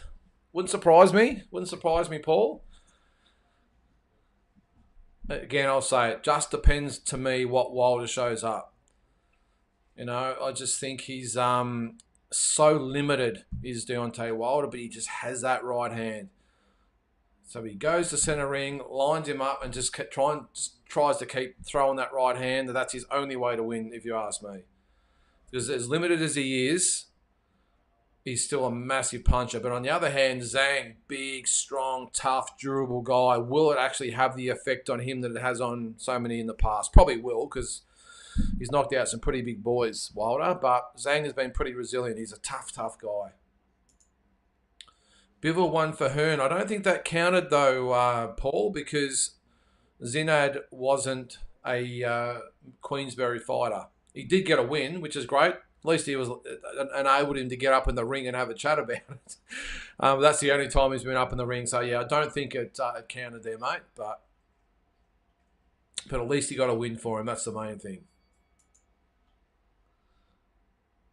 All right, so we mustn't be too far away from Wilder and Zhang entering the ring. What time is it? It's about 3 minutes to 10 at the moment in the morning. Geez, we've been here for 4 hours. 4 hours? That is crazy, isn't it? It's gone very quick. What a great card of fights we've had, though. It's been a really, really good day of fights. Sometimes the undercard you've got to sit through is like, oh my God, this is especially when you're sitting here for 4 hours commenting on it. But all the fights so far have been really good to watch. So again, the results. Willie Hutchison with a 12-round decision over Craig Richards. Nick Ball winning the WBA featherweight title with a 12-round decision over Raymond Ford. Excuse me. Hamza Shiraz with a 12th round stoppage of Austin Ammo Williams. Dmitry Bivol with a 6th round stoppage of Malik Zinad for his WBA and IBO light heavyweight titles. And then Daniel Dubois with an 8th round stoppage of Filip Hrgovic for the IBF interim heavyweight title. What's that there, Floyd? Saudi boxing is a great way to kick off a Sunday. I love the Sunday fights. I know we all, it's good to get over season Saturday night fights, and here in Australia it's always bloody Wednesday night fights, which is always a bit of a pain. But I love the Sunday fights. Just a really good way to end the weekend. When do Eddie and Frank fight? Yeah, well, depends on what happens in this fight, I suppose. If it's a clean sweep, Eddie might just get a bit sick of Frank jumping up in the ring every time. There's Frank Warren in the change rooms with Zhang saying, "Let's go."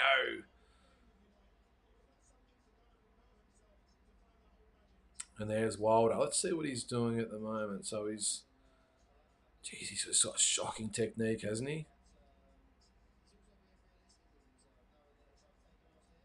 He's just looking for that right hand. You can see that.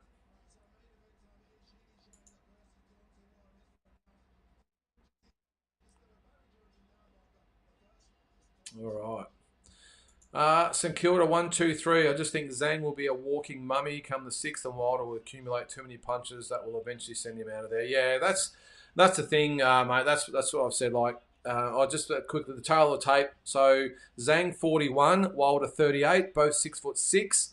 Weight 282.8 for Zhang, 214.6 for Wilder, and I just missed the reach there. I'm assuming it'd be pretty similar. Probability to win, 57% for Zhang, 42% KO, 16% by decision. So all the odds point to Zhang.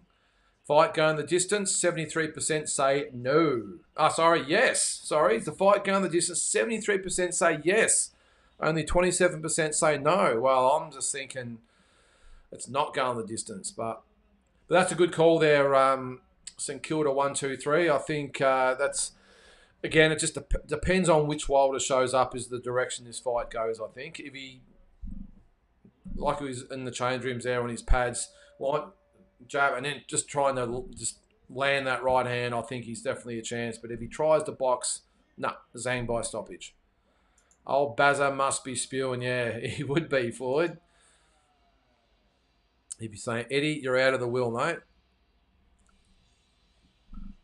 All right, so Zhilei Zhang coming into the ring to Eye of the Tiger.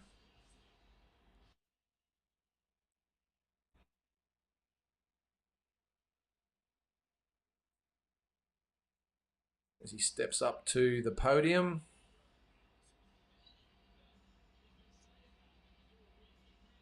It's almost like a wrestling event, these promotions over there now. They've got the big stage and they've got the lights and the fireworks and the flares, all that sort of stuff going. They've got the screens around them as well.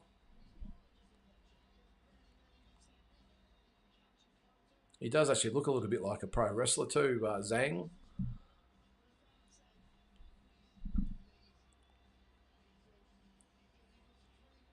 Yeah, so look, again, it's hard to gauge. I don't think it's a big arena. I have to ask Tazzy Brown, who was there last week, of course, that what he thought. It's interesting too. The obviously the broadcasters have the rights to it all, but the sheiks, whatever they are, with all the hoods and that on, there's a couple of them there with the handheld video, so maybe they get the exemption from the broadcaster because normally you can't take any cameras or anything into the arena. How good would a round one KO be? Well, it's always on the cards, Floyd. Whenever Deontay Wilder fights, anything is possible, and that's one good thing about him. He can look absolutely atrocious and get schooled over 12 rounds, or he can come out there and go boom and highlight reel KO. What the hell is he wearing? He's got the face mask again. Let's hope he doesn't have any excuses for the weight of this one. Doesn't look too bad, this one, though. Looks like it's a Roman Empire type of sequined black and gold outfit with the face mask.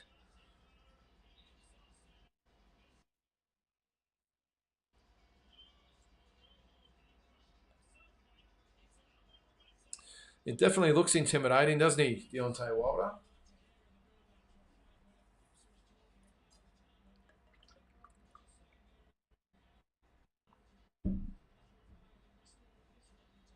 All right. Who will win? The fans say 58% say Wilder, 42% say Zhang. He definitely looks like he means business, Wilder, but I suppose we'll see. Yeah, Floyd, yeah. At least the outfit looks tight, looks light. Yep. All right, as Deontay Wilder steps into the ring. Well, I should say step over the ropes into the ring. I don't know what he's got on his face. I think it's some sort of mask, but it looks like a sequined medical mask, to be honest. So yeah, good kit, black and gold, looks good.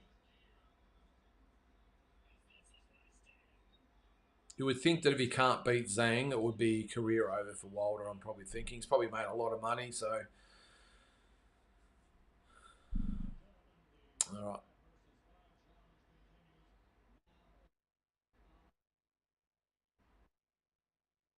So the 5x5 is being decided. So Queensbury will win 8-0 at the moment. So the best they can hope for is if Wilder wins by KO, it will be 8-4. That's because Wilder is the captain, and you get double points. It's worth 2 points, and if you're captain, it's a double, so it'll be 4 points.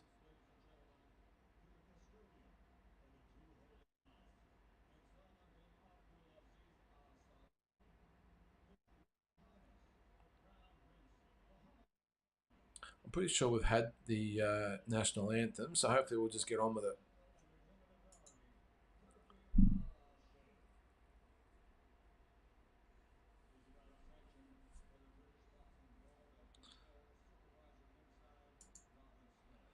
I've got Zhang, but I'd like to see Wilder prove me wrong. I'm the same, Floyd. I'm the same. What's that there? Is that Aliyah Israel? New Deontay Wilder song called I Want It Back by Aliyah Israel. Is that you? Okay. Okay. Not quite sure what that is, but yep, that's cool. All right. It's about that time.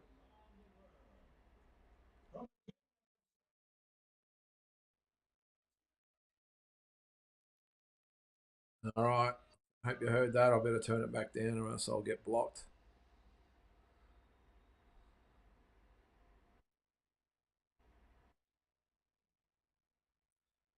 All right. So Zhilei Zhang getting introduced first.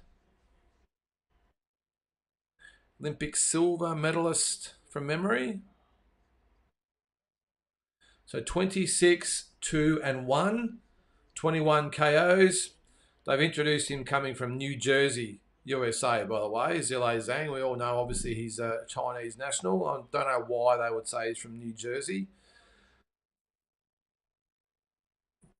Shouldn't matter the political status of your country. If you're from a country, you're from a country. It's as simple as that.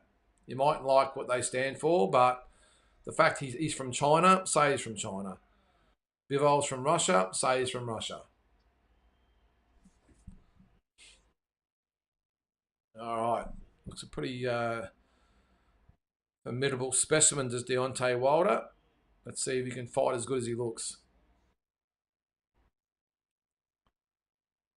Well, now they're saying he stands 6'7", and tail tape it was 6'6".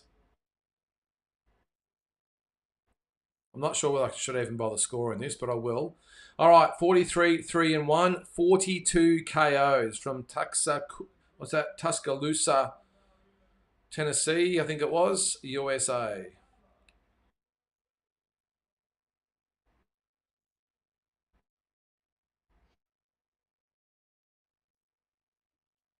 Yeah, definitely looks like he means business, that's for sure. But we will see. All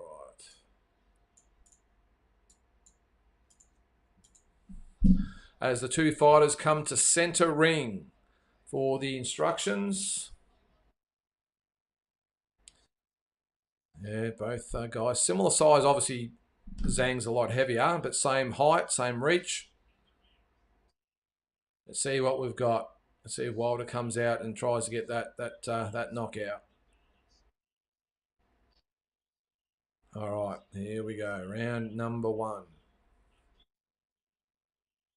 As the bell rings, here we go. Southpaw Zhang, orthodox Wilder. Geez, the size difference is stark. He's massive as Zhang. And those thin little legs of Wilder. Now, Zhang is the aggressor here. Wilder on the back foot. I don't like to see that, although he might just be trying to bring Zhang onto that right hand, but he's pouring out the jab. He looks awkward, doesn't he, Wilder? Skims the right hand through. How this guy ever won a belt, I'll never know. But good on him.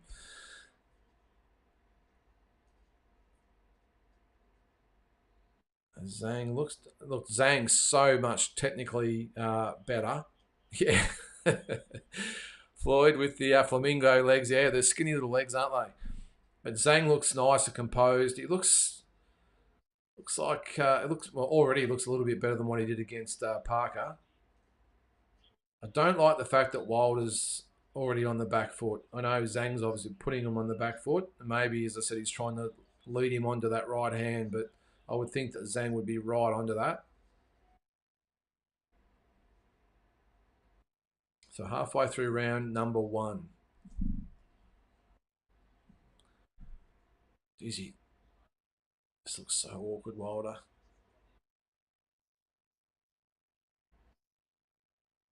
I know it's very early on, and I know I might be really jumping the gun here, but just the way the fight's sort of going, even not even 2 minutes into the fight, I just can see Zhang stopping Wilder. Just don't think he's, apart from that right hand, he's got anything to trouble Wilder.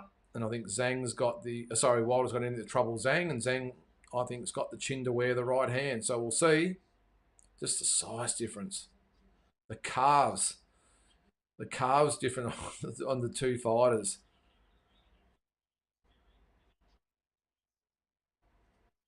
Yeah, I think I agree with you a little bit there, Floyd. I think he is a little bit light. Tries to throw that right hand, but Zhang just reads it and just simply turns and takes it.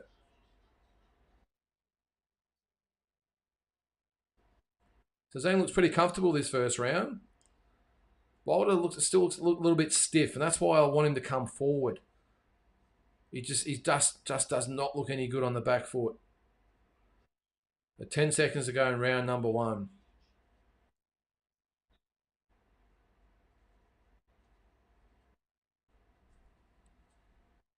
And for me, that's a Zhang round. And for me, I don't think it looks a promising start for Wilder.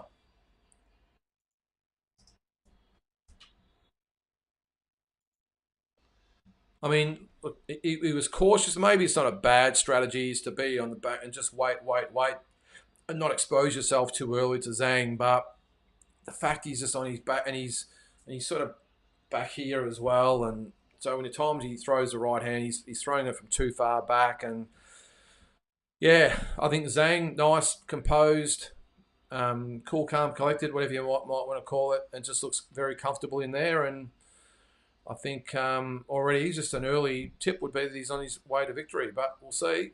What's that, Dave? I thought Wilder would come out all guns blazing. This is not going to end well for Wilder. My thoughts exactly, David. That's as I said a few times so far today. I thought the only way to win, he's got to be on the front foot and try and take Zhang out. And to try and box Zhang from a distance, he's going to get stopped. So let's go. Round number 2. I gave that first round to Zhang, 10-9.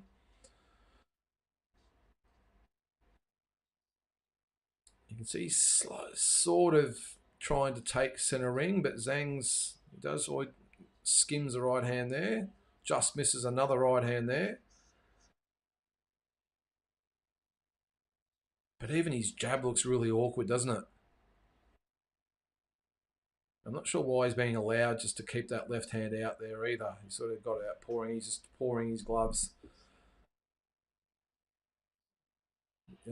Is Wilder in a bit of trouble here? He's in the corner. Zhang offloads on him.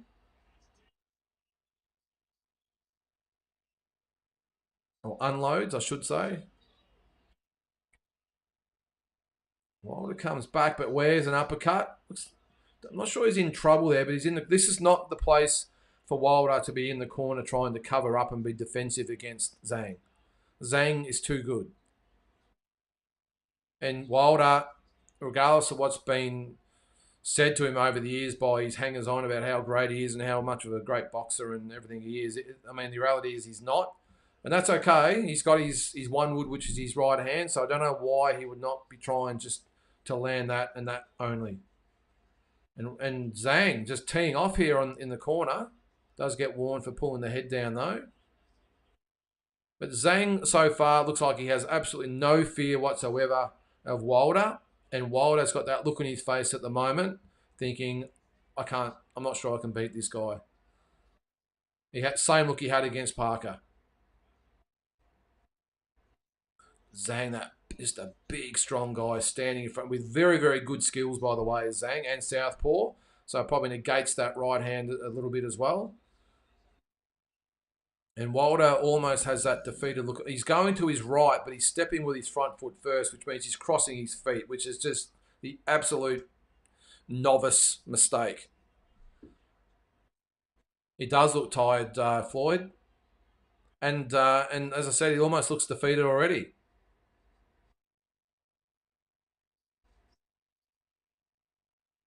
And as I said, Zhang has no fear of Wilder whatsoever. He has superior skills, superior size.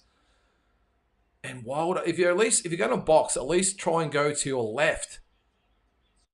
Being an orthodox fighter, he's going to the right, which is just negating himself. He's already negating himself by boxing from long range, but he's also going to his right, which is completely taking away any advantage that he might have. Disappointing so far from Wilder. Another round for me for Zhang, and didn't really need to do anything. He just followed him around the ring, cornered him, threw a few combinations, and that's all it takes.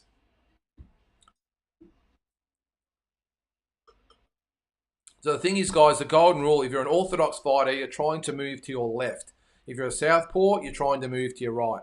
Wilder is an orthodox fighter willingly going to the right. So he's dictating which way. Zhang's just simply following him around the ring. He's nice and comfortable. It's not like Zhang's forcing him to go to his right. So at the moment, Wilder is doing everything that Zhang wants him to do, but he's doing it voluntarily.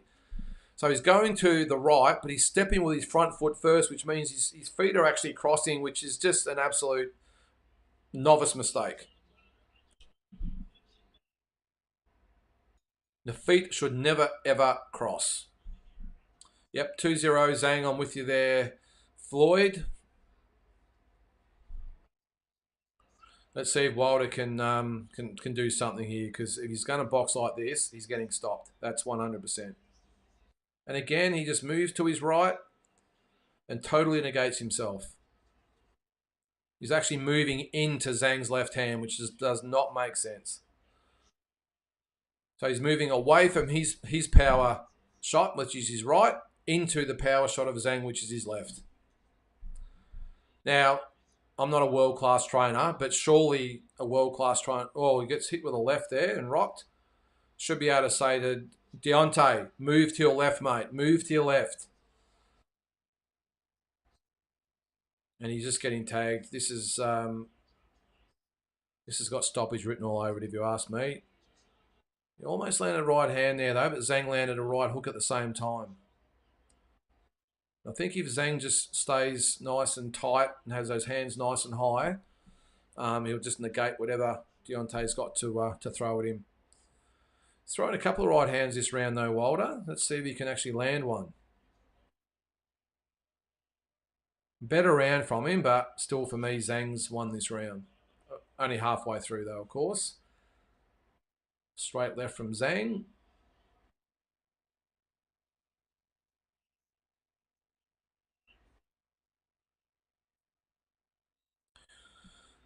He is hesitant, Floyd, and the reason is he's moving to his right. He's not moving his correct way. It's simple as that. As I said, you're moving away from the power of your power hand and into the power of your opponent's power hand. It just doesn't make sense. It's just elementary school stuff. It really is. I'm not sure whether his trainer's telling him to move to the right, but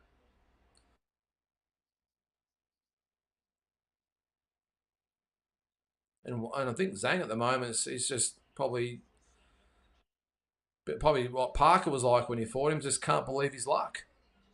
This is what made Wilder so good. He was limited skills, but he would stand there and try and take you out. He's not even trying to throw that right. And again, moving to the right.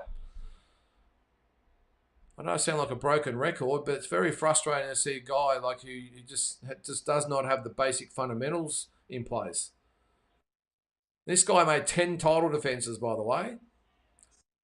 Zhang triples up the left hand there. 10 seconds to go. And look, it hasn't been the greatest fight so far, which is a little bit different to what we all expected, I'm sure. That's another round for me for Wilder. For Zhang, I should say.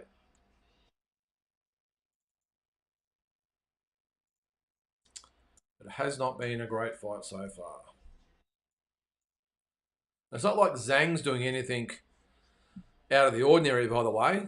Just Wilder is just not engaging. I'd like to hear what his trainer's having to say. I saw action just to throw the right hand. Well, that would help, but it would also help if he went the other way.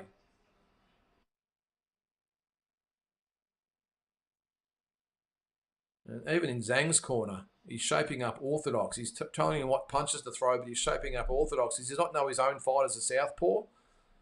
He's telling him to lead with the left and throw the right, but his guy's actually a southpaw. So maybe switch to southpaw mid corner there, guys. Anyway, let's see what we've got. So 3 rounds to Zhang, 0 to Wilder, in my opinion. Has not really fired a shot yet. We'll see. Round number 4. Let's see what he's got.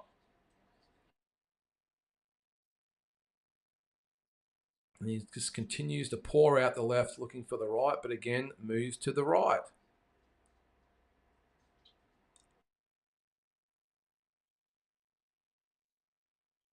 And Zhang, he's just taking his time, closing the distance.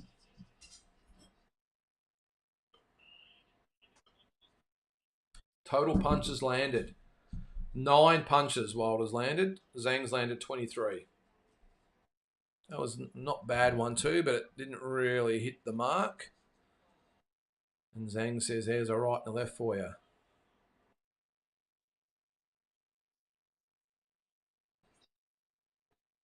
Yeah.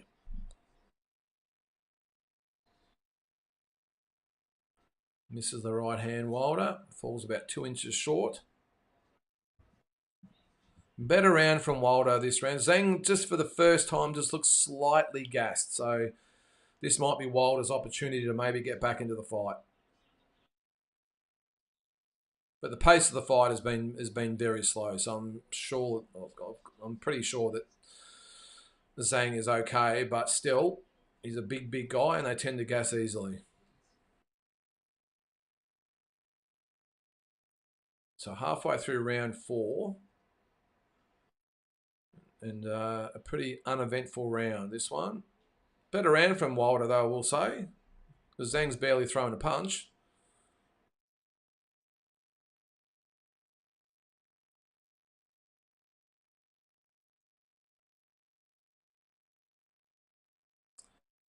The boys clinching there, but yeah, the referee finally breaks them up. Neither fighter should be gassed at all, guys. It's been a pretty slow type of fight. They should have plenty of energy left. But again, Wilder continues to move to the right. He's trying to jab with his left while he moves to the right, which doesn't, it was not really a jab. He paws it out. But he's moving to his right at the same time. And see Zhang, he's just looking for that left. You can just see it. He's trying to get close enough to land the left. And it's not like Zhang looks anything special here either. He's just shuffling forward, not really throwing a lot of punches. And the fact that Wilder has actually been busy this round has probably been enough for him to actually win the round, if you ask me. Not that Zhang, either guy have done anything, but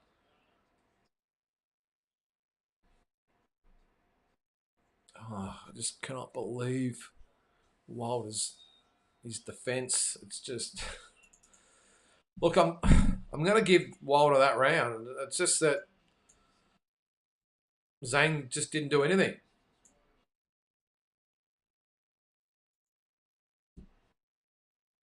What do you got there, Dave? Would not like to see Wilder land a lucky one and stop Zhang there. Wilder's lack of fundamentals clearly exposed and should not have his name up with the elite. Can you believe this guy had 10 total defenses, Dave? I just cannot get my head around it.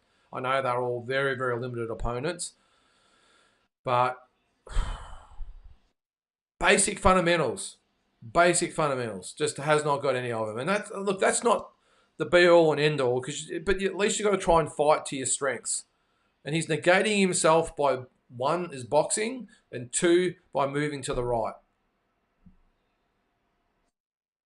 It's actually pretty frustrating, to be honest. All right, let's go into round 5. I've got 37-39 for Zhang. 4 rounds to 1. 3 rounds to 1.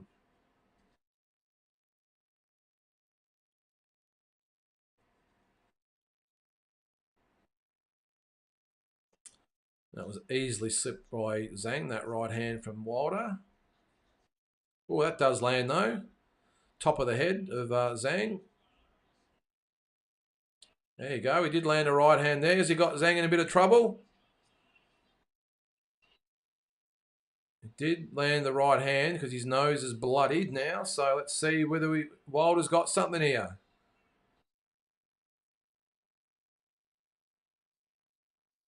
He's a big, big guy though, Zhang. I'd be surprised if even with Wilder's right hand and whether he could get him out of there.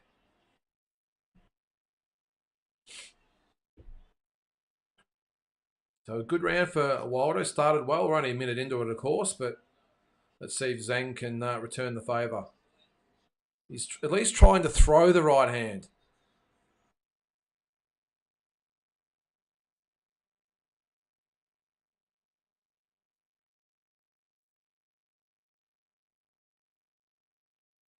So he continues to pour out the left Wilder, looking to land the right. But Zhang, look, he's putting pressure on him. He's just not really throwing any punches. Oh, right hand. And another one. And Wilder is out. Wilder is out. 2 massive right hooks, and this fight is over. He made it to his feet. And the fight is over. Wilder knocked out in round number 5. 2 shots. Right hook, shook him. He actually turned his back, and then another right hook finished the job. Great performance by, was it a great performance? Very good performance from Zhang, and that is all she wrote. Deontay Wilder knocked out, and I would say career over for Deontay Wilder. Strangely enough, he actually had a little bit of success early in that round. He just got careless, got caught. Zhang's a big guy who can punch, and that is it. Good knockdown, though. Geez, he did well to get up from that. And he's saying he was good to fight. Deontay, you were not good to fight, mate. You were out on your feet. Big knockout, though. Big knockout.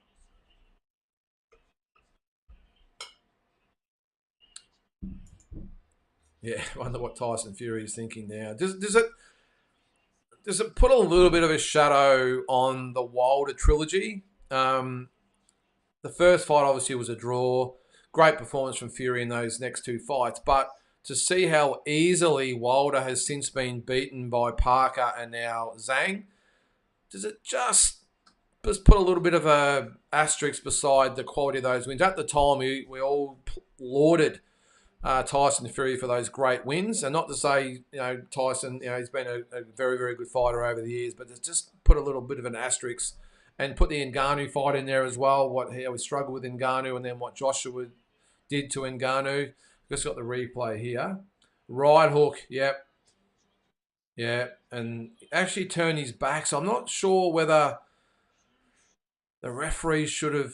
Normally they'll stop it and warn the fighter for turning, and he's coming with a lead right hand with his left hand down, warn the right hook, and then another big right hook just dropped him where he stood. And he did very, very well to get up. Yeah, it was a beautiful KO, Floyd. But let me know, guys, does it just put a little bit of a dampener on Tyson Fury's legacy, I suppose, that he had those 3 wars with Wilder, and since then Wilder's been pretty much embarrassed by Parker and Zhang. And who fights Joshua in September? Is it Dubois or Zhang? I've got a feeling it's going to be Dubois. I don't think they're going to want a piece of Zhang. Not that he was anything special, by the way. Yes, clean sweep by Queensbury. What's that? 10-0. Oh, jeez. Eddie will not be happy. 10-0. I think Eddie left the building about halfway through that fight, to be honest. I think he's like, I'm getting out of here. Look, I feel for Wilder. I don't like to see any fighter get knocked out like that, but I think he's been carried his whole career. I think he's probably been hyped up more than any heavyweight that I can remember.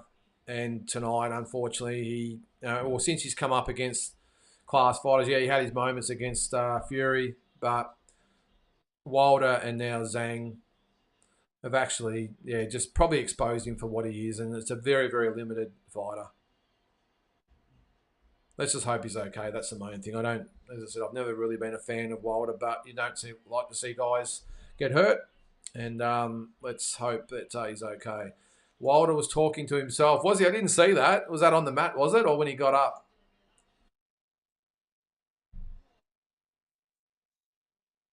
So, look, I will say before we wrap up, guys, I was like the whole card was really good, even though the main event didn't really, set things alight. The fact that it ended the way it did was probably one good thing. We got the knockout. It's 10:30 in the morning, so it's not too much of a late day. Let's see who. I was just hanging around to see him interviewed and see whether this Turkey LL Sheik says something about maybe what's going to happen with Zhang as well. But yeah, the whole card's been fantastic. Well worth the $34 or $35, whatever it was, and getting up so early in the morning. So if he did that, good on you guys. But yeah, I think the fight card wasn't as high profile as some of the other ones they've done recently. But I thought a really, really good card. Every fight was good and exciting. I think the last three fights all had knockouts, so that was good. And there is Zhang, fifth round knockout winner. I'll be interested to see whether Wilder has some sort of excuse. He tends to have them after every fight. I think at the end of the day, these guys have to admit that they lose. We've had the weight of the outfit for the Wilder the Fury fight. We've had, what was it with the Joshua fight? Not Joshua, Joseph Parker. There was something with that as well. But Paul, wow, Wilder hasn't got it anymore. That's proven now. Did he ever have it though, Paul? Or was he just matched very, very carefully? Look, I'll give him full respect for the Fury fights, by the way. I thought he showed a ton of heart in those fights. I thought that Fury won the first. Or actually, I thought, he stopped him twice, didn't he? But I thought Fury actually did enough maybe to just get the win in the first fight. Only the knockdowns pretty much kept Wilder in the fight score wise. But then he was beaten easily in the second two, and then Parker, and now this one. So I think that'll be it for him now, Paul. Good on him though. He's made a lot of money. Won the WBC title, defended it 10 times. So good on him. But as I said, I think he's just been exposed a little bit by superior fighters. Frankie'd be smiling like Luna Park. He will, Floyd.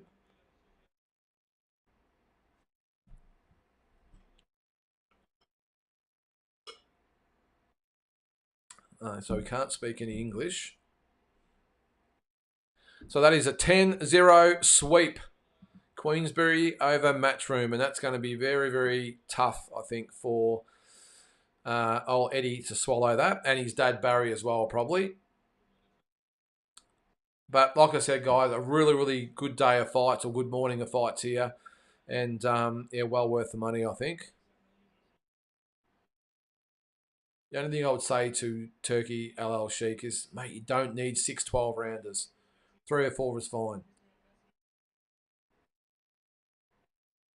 However, I'll take that rather than having, no cards at all. So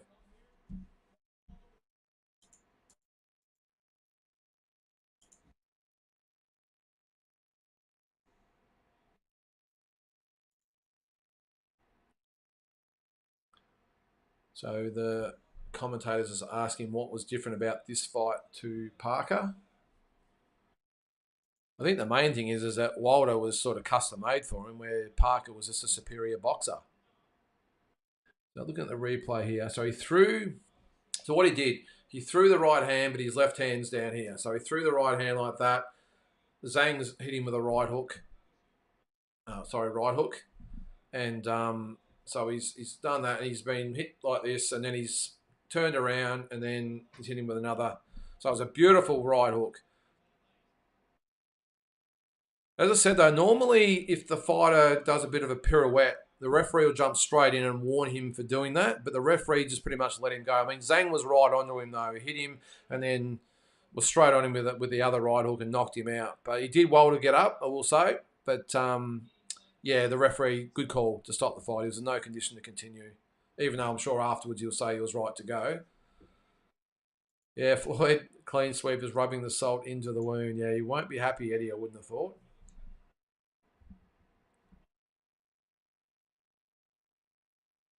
So let's see what happens next with the Joshua situation.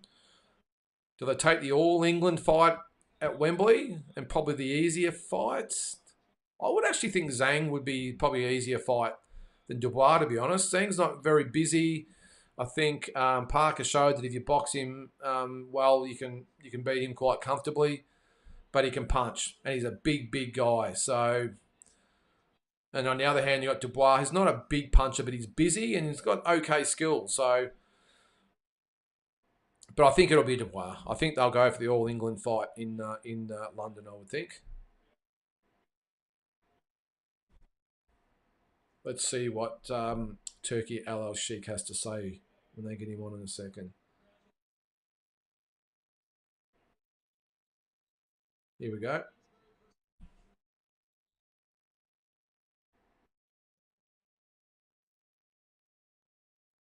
So His Excellency is back in the ring. I love how they do the big announcements for the next fight. This is UFC style stuff. I love it.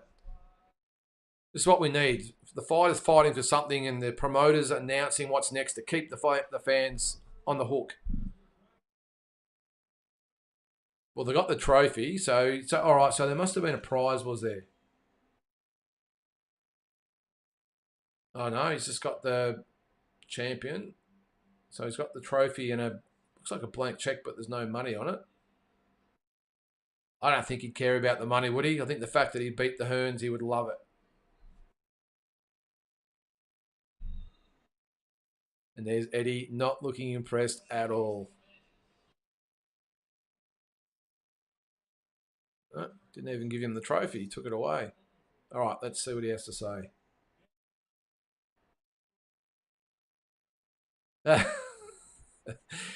He says Eddie should retire now.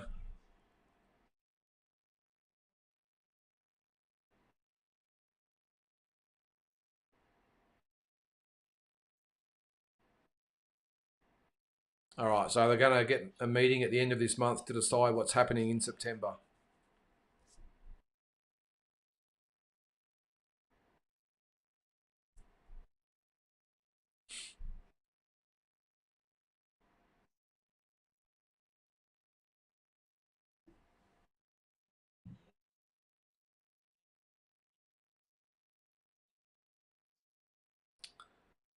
All right, so there's no announcement there. It's just saying they're going to meet at the end of the month to decide what's going to happen in September. So that'll come around pretty quick. What is it, 3 months away? So you would think that it would be Joshua and Dubois in the main event. And let's see, maybe if we get Parker and Zhang in the a rematch, maybe. There was a talk of a rematch after that first fight. So maybe we get the rematch on that card. Don't joke about that, Dave, because it could happen. It could be, well, Barry Hall will sort of fight anyway, won't he? But yeah, he could be right, the tyre bar so Frank Warren, pretty happy with himself there. All right, guys, well, we're going to call it a day at that. They're just interviewing Frank Warren there now. So there's no announcements or anything just yet. As I said, they're going to meet in London at the end of June, I think he just said, and then they'll decide what's going to happen for the big card in September at Wembley Stadium. So plenty of exciting things to come. But for those that joined me today, I appreciate it. There wasn't a hell of a lot. I don't know whether it was just me or the card itself, but all the time. But it was great to have those that tuned in. I'm sure we'll get a few that will watch it afterwards, bits and pieces of it. But at least we're not here till lunchtime, which is what it looked like at some stage. So, all right, guys, have a great Sunday over here in Australia, and we'll see you for the next watch along, and also obviously the shows, Talking Boxing and Weekly Roundup and all the rest of it. So we'll see you next time. Thanks again.